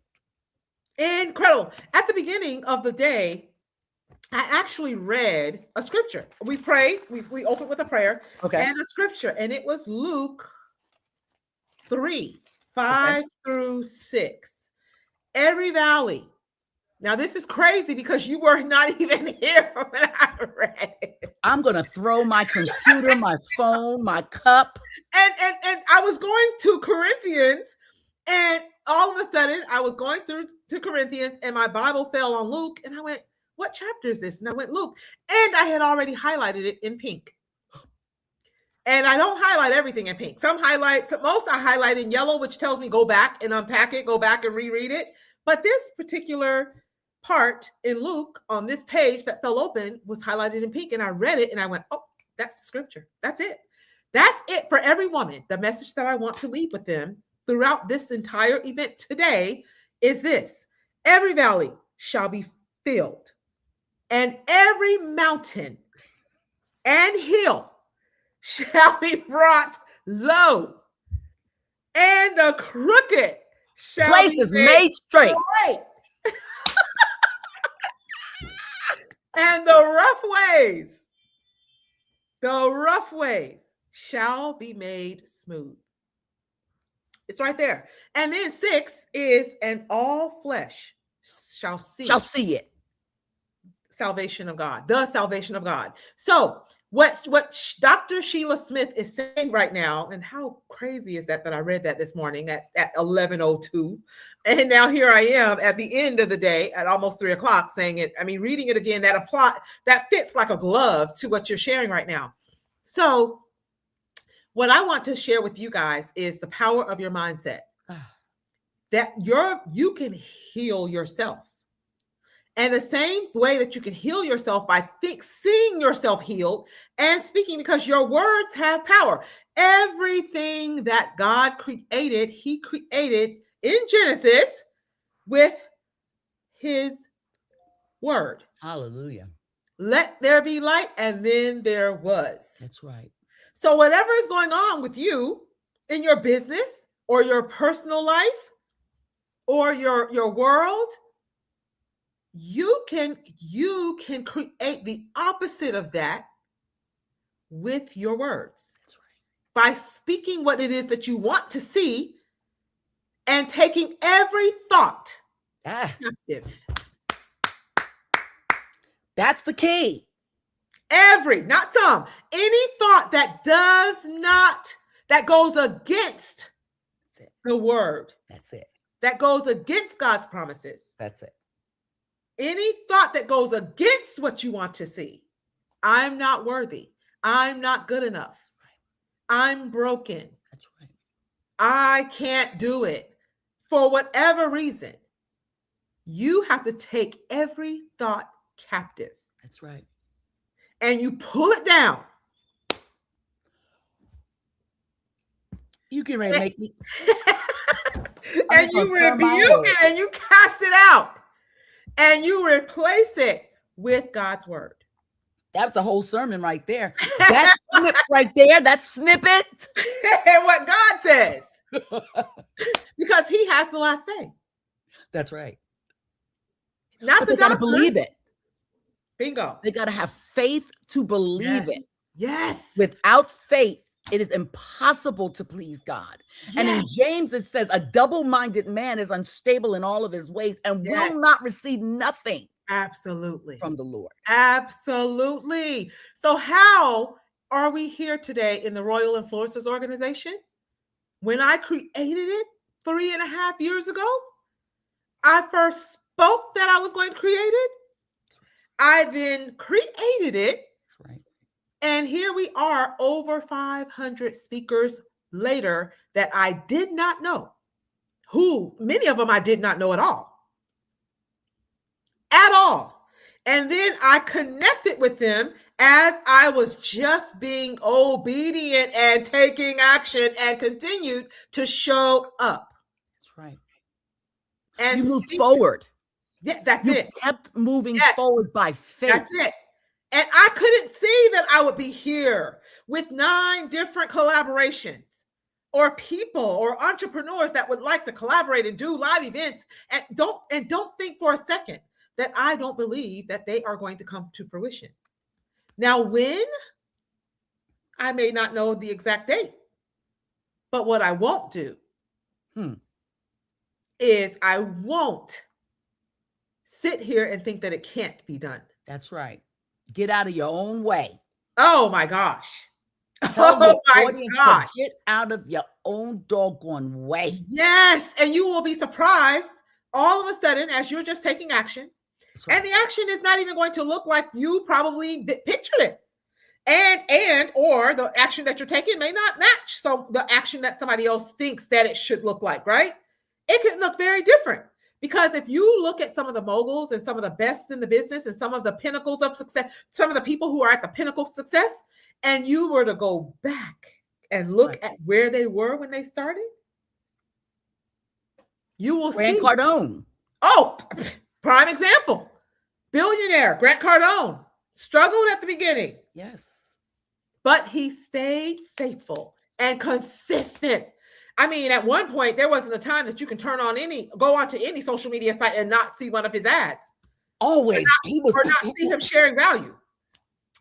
I joined one of his platforms, educational platforms, and some of the videos, you can see how long ago he started his. I'm like, wow, look at how young he was back then, during that time in the beginning, before the yachts, and before the $80 million homes, and before all of the riches and the wealth that he has now. And it was not easy. His story in the very beginning of what he grew through and had to break off. That's right. Oh, wow. So another beacon of success that shows us what's possible. That's right. If you believe, those that believe. Oh, and I want you to stay here because I want to introduce you to another great friend who's here, by the way. She is Auntie Donna Brown. Okay. And she just popped into the backstage, but her camera's off. So when her camera comes back on, I am going to bring her up, but you are welcome to come back. We are here every month as well. You are welcome to come back for sure. There are people everywhere here. I sent you a flyer in your email. If you could send that out to. Oh, absolutely. I'll put it inside of because an email blast is going out to my community with all of the offers and things of that nature. So your flyer will definitely be included with your flyer from the event that's going to be going out tonight, by the way, as Wonderful, well. Because my events is every Thursday. So it's not just tonight, but it's every Thursday. Awesome. Amazing. Awesome. So you have an event. Tell everybody about that event so that they know. It's called SOAR. And what I'm walking through is people just a brief time of reflection and breakthrough. I want them to see. It's basically just what we talked about here today. Oh, wow. There you go. So if you enjoyed that little snippet, then you can get a lot more of that by joining Dr. Sheila Smith, who is a champion of women and who has a transformational coaching program as well, who, as you can hear her story already of what she has overcome and had to advocate for herself through the doctor saying something's not right, something's wrong, and finally get the actual diagnosis, and then them tell her that this is not reversible, this can't be, or whatever, and she has overcome all of it and is now here as a living testimony. So Dr. Sheila Smith, welcome. Help me welcome Dr. Or help me welcome Donna. Auntie Donna Brown is in the house, everybody. ESQ. Hello. Federal trademark attorney in the house. Also a SCORE representative right here in the house as well. Doing phenomenal things with the California chapter. Correct me if I'm wrong and give rearrange the titles and all that good stuff. But two powerhouses right here on stage with me right now, and an absolute pleasure and honor and privilege to have you both right here with the Royal Influencers Organization, with the EmpowHER, ElevateHER, and Evolve with Her. One day, because I typically do my events for 2 days, but this one was just for women and I did it for one day. Some of the men are like knocking on the doors like, hey, what happened? We're normally there too. And I'm like, I'm going to probably do another one by the end of the month for them, or maybe next week sometime for them as well, so that we can all come back together. However, absolute pleasure and honor. Thank you. Thank you. And thank you. Thank you for gracing us with your presence. Thank you for everything that you guys do. I absolutely love your podcast as well. Donna Brown, it's always resourceful. I went and you probably have seen my comments under all of your podcasts, a brand new podcast that she just launched as well, doing absolute phenomenal things. She has her calendar is also booked with clients as well, as her personal clients that's on retainer as well. But she still finds time to do other things as well, with SCORE for one. And then two, we are definitely looking. Every time I talk to her, she's like, look, we need to make some money together. And I'm like, I'm there. Just say the word. Let's go. Let's make it happen. So we are definitely going to be doing a live event and a retreat. She keeps teasing me with this vineyard retreat. Oh my God.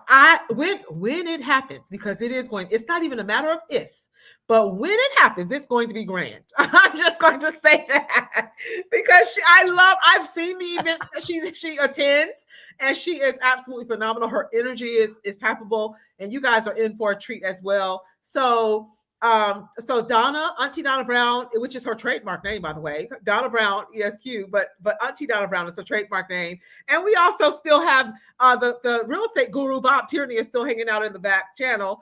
And the realdealnetwork.com/royal, only $50, all of the education that you need about real estate.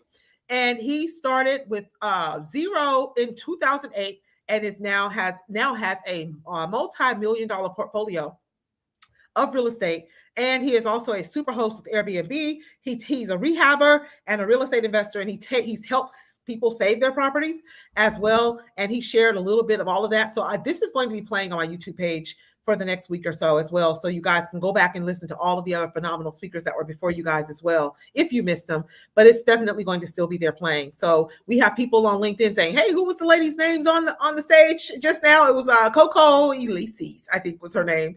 And then we also had a good friend of mine, Mayor from India, as well as Professor Chris Amafadan from the UK.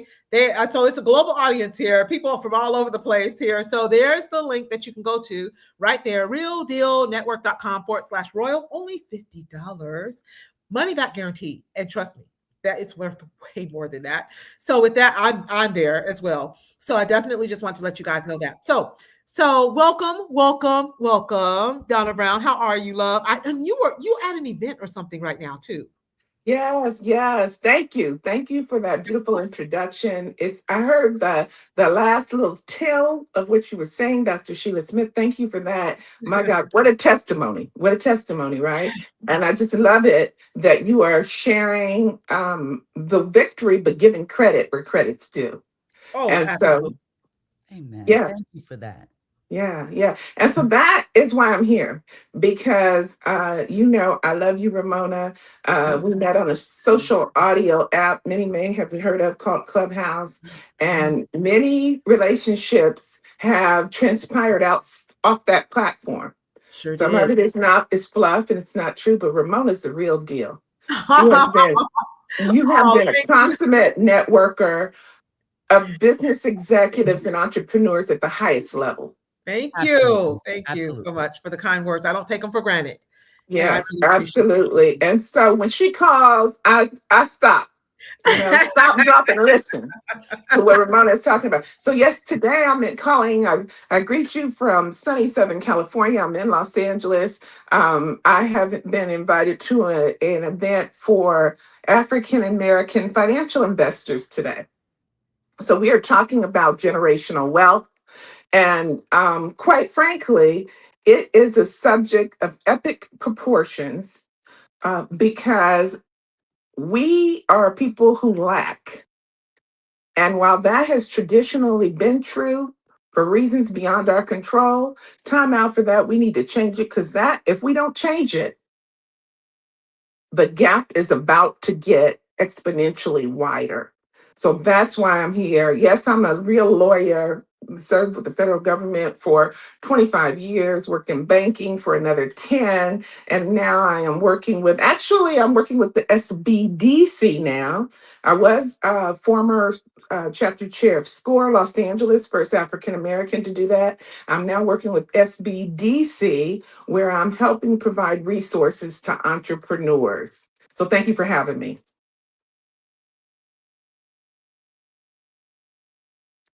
Wow. So tell us a little bit more about the SBDC. Right, Small Business Development Center. So the SBA has several organizations to support small businesses. Usually when you have under 500 employees, okay, and you've made, less than a couple $1 million. It's a broad definition, quite frankly. Most of us fit into it. Okay. But when that happens, there are resources out there for you, and they are little to no cost. Little to no cost. So SCORE was one of them. That was a group, and I still recommend it. It's across now listen, Auntie came from the federal government. So everything I do and say has to apply to the whole United States, because that's my business, all of y'all, right? And so have been a regulator of $100 billion industries across the country. Right. In my capacity with the Federal Trade Commission, United States Department of Agriculture, United States Department of Housing, Urban Development, New York Stock Exchange, and on and on. In each of those capacities, it's always been interesting to me that when I go out there and I look at the books that have the highest asset values and the largest revenues, the people who own it and control it don't look like us. Wow.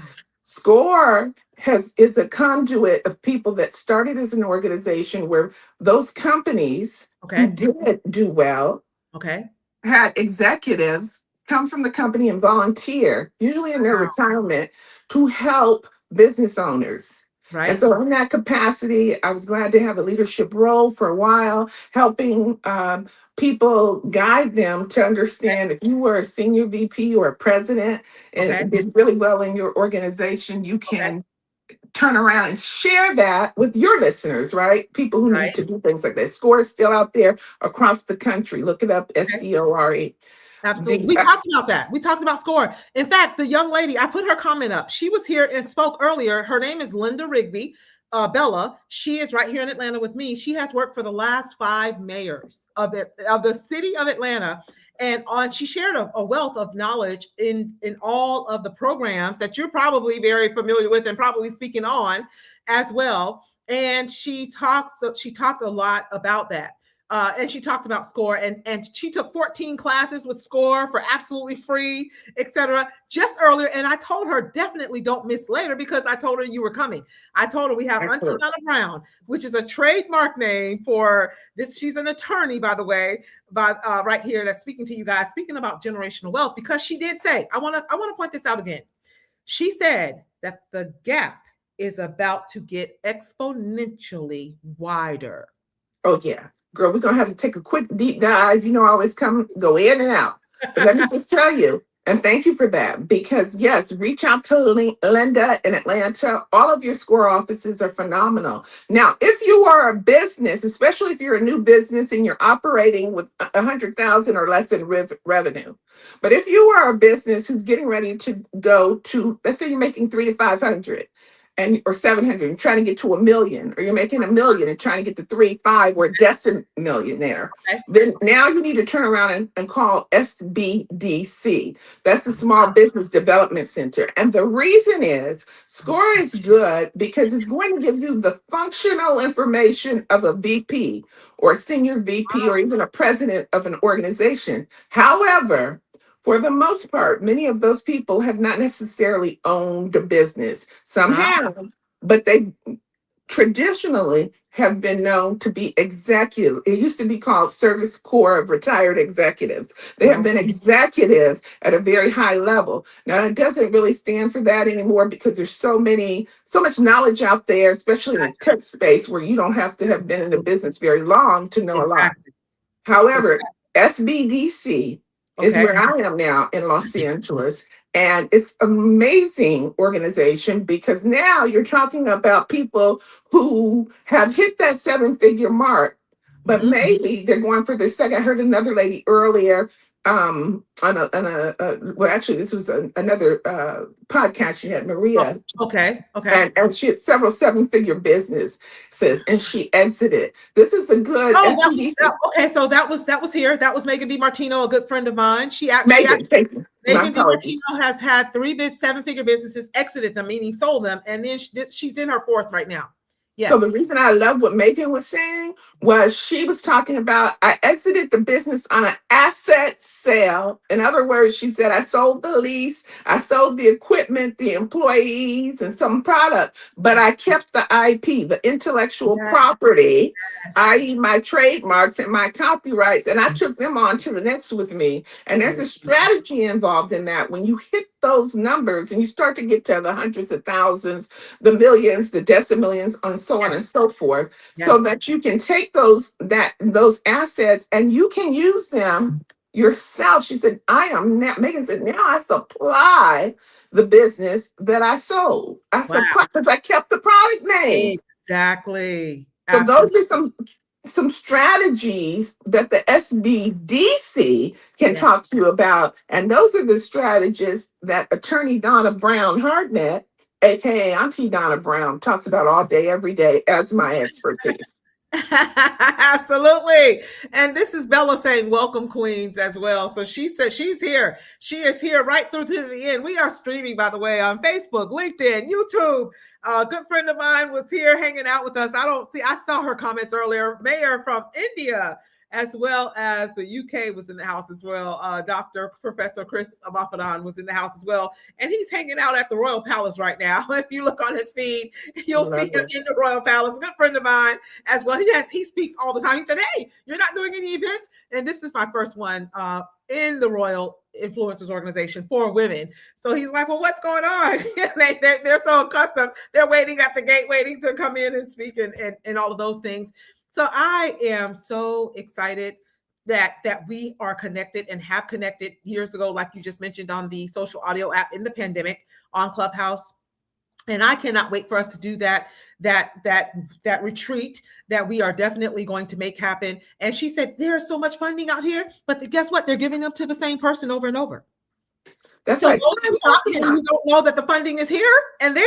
She said, get yourself some funding and get over here and get some of this money and do your live events and do your retreats and scale that business. Let me tell you how real that is, Ramona. So there are several small business development centers. I work with Pacific Coast Regional. Okay. So it's PCR and SBDC. Okay. We have meetings every week and talk about the money that's out there and saying this money is here and we need to find somebody to give it to who's qualified because nobody has showed up to claim the money. Oh my good. Okay. If you have gotten nothing else from this entire day, from 11 o'clock this morning until it's getting ready to be 3:30, 4 o'clock, 4:15 when we end, if you have gotten nothing else from today, and there was a lot of value on mindset, a lot of value. I mean, you got everything. If you have gotten nothing else, there is money out there available, no matter how much money you've made already, right? Yes. Available that people are not claiming. They're not claiming. And part of it is you don't know about it, but even if you knew about it, you wouldn't be prepared. So you need to learn what it means to be bankable and fundable. Oh, that was good. Bankable and fundable. And so let me just say, my background was in business. My undergraduate degree was in organizational systems management and business. That was 35 years ago. You too? Yeah, yes. I have 2 business degrees as well in business. That's right. Yeah. That's right. What were your majors again? Business administration with the specialization in human resources was my first. Okay. Absolutely. So but acquisitions, that's where I worked with Supercuts for 11 years. Remember, I met in Clubhouse. We talked about when I was working with Supercuts as a regional manager, and the article is on Business Insider, where we took them from 45 stores to 500 in under 2 years and generated 96 million. So that's what I'm talking about. Yeah. They were fundable. They were bankable. Absolutely. So my background started with businesses, and I was in a Fortune 500 bank as my first career. God bless me. By the way, anything I say today that may seem unusual, unique, or impressive, let's give all credit right now to God. Hello. There you go. Because I believe that each of us has a gift. Yes. And mine happens to have come from formal education and training, or part of my gifts. Yes. But whether you have any of the training or not, you have gifts. And that's why I created so many of the services that I have, so that we can give you don't need the training. You need to connect with me because I have the training. So let me just download my 35 years of business, finance, and all that into you as you navigate through your hectic life. Somebody else understands the power of collaboration. That's it. What she just described, her 35 years, you don't need the training. If you don't have the training, you don't need it because she has the training. So when you come together, her gifts and talents and skills and abilities and knowledge and expertise combined with what you bring to the table, your skills, and that makes a powerful duo or collaboration and company and business partner or partnership. Oh my goodness. Yes. That's it. That's That's one of right. the solutions to building generational wealth. That is one of the power of collaboration. And that's why every time I see you, I do talk about making money, because here's what I understand. To whom much is given, much is expected. Yes. And in my case, I have lots of people whom I'm called to serve. My sweet spot are those businesses who have made a couple 100,000 and now need to get to that million, or from a million to 3 or 5 or 10, because I've been inside of a Fortune 500 company and seen all the systems in action. And then God took me out of the Fortune 500 corporation and put me into a federal regulatory position, where I say that in many positions, working for the feds now, but in business. That's right. And so what that means is, in regulating the financials of a business, a Fortune 500, I am one of few Black women, or the only one I know, but very few, who could go up to a Fortune 500 CEO and just say, spread them with respect to your financials and your systems. And they have to do it so that I can regulate and comb through their financials. So now I'm out of that. Incredible. And I'm in private practice working with these entrepreneurs on their intellectual property, coming up with wealth transfer as an attorney and a business strategist, working on wealth transfer strategies. And I'm taking all of that and I'm downloading it. So that's number one, collaborate, but collaborate with people who are who have backgrounds in the areas where you need it. The second thing is, be aware of this, and I'm just going to go right on into it. Did you know, Ramona? Did you know? Okay. When we met in Clubhouse, they weren't really calculating how much money Black people were spending. By the time we finished it in around around the COVID, by the time we met, maybe about 2021, 2022, they started calculating, wait a minute, Black people have spent over $1 trillion for the first time in history that we can calculate. We were spending it before they weren't calculating it. Right. And we now need to understand how to tap into that market. Every business owner on here, please understand, trust, and believe that nobody can understand how to tap into that trillion better than you. That trillion has gone to 3 trillion. And that's just for Black folk. But over the next few decades, this is what I want to share, and it's so important. Did you know that over the next few decades, we're going to have the largest wealth transfer in history? The largest. And people are estimating that will amount to $84 trillion. Wow. Now that is not enough to get you stirred and to get you remotivated and recommitted.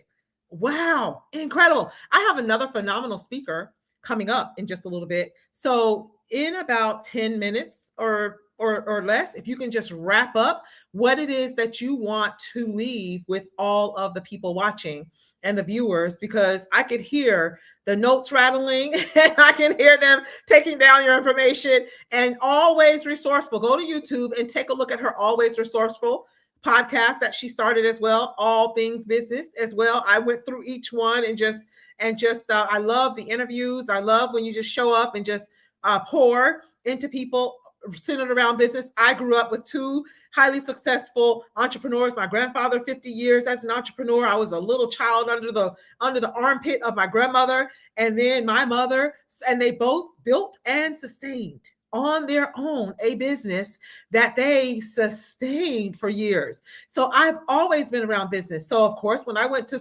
college, after I graduated, I'm also a cosmetologist as well. I went through the program half a day for my junior year, senior year, got my license. So my mom said, you can do more with that. You can do more than that. Don't just be a cosmetologist. You can do more. I said, I plan to. And sure enough, by 19, I started as a customer service representative. One of my first jobs was Supercuts. What I was doing was I was just observing. I was learning their system and how they were doing what they were doing. They noticed, went into management, then flipped over to the corporate side after I graduated. I stopped taking college classes, business classes. There was a business professor that was a customer of my mother's that I was in her class and she used to check did you study for that exam coming up tomorrow? You better not be late for class. And then I would leave her class at 7:30 in the morning, head right down the street to a store and work from that store And all I was doing was just learning. They were delegating. I would ask questions. They would delegate. And then I ended up being pulled on the corporate side, traveled to 36 of the 50 states, opened stores in Puerto Rico, upstate New York, and in South Beach. We had one on Washington and 14, and then one in Key West as well. So lived out of the suitcase to the point where when I did get married, divorced now, but when I did get married, I did not want to see a plane. I said, I do not want to touch a plane. I just want to get in a car somewhere and drive to wherever we need to go. But I do not want to get in a, it would have felt like work. And it did. And we flew just that much. But to build any company, go from 45 stores to 500 in 2 years. It took me 2 years after, and then Regis came in and did an acquisition merger and bought them out.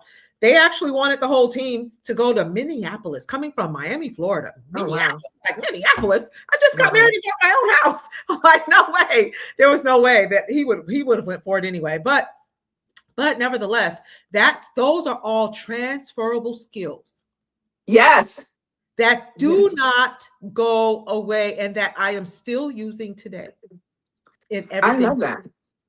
I love that. So let me just say kudos to you, because you're exactly the type of person whom I serve. So you did that because you had the gift of cosmetology, but you also happen to have a major gift of business. You went from 45 to 500 stores, largely under your direction and guidance. And all of that stuff that it took, you are now transferring into your Royal Influencers Organization platform. And now, yes.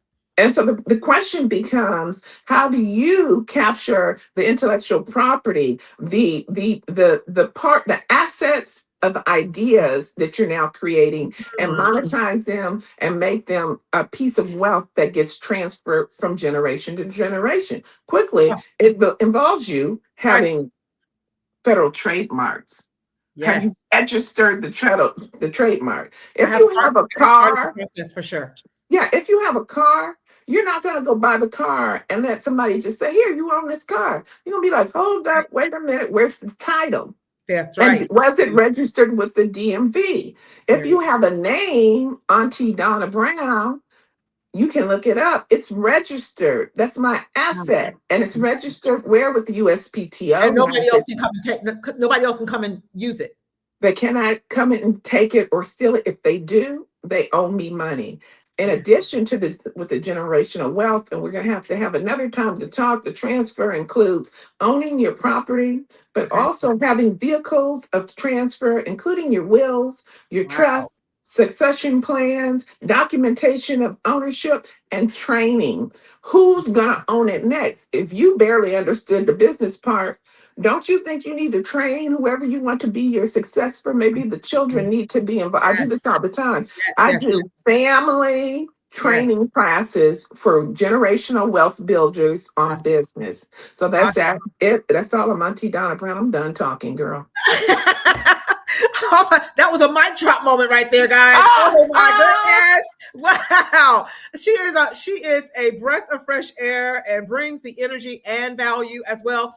I'm going to properly introduce my next speaker, and then I'm going to join her on stage with us as well, because I want to introduce her to you as well, Auntie Donna Brown as well. So Chikora Connor, I had the privilege of watching this powerhouse speaker speak at an engagement that I was invited to.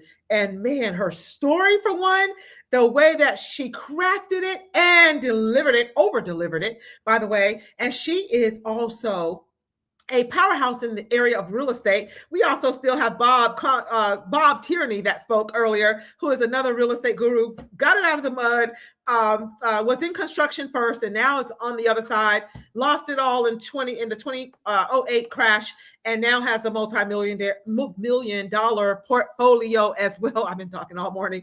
And then here is the Real Deal Network. If you just use this code and go to his educational real estate platform, realdealnetwork.com/royal, for only $50. And trust me, it's worth way more than that. You can definitely, and it's money back guaranteed, by the way, he said. You heard it from him. Money back guaranteed. So I'm going to put that back down. But definitely follow Auntie Donna Brown on all social media platforms as well. But Chikora Connor is a visionary leader transforming the multifamily industry. Shakora Connor is a powerhouse in the multifamily industry and the award-winning leader, founder, and visionary behind Occupancy Heroes Incorporated. With nearly 30 years of expertise, she has revolutionized leasing and property operations nationwide, helping owners fill vacancies faster and more strategically. Her impact extends beyond real estate through workforce development, affordable housing, and community empowerment. From the White House to global stages, Shakora continues to inspire, train, and lead with purpose. And this is also a 2025 Who's Who in Charlotte candidate, as well as a 2020 and 2021 most influential woman. So with that said, with no further ado, we're going to bring up Shakora Connor. How are you, love? Thank you. How are you, beautiful? I am doing well. Thank you very much. Listen, I'm full right now. I was listening to Auntie Donna Brown and I said, whoa, okay.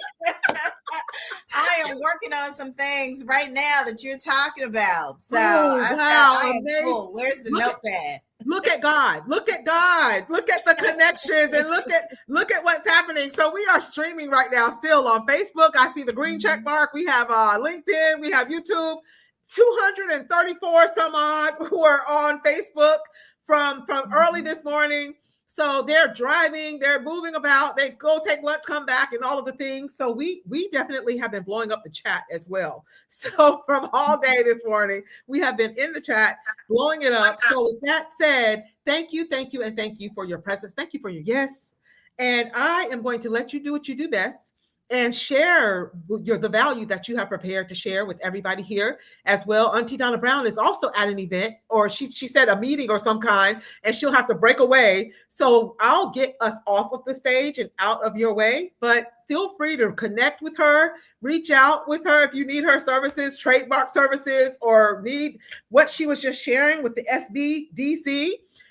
That's the federal part of her, what she does, because I actually introduced her from being with she was actually with SCORE as a chapter chair in California. That was a couple of years ago. And now here she is with the federal part or SBDC, where they sit there and talk about all the money that nobody's coming to get. So there you go. I think you probably heard that part, right? She said there's tons. I heard all about that. That nobody's coming to get, and we're talking about why aren't they coming to get this money? Yes, look, tell her I just got a little bit of it, just a little bit. But tell me where the rest of it is. Absolutely. Okay? Absolutely. So this is what you do, though. You connect, and this is exactly what Royal Influences Organization was created for, and this is what it's about. Mm-hmm. It's connecting and collaborating all of these pieces and different people together. It's no different from Bob Tierney. Let me bring him up, by the way. Bob Tierney, I want you to meet Shakora Connor. He was up speaking earlier, but hello, Bob. Hi there. Nice to meet you. You too. I've heard some amazing things about you. Oh, well, I'm blessed and highly favored, as she said earlier, and very grateful for the people who have made a difference in my life. Absolutely. And making millionaires, a 23-year-old who just hit, how much is her portfolio now at 25? Oh, she made $250,000 before she was 25. I met her at 22. I love it. There you go. So and then I have a 52-year-old guy who lost everything, who now has 102 units. There you go. And, him and his wife and his brother and his wife are all now retired. Wow. So, it's a lot of fun. You know, it's absolutely amazing. It doesn't get rich quick, and it isn't easy real estate. I'm sure you're going to share that, but it is worth it for sure if you're willing to do the work. Love it. Love it. All right. So I'm going to take you back now. And then Auntie Donna Brown, it looks like you're really busy as well. So I'm sure you're going to be here hanging out, listening to Shakora Connor as well, over deliver, because she is a powerhouse. So with that, I'm going to take Auntie Donna Brown down. And then Shakora, I'll be right back up as you finish up. Okay, so let me ask you, am I able to share a presentation or no? Yes, what you would do is there is a little backstage. You should see a little black square that says present or invite. So you see that it's a little square with a little man figure right next to it. And if you click that, If you click I that, have a square with a it's a plus box sign with a inside little of it. square. It's a black box with a little square in it, and it's for uploading presentations. Is that what you're wanting to do? You I wanted to do want to upload, but I don't see it, unfortunately.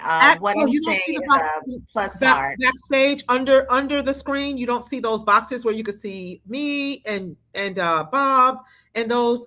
Okay, can you text me or Maybe it would be under slides and PDF. oh, go ahead and click that if that's what you see on your screen. Click that and see if it allows you to put the You have no URL in. slides, so that would not be it. Let me pull it up from my computer. I think Okay. I'm able to do it from Oh, here. gotcha. Okay.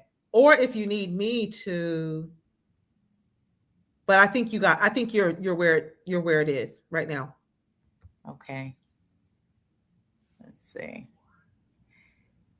It's not going to do it for me because it's not a small presentation.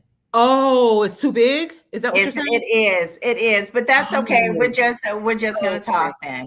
Okay, no worries. Okay. All right, no worries at all. Now, can you send me the link and let me see what I can do with it? Sure. Messenger, and while you're speaking, if I can get it done and get it uploaded. You know what? It's okay. It's okay. No worries. No worries. So I literally just got off stage. So okay, exactly. Oh, wow. Me. You know, all righty. Go right ahead. So, okay, thank you. But absolutely. Okay, so thank you so very much for joining me today, for taking the time to listen. So first and foremost, greetings to everyone. Greetings. Thank you so much for being here. I'm going to ask number one, and I cannot hear you guys. I'm not able to see you and see your responses, but I really, truly hope that you're getting a lot out of this conference. I know just from me jumping on for the few minutes, I mean, I'm floored. I'm blown away. So, and just more importantly, I want everyone to know that you were meant to be here. Okay, you're meant to be here right now. There's so many different people who wanted to be here, and for whatever reason, they weren't able to. So be sure to take advantage of being here and everything that everyone is able to put out. Make sure that you're receiving it. So I'm glad that you made it. And today we are going to talk about unmasking leadership, owning your influence, living your truth, and leading authentically.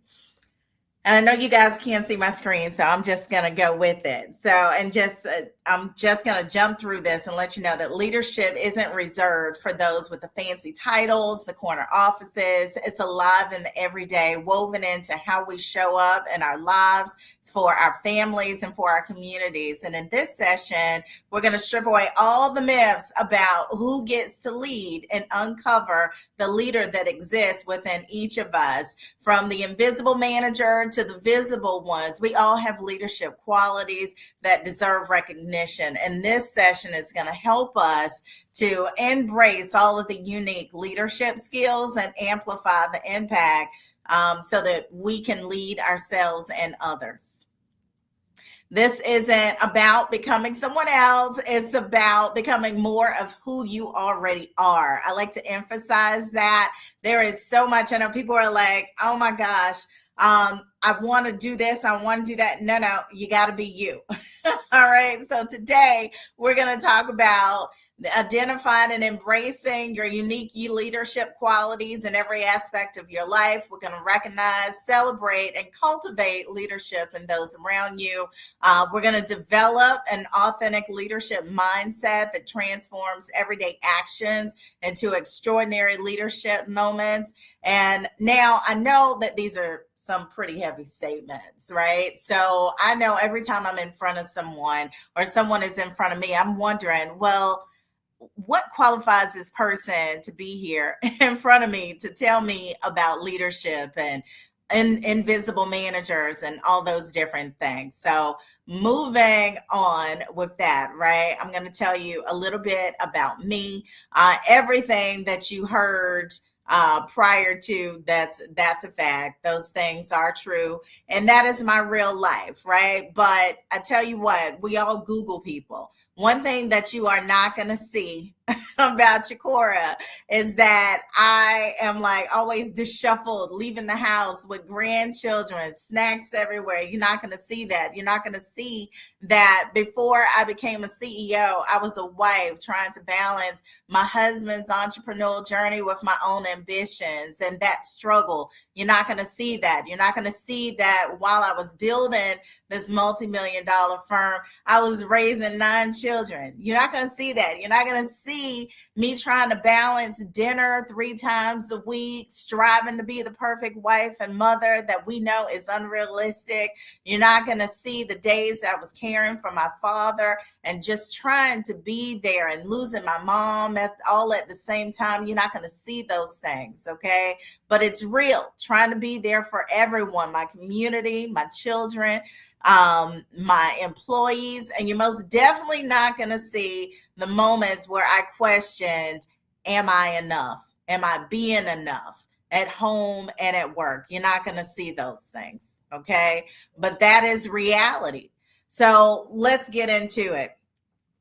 Leadership isn't just about what we do in the boardrooms and how we live our lives. It's how we show up for our families and our communities and for ourselves. So again, that myth about, the CEOs and the people at the corner offices, all those things, that's not reality. Okay. It's not just about the CEOs and the executives and those people with titles. Leadership is happening every day all around us. It's happening at home with our parents. I mean, think about it. Parents are managing households like Fortune 500 companies. I mean, they are coordinating schedules, settling disputes. I mean, we know about it, right? When we're back and forth with our siblings, making sure that everyone is fed, that takes a lot. And what about in our schools, right? There's leadership in our school with our teachers because they're inspiring rooms full of students every day, igniting ideas that change the world. Even in our communities, okay? Think about the church volunteers. They're making sure that people are fed and supported. And at work, our employees, okay? Think about that. Think about our employees or our coworkers, those people who are just stepping up to help their fellow coworkers who are struggling. So leadership isn't limited to a title. It's the way that we show up absolutely every day. And we'll get into the invisible manager as well, who we are. And I say we because there's a little bit of invisible manager in all of us, within our parents, our friends, our caregivers, and volunteers, all of those people behind the scenes, those problem solvers who lead every day without recognition. Those are our invisible managers, okay? And so our parents, again, parents develop critical leadership skills, that time management, conflict resolution, emotional intelligence, all the skills that directly translate into professional success. And Pew Research Center found that 56% of working parents said that balancing work and family is one of their biggest challenges. Now, I'm going to be honest with you. When I saw 56%, I said, well, wait a minute. Is that it? I'm thinking I would expect for that number to be a lot higher. So I dug a little deeper and I saw that of that percentage, right? Mothers versus fathers, it was 60% of mothers who were working mothers who said that it was more difficult than fathers, right? They said it's more difficult to balance that because mothers, we carry 75% of the weight. So then I feel better about it. Let's talk about the teachers as leaders. Stanford University found that teachers can influence the lifetime earnings of a student by $250,000. Now, we talk about generational wealth. That's leadership beyond the classroom. That's economic impact. And community leaders, they focus on the research, right? So community leaders are out there. They're the ones who are going to advance in their career. They found that they're going to earn promotions and build influential networks, because leadership is not just happening in the office. It's happening in the neighborhoods. It's happening in our churches, grassroots organizations, just all over the place. Okay. Now, I got to take it here. Okay. Sometimes the most impactful leaders are the ones working quietly in the background, shaping the future without even demanding credit. And I like to refer back to my mother, because my mother was one of those invisible managers. She was the one who held absolutely everything together, making success possible for everyone around her. She was the matriarch of our home, raising 4 children along with my father, while ensuring that our house was always immaculate. Okay, our meals were always prepared. Our family's meals needs were always met. I mean, my mother, it was just crazy. You just couldn't believe how she functioned. And let us not forget about the pets. Our family was not only filled with people, it was filled with life. I mean, we had dogs, parrots, doves, ducks, turtles, you name it. Our mother made sure that everything in that home wasn't just living, but it was cared for and it was thriving. My mother cooked, cleaned, sewed, reared her children, taught us how to act at home and abroad, and she took care of her husband and spoiled him for 47 years. But beyond that, she was a businesswoman, whether she claimed that title or not, because she never said it out loud. But my father was the one who had gone back to school. He went to school for business and for real estate. But my mother was the one who managed the rentals, who managed the sales, the one who was behind the scenes, handled all the operations, and made sure that our family's investments were successful. My mother mastered the art of negotiations, persuasion, and management. She didn't carry that sales title, but she knew how to get exactly what she wanted, making her one of the best salespeople I have ever known. And when I tell you, I travel nationwide teaching and training people how to sell, and she was hands down it. Okay. She made sure that not only my father, but all of us played a role in the preparation of the management of the properties. So you see, she wasn't just helping my father. She was leading alongside him. She didn't wear a suit, but she was most definitely the CEO of our household. She orchestrated every detail of our lives, ensuring that schedules were met, responsibilities were fulfilled, and that our family functioned just like a well-run enterprise. And despite all of that, she never sought recognition.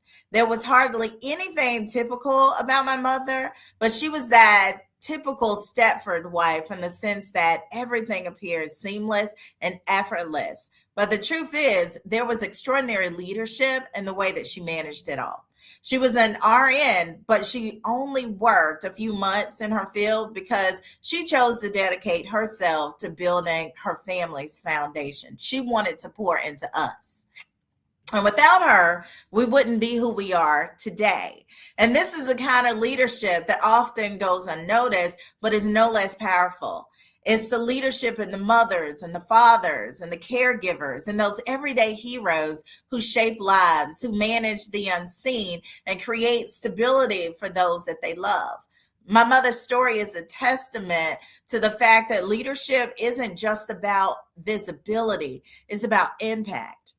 So as you look at the leaders around you, be sure to look at the ones that are managing houses, organizing schedules, mentoring quietly, and making things happen without seeking applause. Because leadership is happening all around us in ways that we may fail to acknowledge. So today, I want to give us a voice. Okay, I want to give the invisible manager a voice, who without question are some of the best leaders amongst us. Now, I also want to go into this because, I got to give the truth here. My mother, everything that I said about my mother was true, and my mother was amazing. But I got to be honest. I did not want to be like my mother. I loved her. I admired her. I appreciated her. But I wanted something different for myself. I saw myself as a leader, as this strong Black woman wielding power. That was it. I wanted to make a difference, running businesses, calling the shots. I wanted to be a boss. And I watched my mother prepare meals for her children and then prepare separate meals for my father, making sure that he had exactly what he wanted. And I watched her keep our home immaculate, ensuring that everything was just right. And the way that she cared for my father, just as a young girl, it was just something I just couldn't understand. I just couldn't. And to me, it seemed like she was constantly putting herself last. And I swore that would not be my story. But life happens. Okay. Things move and they didn't go as planned for me. At 18, I got married. I had my first son at 19. 18 months later, I had another baby. And I became a homemaker. And even though I loved my children, I was embarrassed. I was embarrassed because I felt like I had failed. I was supposed to be leading and breaking barriers, providing, and just proving to the world, right? But instead, I was changing diapers and making bottles. But then I found my niche. I built a career and I became a businesswoman and later a business owner. And I finally felt like I was becoming the leader that I had always envisioned, but I didn't do it alone. My mother was there right beside me, making it possible so that I could achieve my success. Because while I was out building my dreams, she was holding down my children. She was still leading, she was still managing, and she was making sure that everything was in place. So later I divorced and then I remarried and I kept pushing forward, but something still felt like it was missing. And my family was growing and I heard the whispers and people questioning, well, how could she be successful? How could she ever be successful with so many children, right? How can she go much further? And deep down, I figured that they were right. And I remember when my father passed, I spoke at his service. And afterwards, a group of family members came up to me and they asked, well, where did you learn to speak so well? And before I could even respond, one of them said, well, her father was educated. He went to college. And I smiled, but deep down inside, I was crushed. In that moment, I realized that they only saw my father as the only source of strength and intelligence, the only source of success. And my mother, the woman who had managed our home, our family, and my father's real estate business, was invisible to them.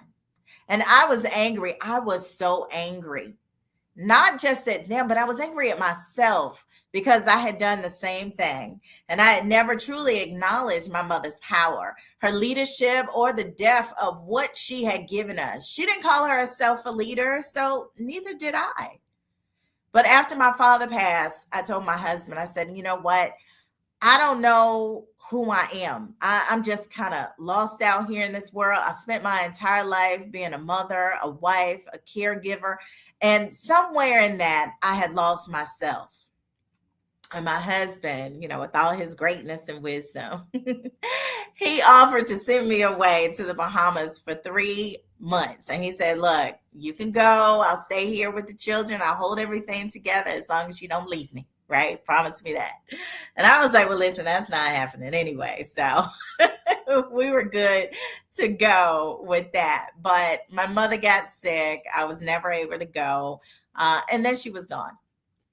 And that was sad. But I got to tell you, in losing her, I found myself. I finally saw my mother for who she truly was. She was an invisible manager, a silent powerhouse, the architect of our family's success. She was a leader in the truest, purest sense of the word, not with the title, not with public recognition, but in the way that she built something everlasting, her family.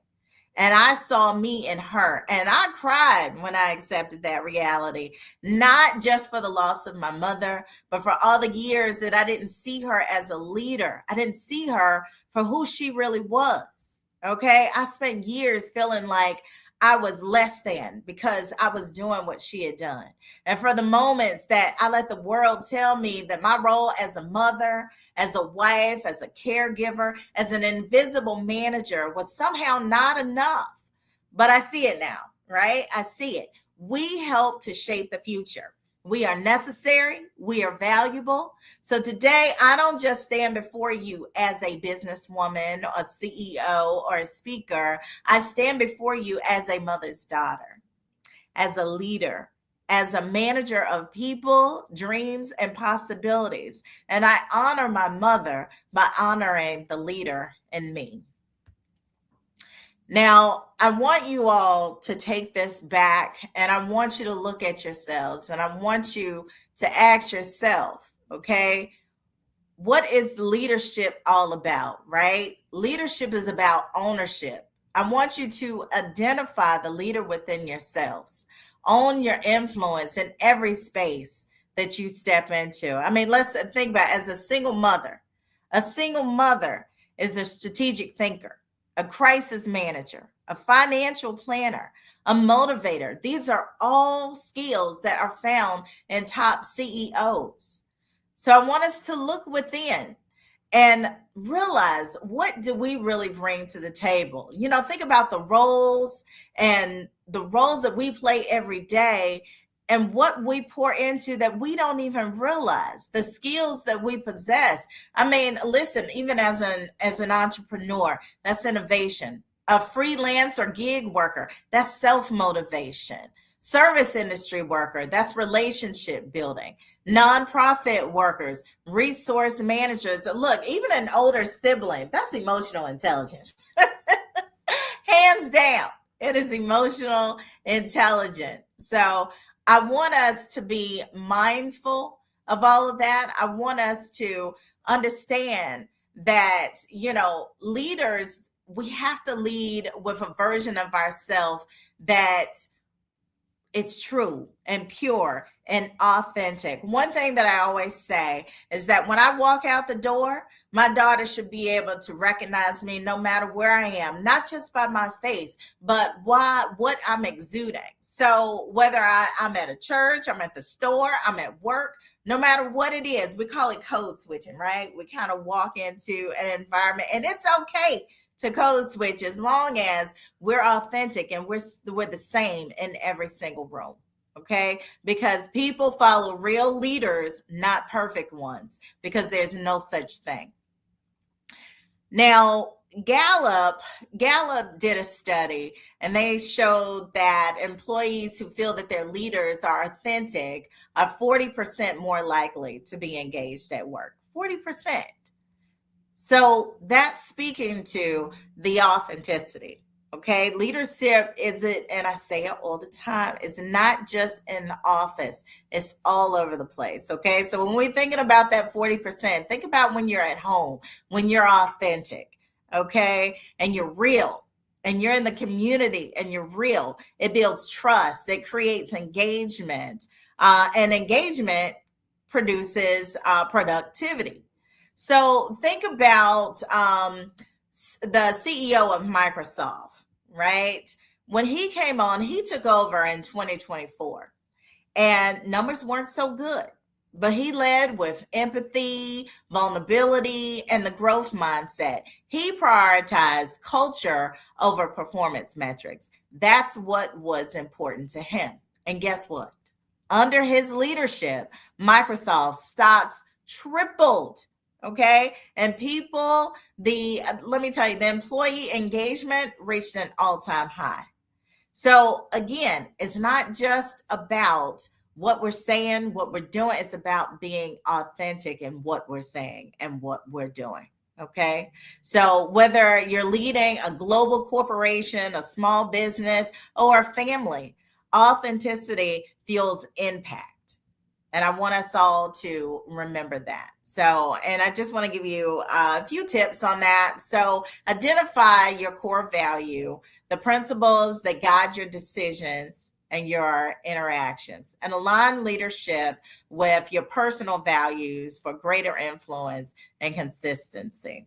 Okay, this is very important. So reflect on your peak experiences. Think about the moments when you felt fulfilled. Okay, think about that. What made those moments special? And were they rooted in faith? Was it gratitude, service, or resilience? That's important. Think about that. Identify what brings you inner peace. Okay. Did you feel most at peace when you were helping others? Maybe it's when you were meditating, or maybe it's when you were praying or spending time in nature. Or, are your spiritual beliefs, are those spiritual beliefs, do they ground you, right? During the challenging times? These are things that we need to think and we need to ask ourselves and recognize what makes you uncomfortable. Those moments of frustration or disappointment, they can reveal what it truly is, right? So, like, for me, dishonesty. I've got such an issue with dishonesty. Don't give me the lie. I didn't ask for the lie, right? That is something that makes me very uncomfortable, right? So if a lack of spiritual connection makes you feel lost, or, like it just doesn't center you, those are things that you need to look at so that we can make a change. And consider your decision-making pattern. What values influence your choices, and were you guided by love, faith, all those things? So you have to look at that. And that goes for everything, in your personal and in your business. So it's your career moves. You got to think about what moved me to make this career move, relationships and personal commitments. Okay. So identify the traits you admire in others. This is going to help you so much. Think of the people that you respect, your mentors, your family members, and, think about, when did you feel most aligned in your purpose? Prioritize your top values and write them down. This is what I tell everybody to do. Write down 10 to 15 values, then narrow them down to 5 to 7. Okay. And question yourself, if I had to live by just a few values, which one would they be? Okay. Test your values. Do these values guide your daily actions and long-term goals? And would you be proud to be remembered by these values? That's one thing that you got to think about. If I left this world tomorrow, would I be proud of how people are going to remember my values?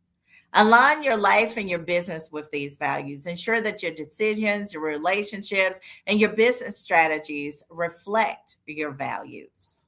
Okay? Leadership isn't just about individual success. It's about creating more leaders. I can't stress that enough. Being in leadership is about bringing others along with you. And true influence isn't just measured by what we say. It's about the impact that we make. Leadership is measured by what others do after the conversation ends. Okay. One thing I can tell you, and this is just on a personal for me, anytime I speak or I'm going in front of my team, I always say a prayer. And that's because if this conversation doesn't change something, it's just noise. And that's not what we want to do. That's not why we're here. So this is a statement that I refer to all the time. A sign of a good leader is not how many followers you have, but how many leaders you create. This was Gandhi. Okay. I don't know if you've heard it, but it's one that I keep with me because that's something that's going to keep you grounded. And recognizing and elevating other leaders, start with recognizing leaders and those around you. And that could be your team members, your families, your colleagues. Start shifting from praise to empowerment. So instead of saying them, thank you for helping me, say, I see the leader in you, right? Thank you for that, right? Acknowledge it so that you can help them pull that leader out of them. Encourage others to step into their leadership potential. Challenge them to step outside of their comfort zone. One thing that we do at our meetings, we always bring our team together and we take turns taking notes, even though, everybody, you could do the notes and have it all typed up for you and everything the way they've got it now. We don't do that. We actually write it down, so we make sure that people are listening. We take turns. And when we do that, that's allowing everybody to have a chance to speak. So there was one time we hired our receptionist. See, everybody is in it. Everybody comes to the table. And we were having an issue with placements. We were like, well, why are we not getting people to come through the door? Why are they not coming to our job fairs? And she's young. She was 19. And she was just this little thing and with this teeny tiny voice. And she spoke up and she started sharing and she gave an idea, and it was the aha moment for everybody. And we implemented what she said, and it made a difference. And that made her to be empowered. And now she has grown and she is doing wonderful things. So we have the power to influence others. It's not just about us. Okay. So I just want us to keep in mind that leadership starts with you. It's always going to start with you. Oh, my God. I can't keep up. My page, I don't even have any more paper. Chakora. Oh, I have, my pages are full. I'm trying to put all of these nuggets that you're dropping, Mike, after I'm like, oh, there's no more room. Look, here's one. Shift from praise to empowerment. And always say a prayer before, otherwise it's just noise. Before you speak, always. Otherwise it's just noise. Write down 10 to 15 values and narrow them down to 7. Oh my God. Oh, and shift. Oh, the frame, the way that you reframe, that nugget was everybody around you, no matter how insignificant what they are doing may seem, they are making an impact too, and contributing to helping make this whole thing work. Meaning, whether it be in your household, whether it's the stay-at-home mom, which is one of the most important jobs in the world, by the way. Let's go ahead during this Women's History Month and this empowerment event. Let's go ahead and just say it out loud and make sure we honor every single one of them. Yes. I remember watching with my mom. She loves American Idol. And last year there was this young lady that came up and said, well, I'm just a stay-at-home mother. And I was like, and I think it was Lori Underwood corrected her right away. Never, ever introduce yourself again as just a mother. Exactly. Do you understand the sheer power of what it is that you're doing? Yes. And you said that they are shaping the future. Yes, absolutely. Nurturing their children and setting an example and keeping them on a straight and narrow and giving them legacy. Their need. Oh my God. What? Yes. Oh, I've been there, done that. Yes, like, absolutely. And when you were giving us I was like, thank you, Jesus. for the men. For the men as well, that just says, well, you aren't doing a whole lot. It's like, okay, well, how about this? How about I do nothing and just sit back and watch you do what I do and go to work? And then you'll probably see what I do a lot differently. You know what I mean? Yes, absolutely. So, and there's some that just don't get it. I mean, they can't wrap their heads around it, which is why God gave us the gift of nurturing and gave us the job to carry the baby and to full term and deliver it. And then not only that, we don't even find ourselves again until they're 5. Our identity anyway is shifted until they're 5. With me, you know what? I always say that we are the next closest thing to God. Okay. Yes. Because we're giving birth. We have to carry the baby. We have to feed the baby. We're the doctors, the kitchen. I mean, that's absolutely. The tutor. And I think you gave us a couple of other times. You said it. We're the crisis managers. Yes. We are, oh my gosh. Yes, and we are breeding other leaders. Yes, Because absolutely. what we're running is little mini corporations. These homes right. and households are That's little right. mini corporations. That's And right. guess what? These little people running Mhm. around will eventually become the employees that are That's running this place and that are managing chores and tasks that must get done and things of that nature as well. So, oh my Mhm. gosh, that was so needed. Exactly. Oh, way Exactly. you unpacked it all. The Mhm. consistency, reflecting on your peak performance, and what was it that you sensed or felt? Mhm. Self-reflecting, Mhm. going back. We talked about self-assessment a little bit earlier, but really, Mhm. some people only self-reflect when something doesn't work. I love that you pointed out self-reflecting when it does work. What was Mhm. you were at your peak? You did something Yes. really, really well that turned out properly. What did you do to go back and self-reflect and say, so what was I feeling? What did I do right before Mhm. I went out there and did that? Or while that was happening, what was happening in my environment Yes. that you can duplicate more of that and get Yes. to get that same result? Oh my goodness. And I love how much you took away from this. I love it. always. Look, note takers are the money makers, and I'm following suit. I do that with everything I do. I absorb it, and I want my speakers to know that their words in this platform, it's not like Zoom that you see everybody on Zoom, right? But on this platform, it's set up differently. StreamYard, that is, it's set up differently. And we're streaming on so many different platforms. If everybody was, it would be probably distracting with all of the different chats. We have 4 chats. That we have a private chat. We have another comment section. Oh goodness!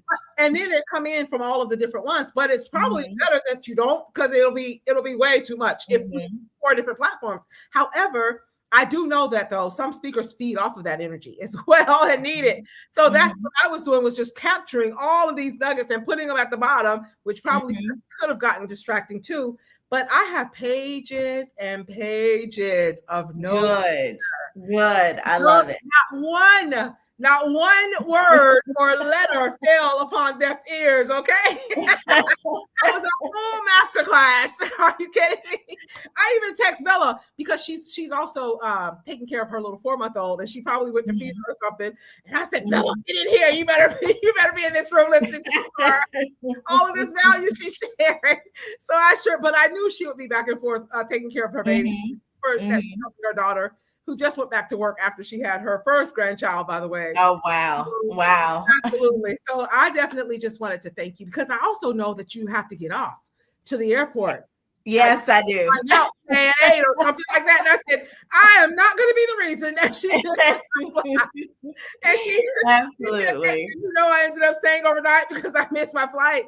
And not in Richmond. Not today. No. Good. The airlines are going a little haywire right now. Yes, absolutely. So I said, I'm not going to be the reason that she misses her flight, because I am so appreciative, and I want to be respectful of your time, but I am so appreciative, and I could have listened to you for another 3 hours with no problem. Oh, thank you. Thank you. Honestly, no problem at all. Oh my gosh. And the story about your mother and how you saw her and the feelings of guilt after she passed that you had, not seeing the leadership and not honoring her as a leader. Oh, exactly. Like, oh, where is the tissue? But that so resonated with me. That really resonated, because I think I told you a little bit about that. My parents are getting a little older now too, and they're anyway. But that is definitely something that really, really resonated with me, and I'm sure it resonated with others as well. So absolutely. Thank you for your transparency and sharing. Yes, absolutely. You're always welcome to come back. We do this every month. Thank you. I slowed down just a little bit when my dad went into the hospital a couple of times with his heart issue, and then I just went to a follow-up appointment. It was a year ago. This month was the second month last year. It was the second time, February, that he was in the hospital. So we have now not had any hospitalizations. They figured out the proper medications and everything. And I did go to his. Thank God for that. Yeah. I pour into myself to prepare for the year and feel up. And then February, I went on a couple of appointments. Plus, my mom had an eye surgery that was out on one eye, and then a couple of she had the other. So I said, you know what? These are indicators that sometimes we need to just stop, pause, and slow down. That's right. That's right. You don't want to burn out. No, exactly. Trying to juggle all these and you don't get another set of parents. And when my older daughter needed me, when she works for a Fortune 500 company in upper management, and then she just had her youngest is just one. And then she was going under a huge audit and was stressing, and a relationship that didn't work out, and that whole thing, which we've all been there. Like you mentioned that you were divorced, and I'm divorced now after 5 years married. And 8 years. We're right here knocking on the door. There you go. So she needed me, and she said, "Mom, let me tell you something. Look, just drop everything. I'll come pick you up, but I need you right now. We're doing a big audit, and it's just people everywhere going crazy." And she said, "I can't even rush out the door like I normally be able to." So I said, "I'm there." And I just stopped. I did my calls from there. I did a speaking engagement from there, baby in the background talking. And I said, you know what? They're just gonna have to understand. That's right. You gotta do what you gotta do. Not a word. They didn't say one word. They were like, put that baby on the screen. Bring her up here. I'm like, what? I'm like, oh my goodness. But you have to do what you have to do, and family first. Yes. So I absolutely love that. So thank you, and thank you so much. And I'm so glad that you got so much out of hearing the few people that, or I think at least I was able to listen to the one prior to me. I hopped on a few minutes earlier. I saw that. I think around 2:00, and I got like a little bit of that one. Awesome. So this was good. It was really good. Oh, awesome. Well, thank you. Well, we're looking by the end of the year to go live, and as you can hear and see, Donna Brown is going to lead us into the funding to do that. To get into these nice ballrooms and hotels, and we plan to fill them. So there you go. So we're planning to go live. So we're gonna be tapping. It'll happen. I'll be right there. Oh, well, thank you. We're gonna tap you. I was just gonna say we're gonna tap you again. And you are coming. We'll have a stipend ready. And everything. The travel will be covered. So absolutely. So reach out to any of them. But I'm going to also be sending out a email blast to the community. My community, my entire email blast will be going out, and all of you will be featured in that email blast. So if you have anything to offer, send it to me on the back channel of Messenger. And sounds good. And I will put it in. Okay. Sounds good. Awesome. Well, thank you again. Okay, absolute pleasure. Have a good one. Thanks. You guys have a good one. Okay, bye-bye. I don't want you to be late now. I'm like, okay, wait. I know. I said, look, I'm about to close out. I got people knocking on the door. Like, what's going on? Exactly. Okay, well, thank you so much again for being here. Thanks, guys. Awesome. Enjoy the rest of the conference. Bye-bye. Have a good one. Alrighty. Bye-bye. Wow. Guys, thank you. I still see you guys over there on YouTube. Make sure that you hit that subscribe button as well. And thank you for every single one of you that have taken time out of your busy day. You could have been anywhere else. You could have been doing anything else as well. And I already know that you did put something aside, because there's always something else to do, right? But you took time out of your busy day to be here, to listen in to all of these phenomenal speakers sharing major value. There wasn't one speaker, as many times as I've heard them, that I did not get more value from. And wow, Shakora dropped the entire mic with her entire masterclass as well that she shared. So I have so many notes here. We are necessary. We are valuable. Oh my God, we shape the future. We are mothers. We are our mother's daughters. And some of us have daughters as well. Leadership is about ownership as well. Strategic. We are strategic thinkers, and we are financial planners, and we are crisis planners. And we're built. Her mother built her family. And being authentic, I love that point, how she really drilled down on being authentic. And when you are authentic, that is when you attract your authentic tribe. And every single one of you are my authentic tribe. So thank you. And it's okay to code switch. Be authentic, and real people will follow. And not just anybody will follow, but the real people will follow. And you are not invisible. And maybe sometimes you felt invisible, like she felt invisible. Like if anybody out there is feeling invisible, there is definitely a lot that you do to contribute to who you are and where you are and the people around you that benefits from that as well. So write it down. Write down every task that you do, and then connect it to who is being touched by it, who's being impacted by it as well. And the reframe of every single person. Be mindful.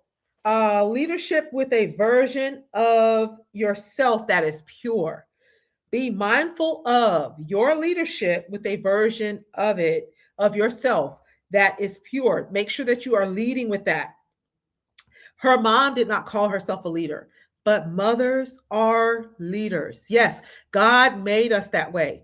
Just the sheer fact when you think about it, that every single one of us are here because we came through a woman that was willing to stand up to her calling of being a mother.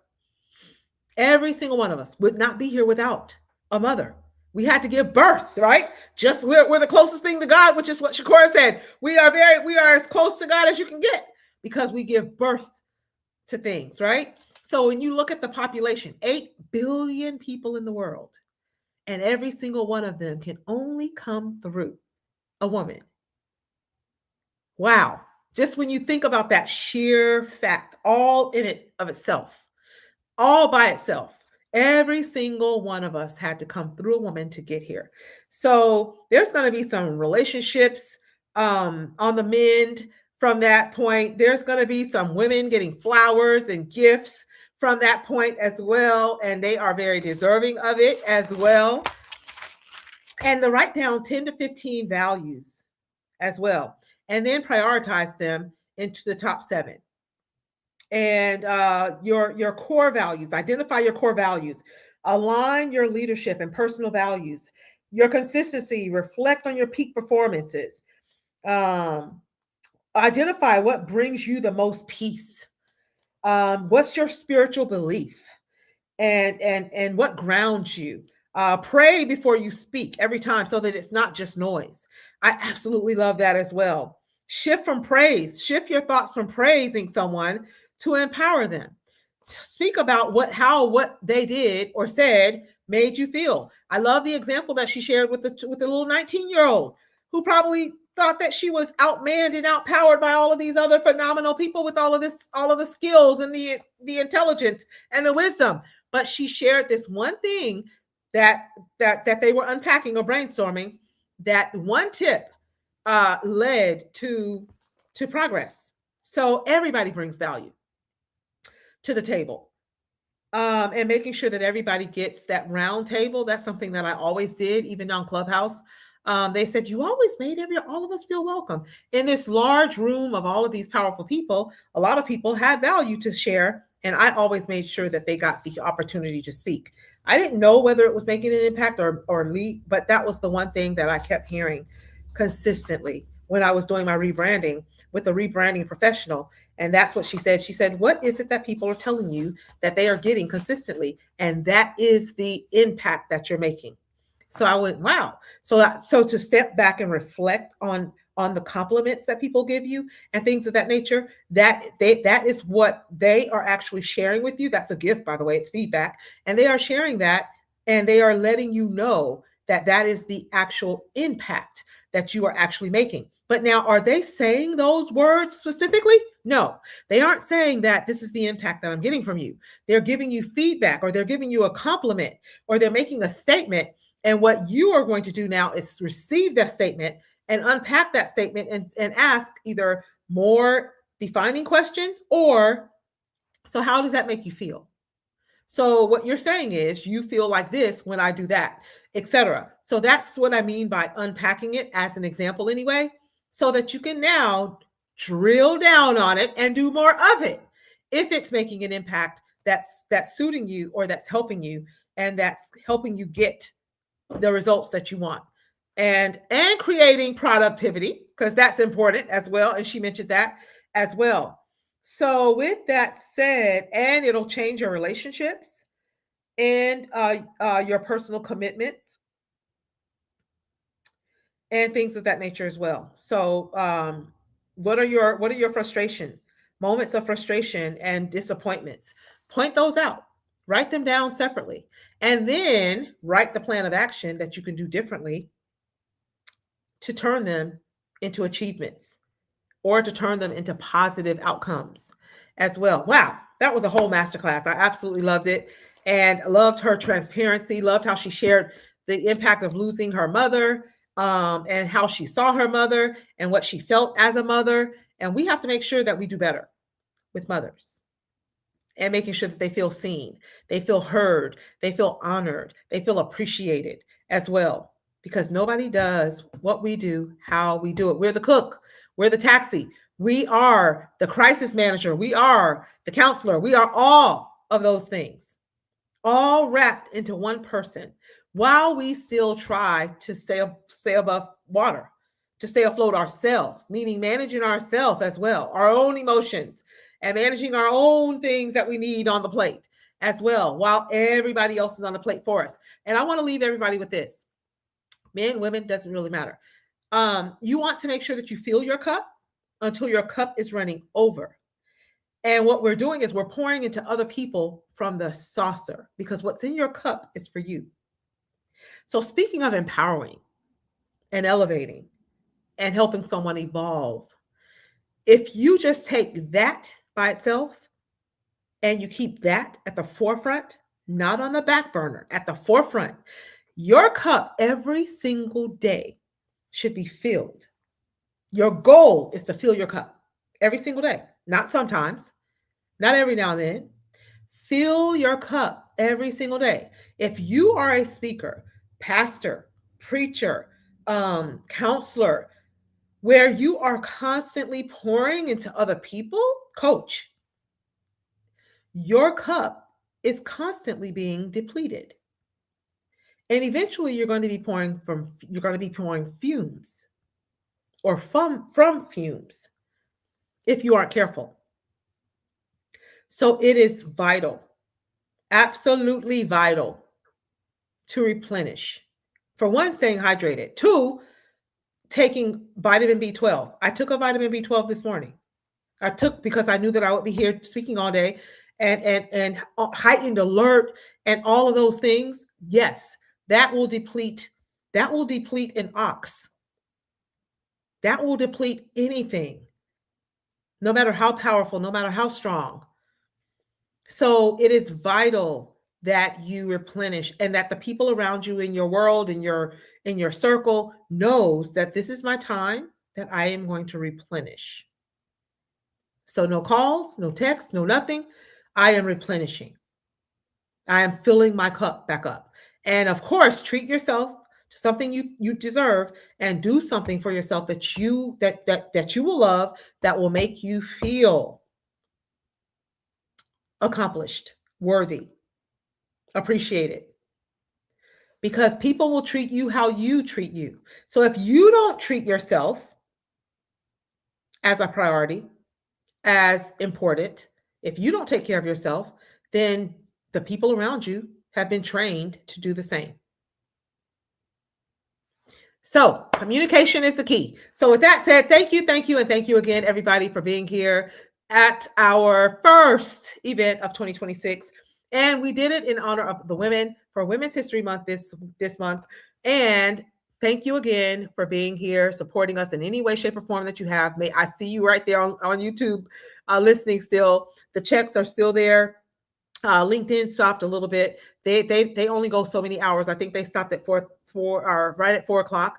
And then people are still on Facebook as well. So with that, thank you, and thank you again for being here and for supporting. We appreciate every single one of you. Thank you for contributing to the 54,000 plus views that we have received since we have been going strong. Wow. And I have not always been doing this for the full 3.5 years. I've only started doing the streaming, I would say a year, probably, of streaming. Before that, it was just doing them, and that was it. And I was not streaming on all of the different platforms, and definitely not on YouTube. I was not streaming on YouTube early on when I first started. So that was something new that I implemented in the last year. So those have just come from the last year. So I definitely just want to thank you guys for that as well. So thank you, and thank you again. Bye-bye, guys. Have a good one.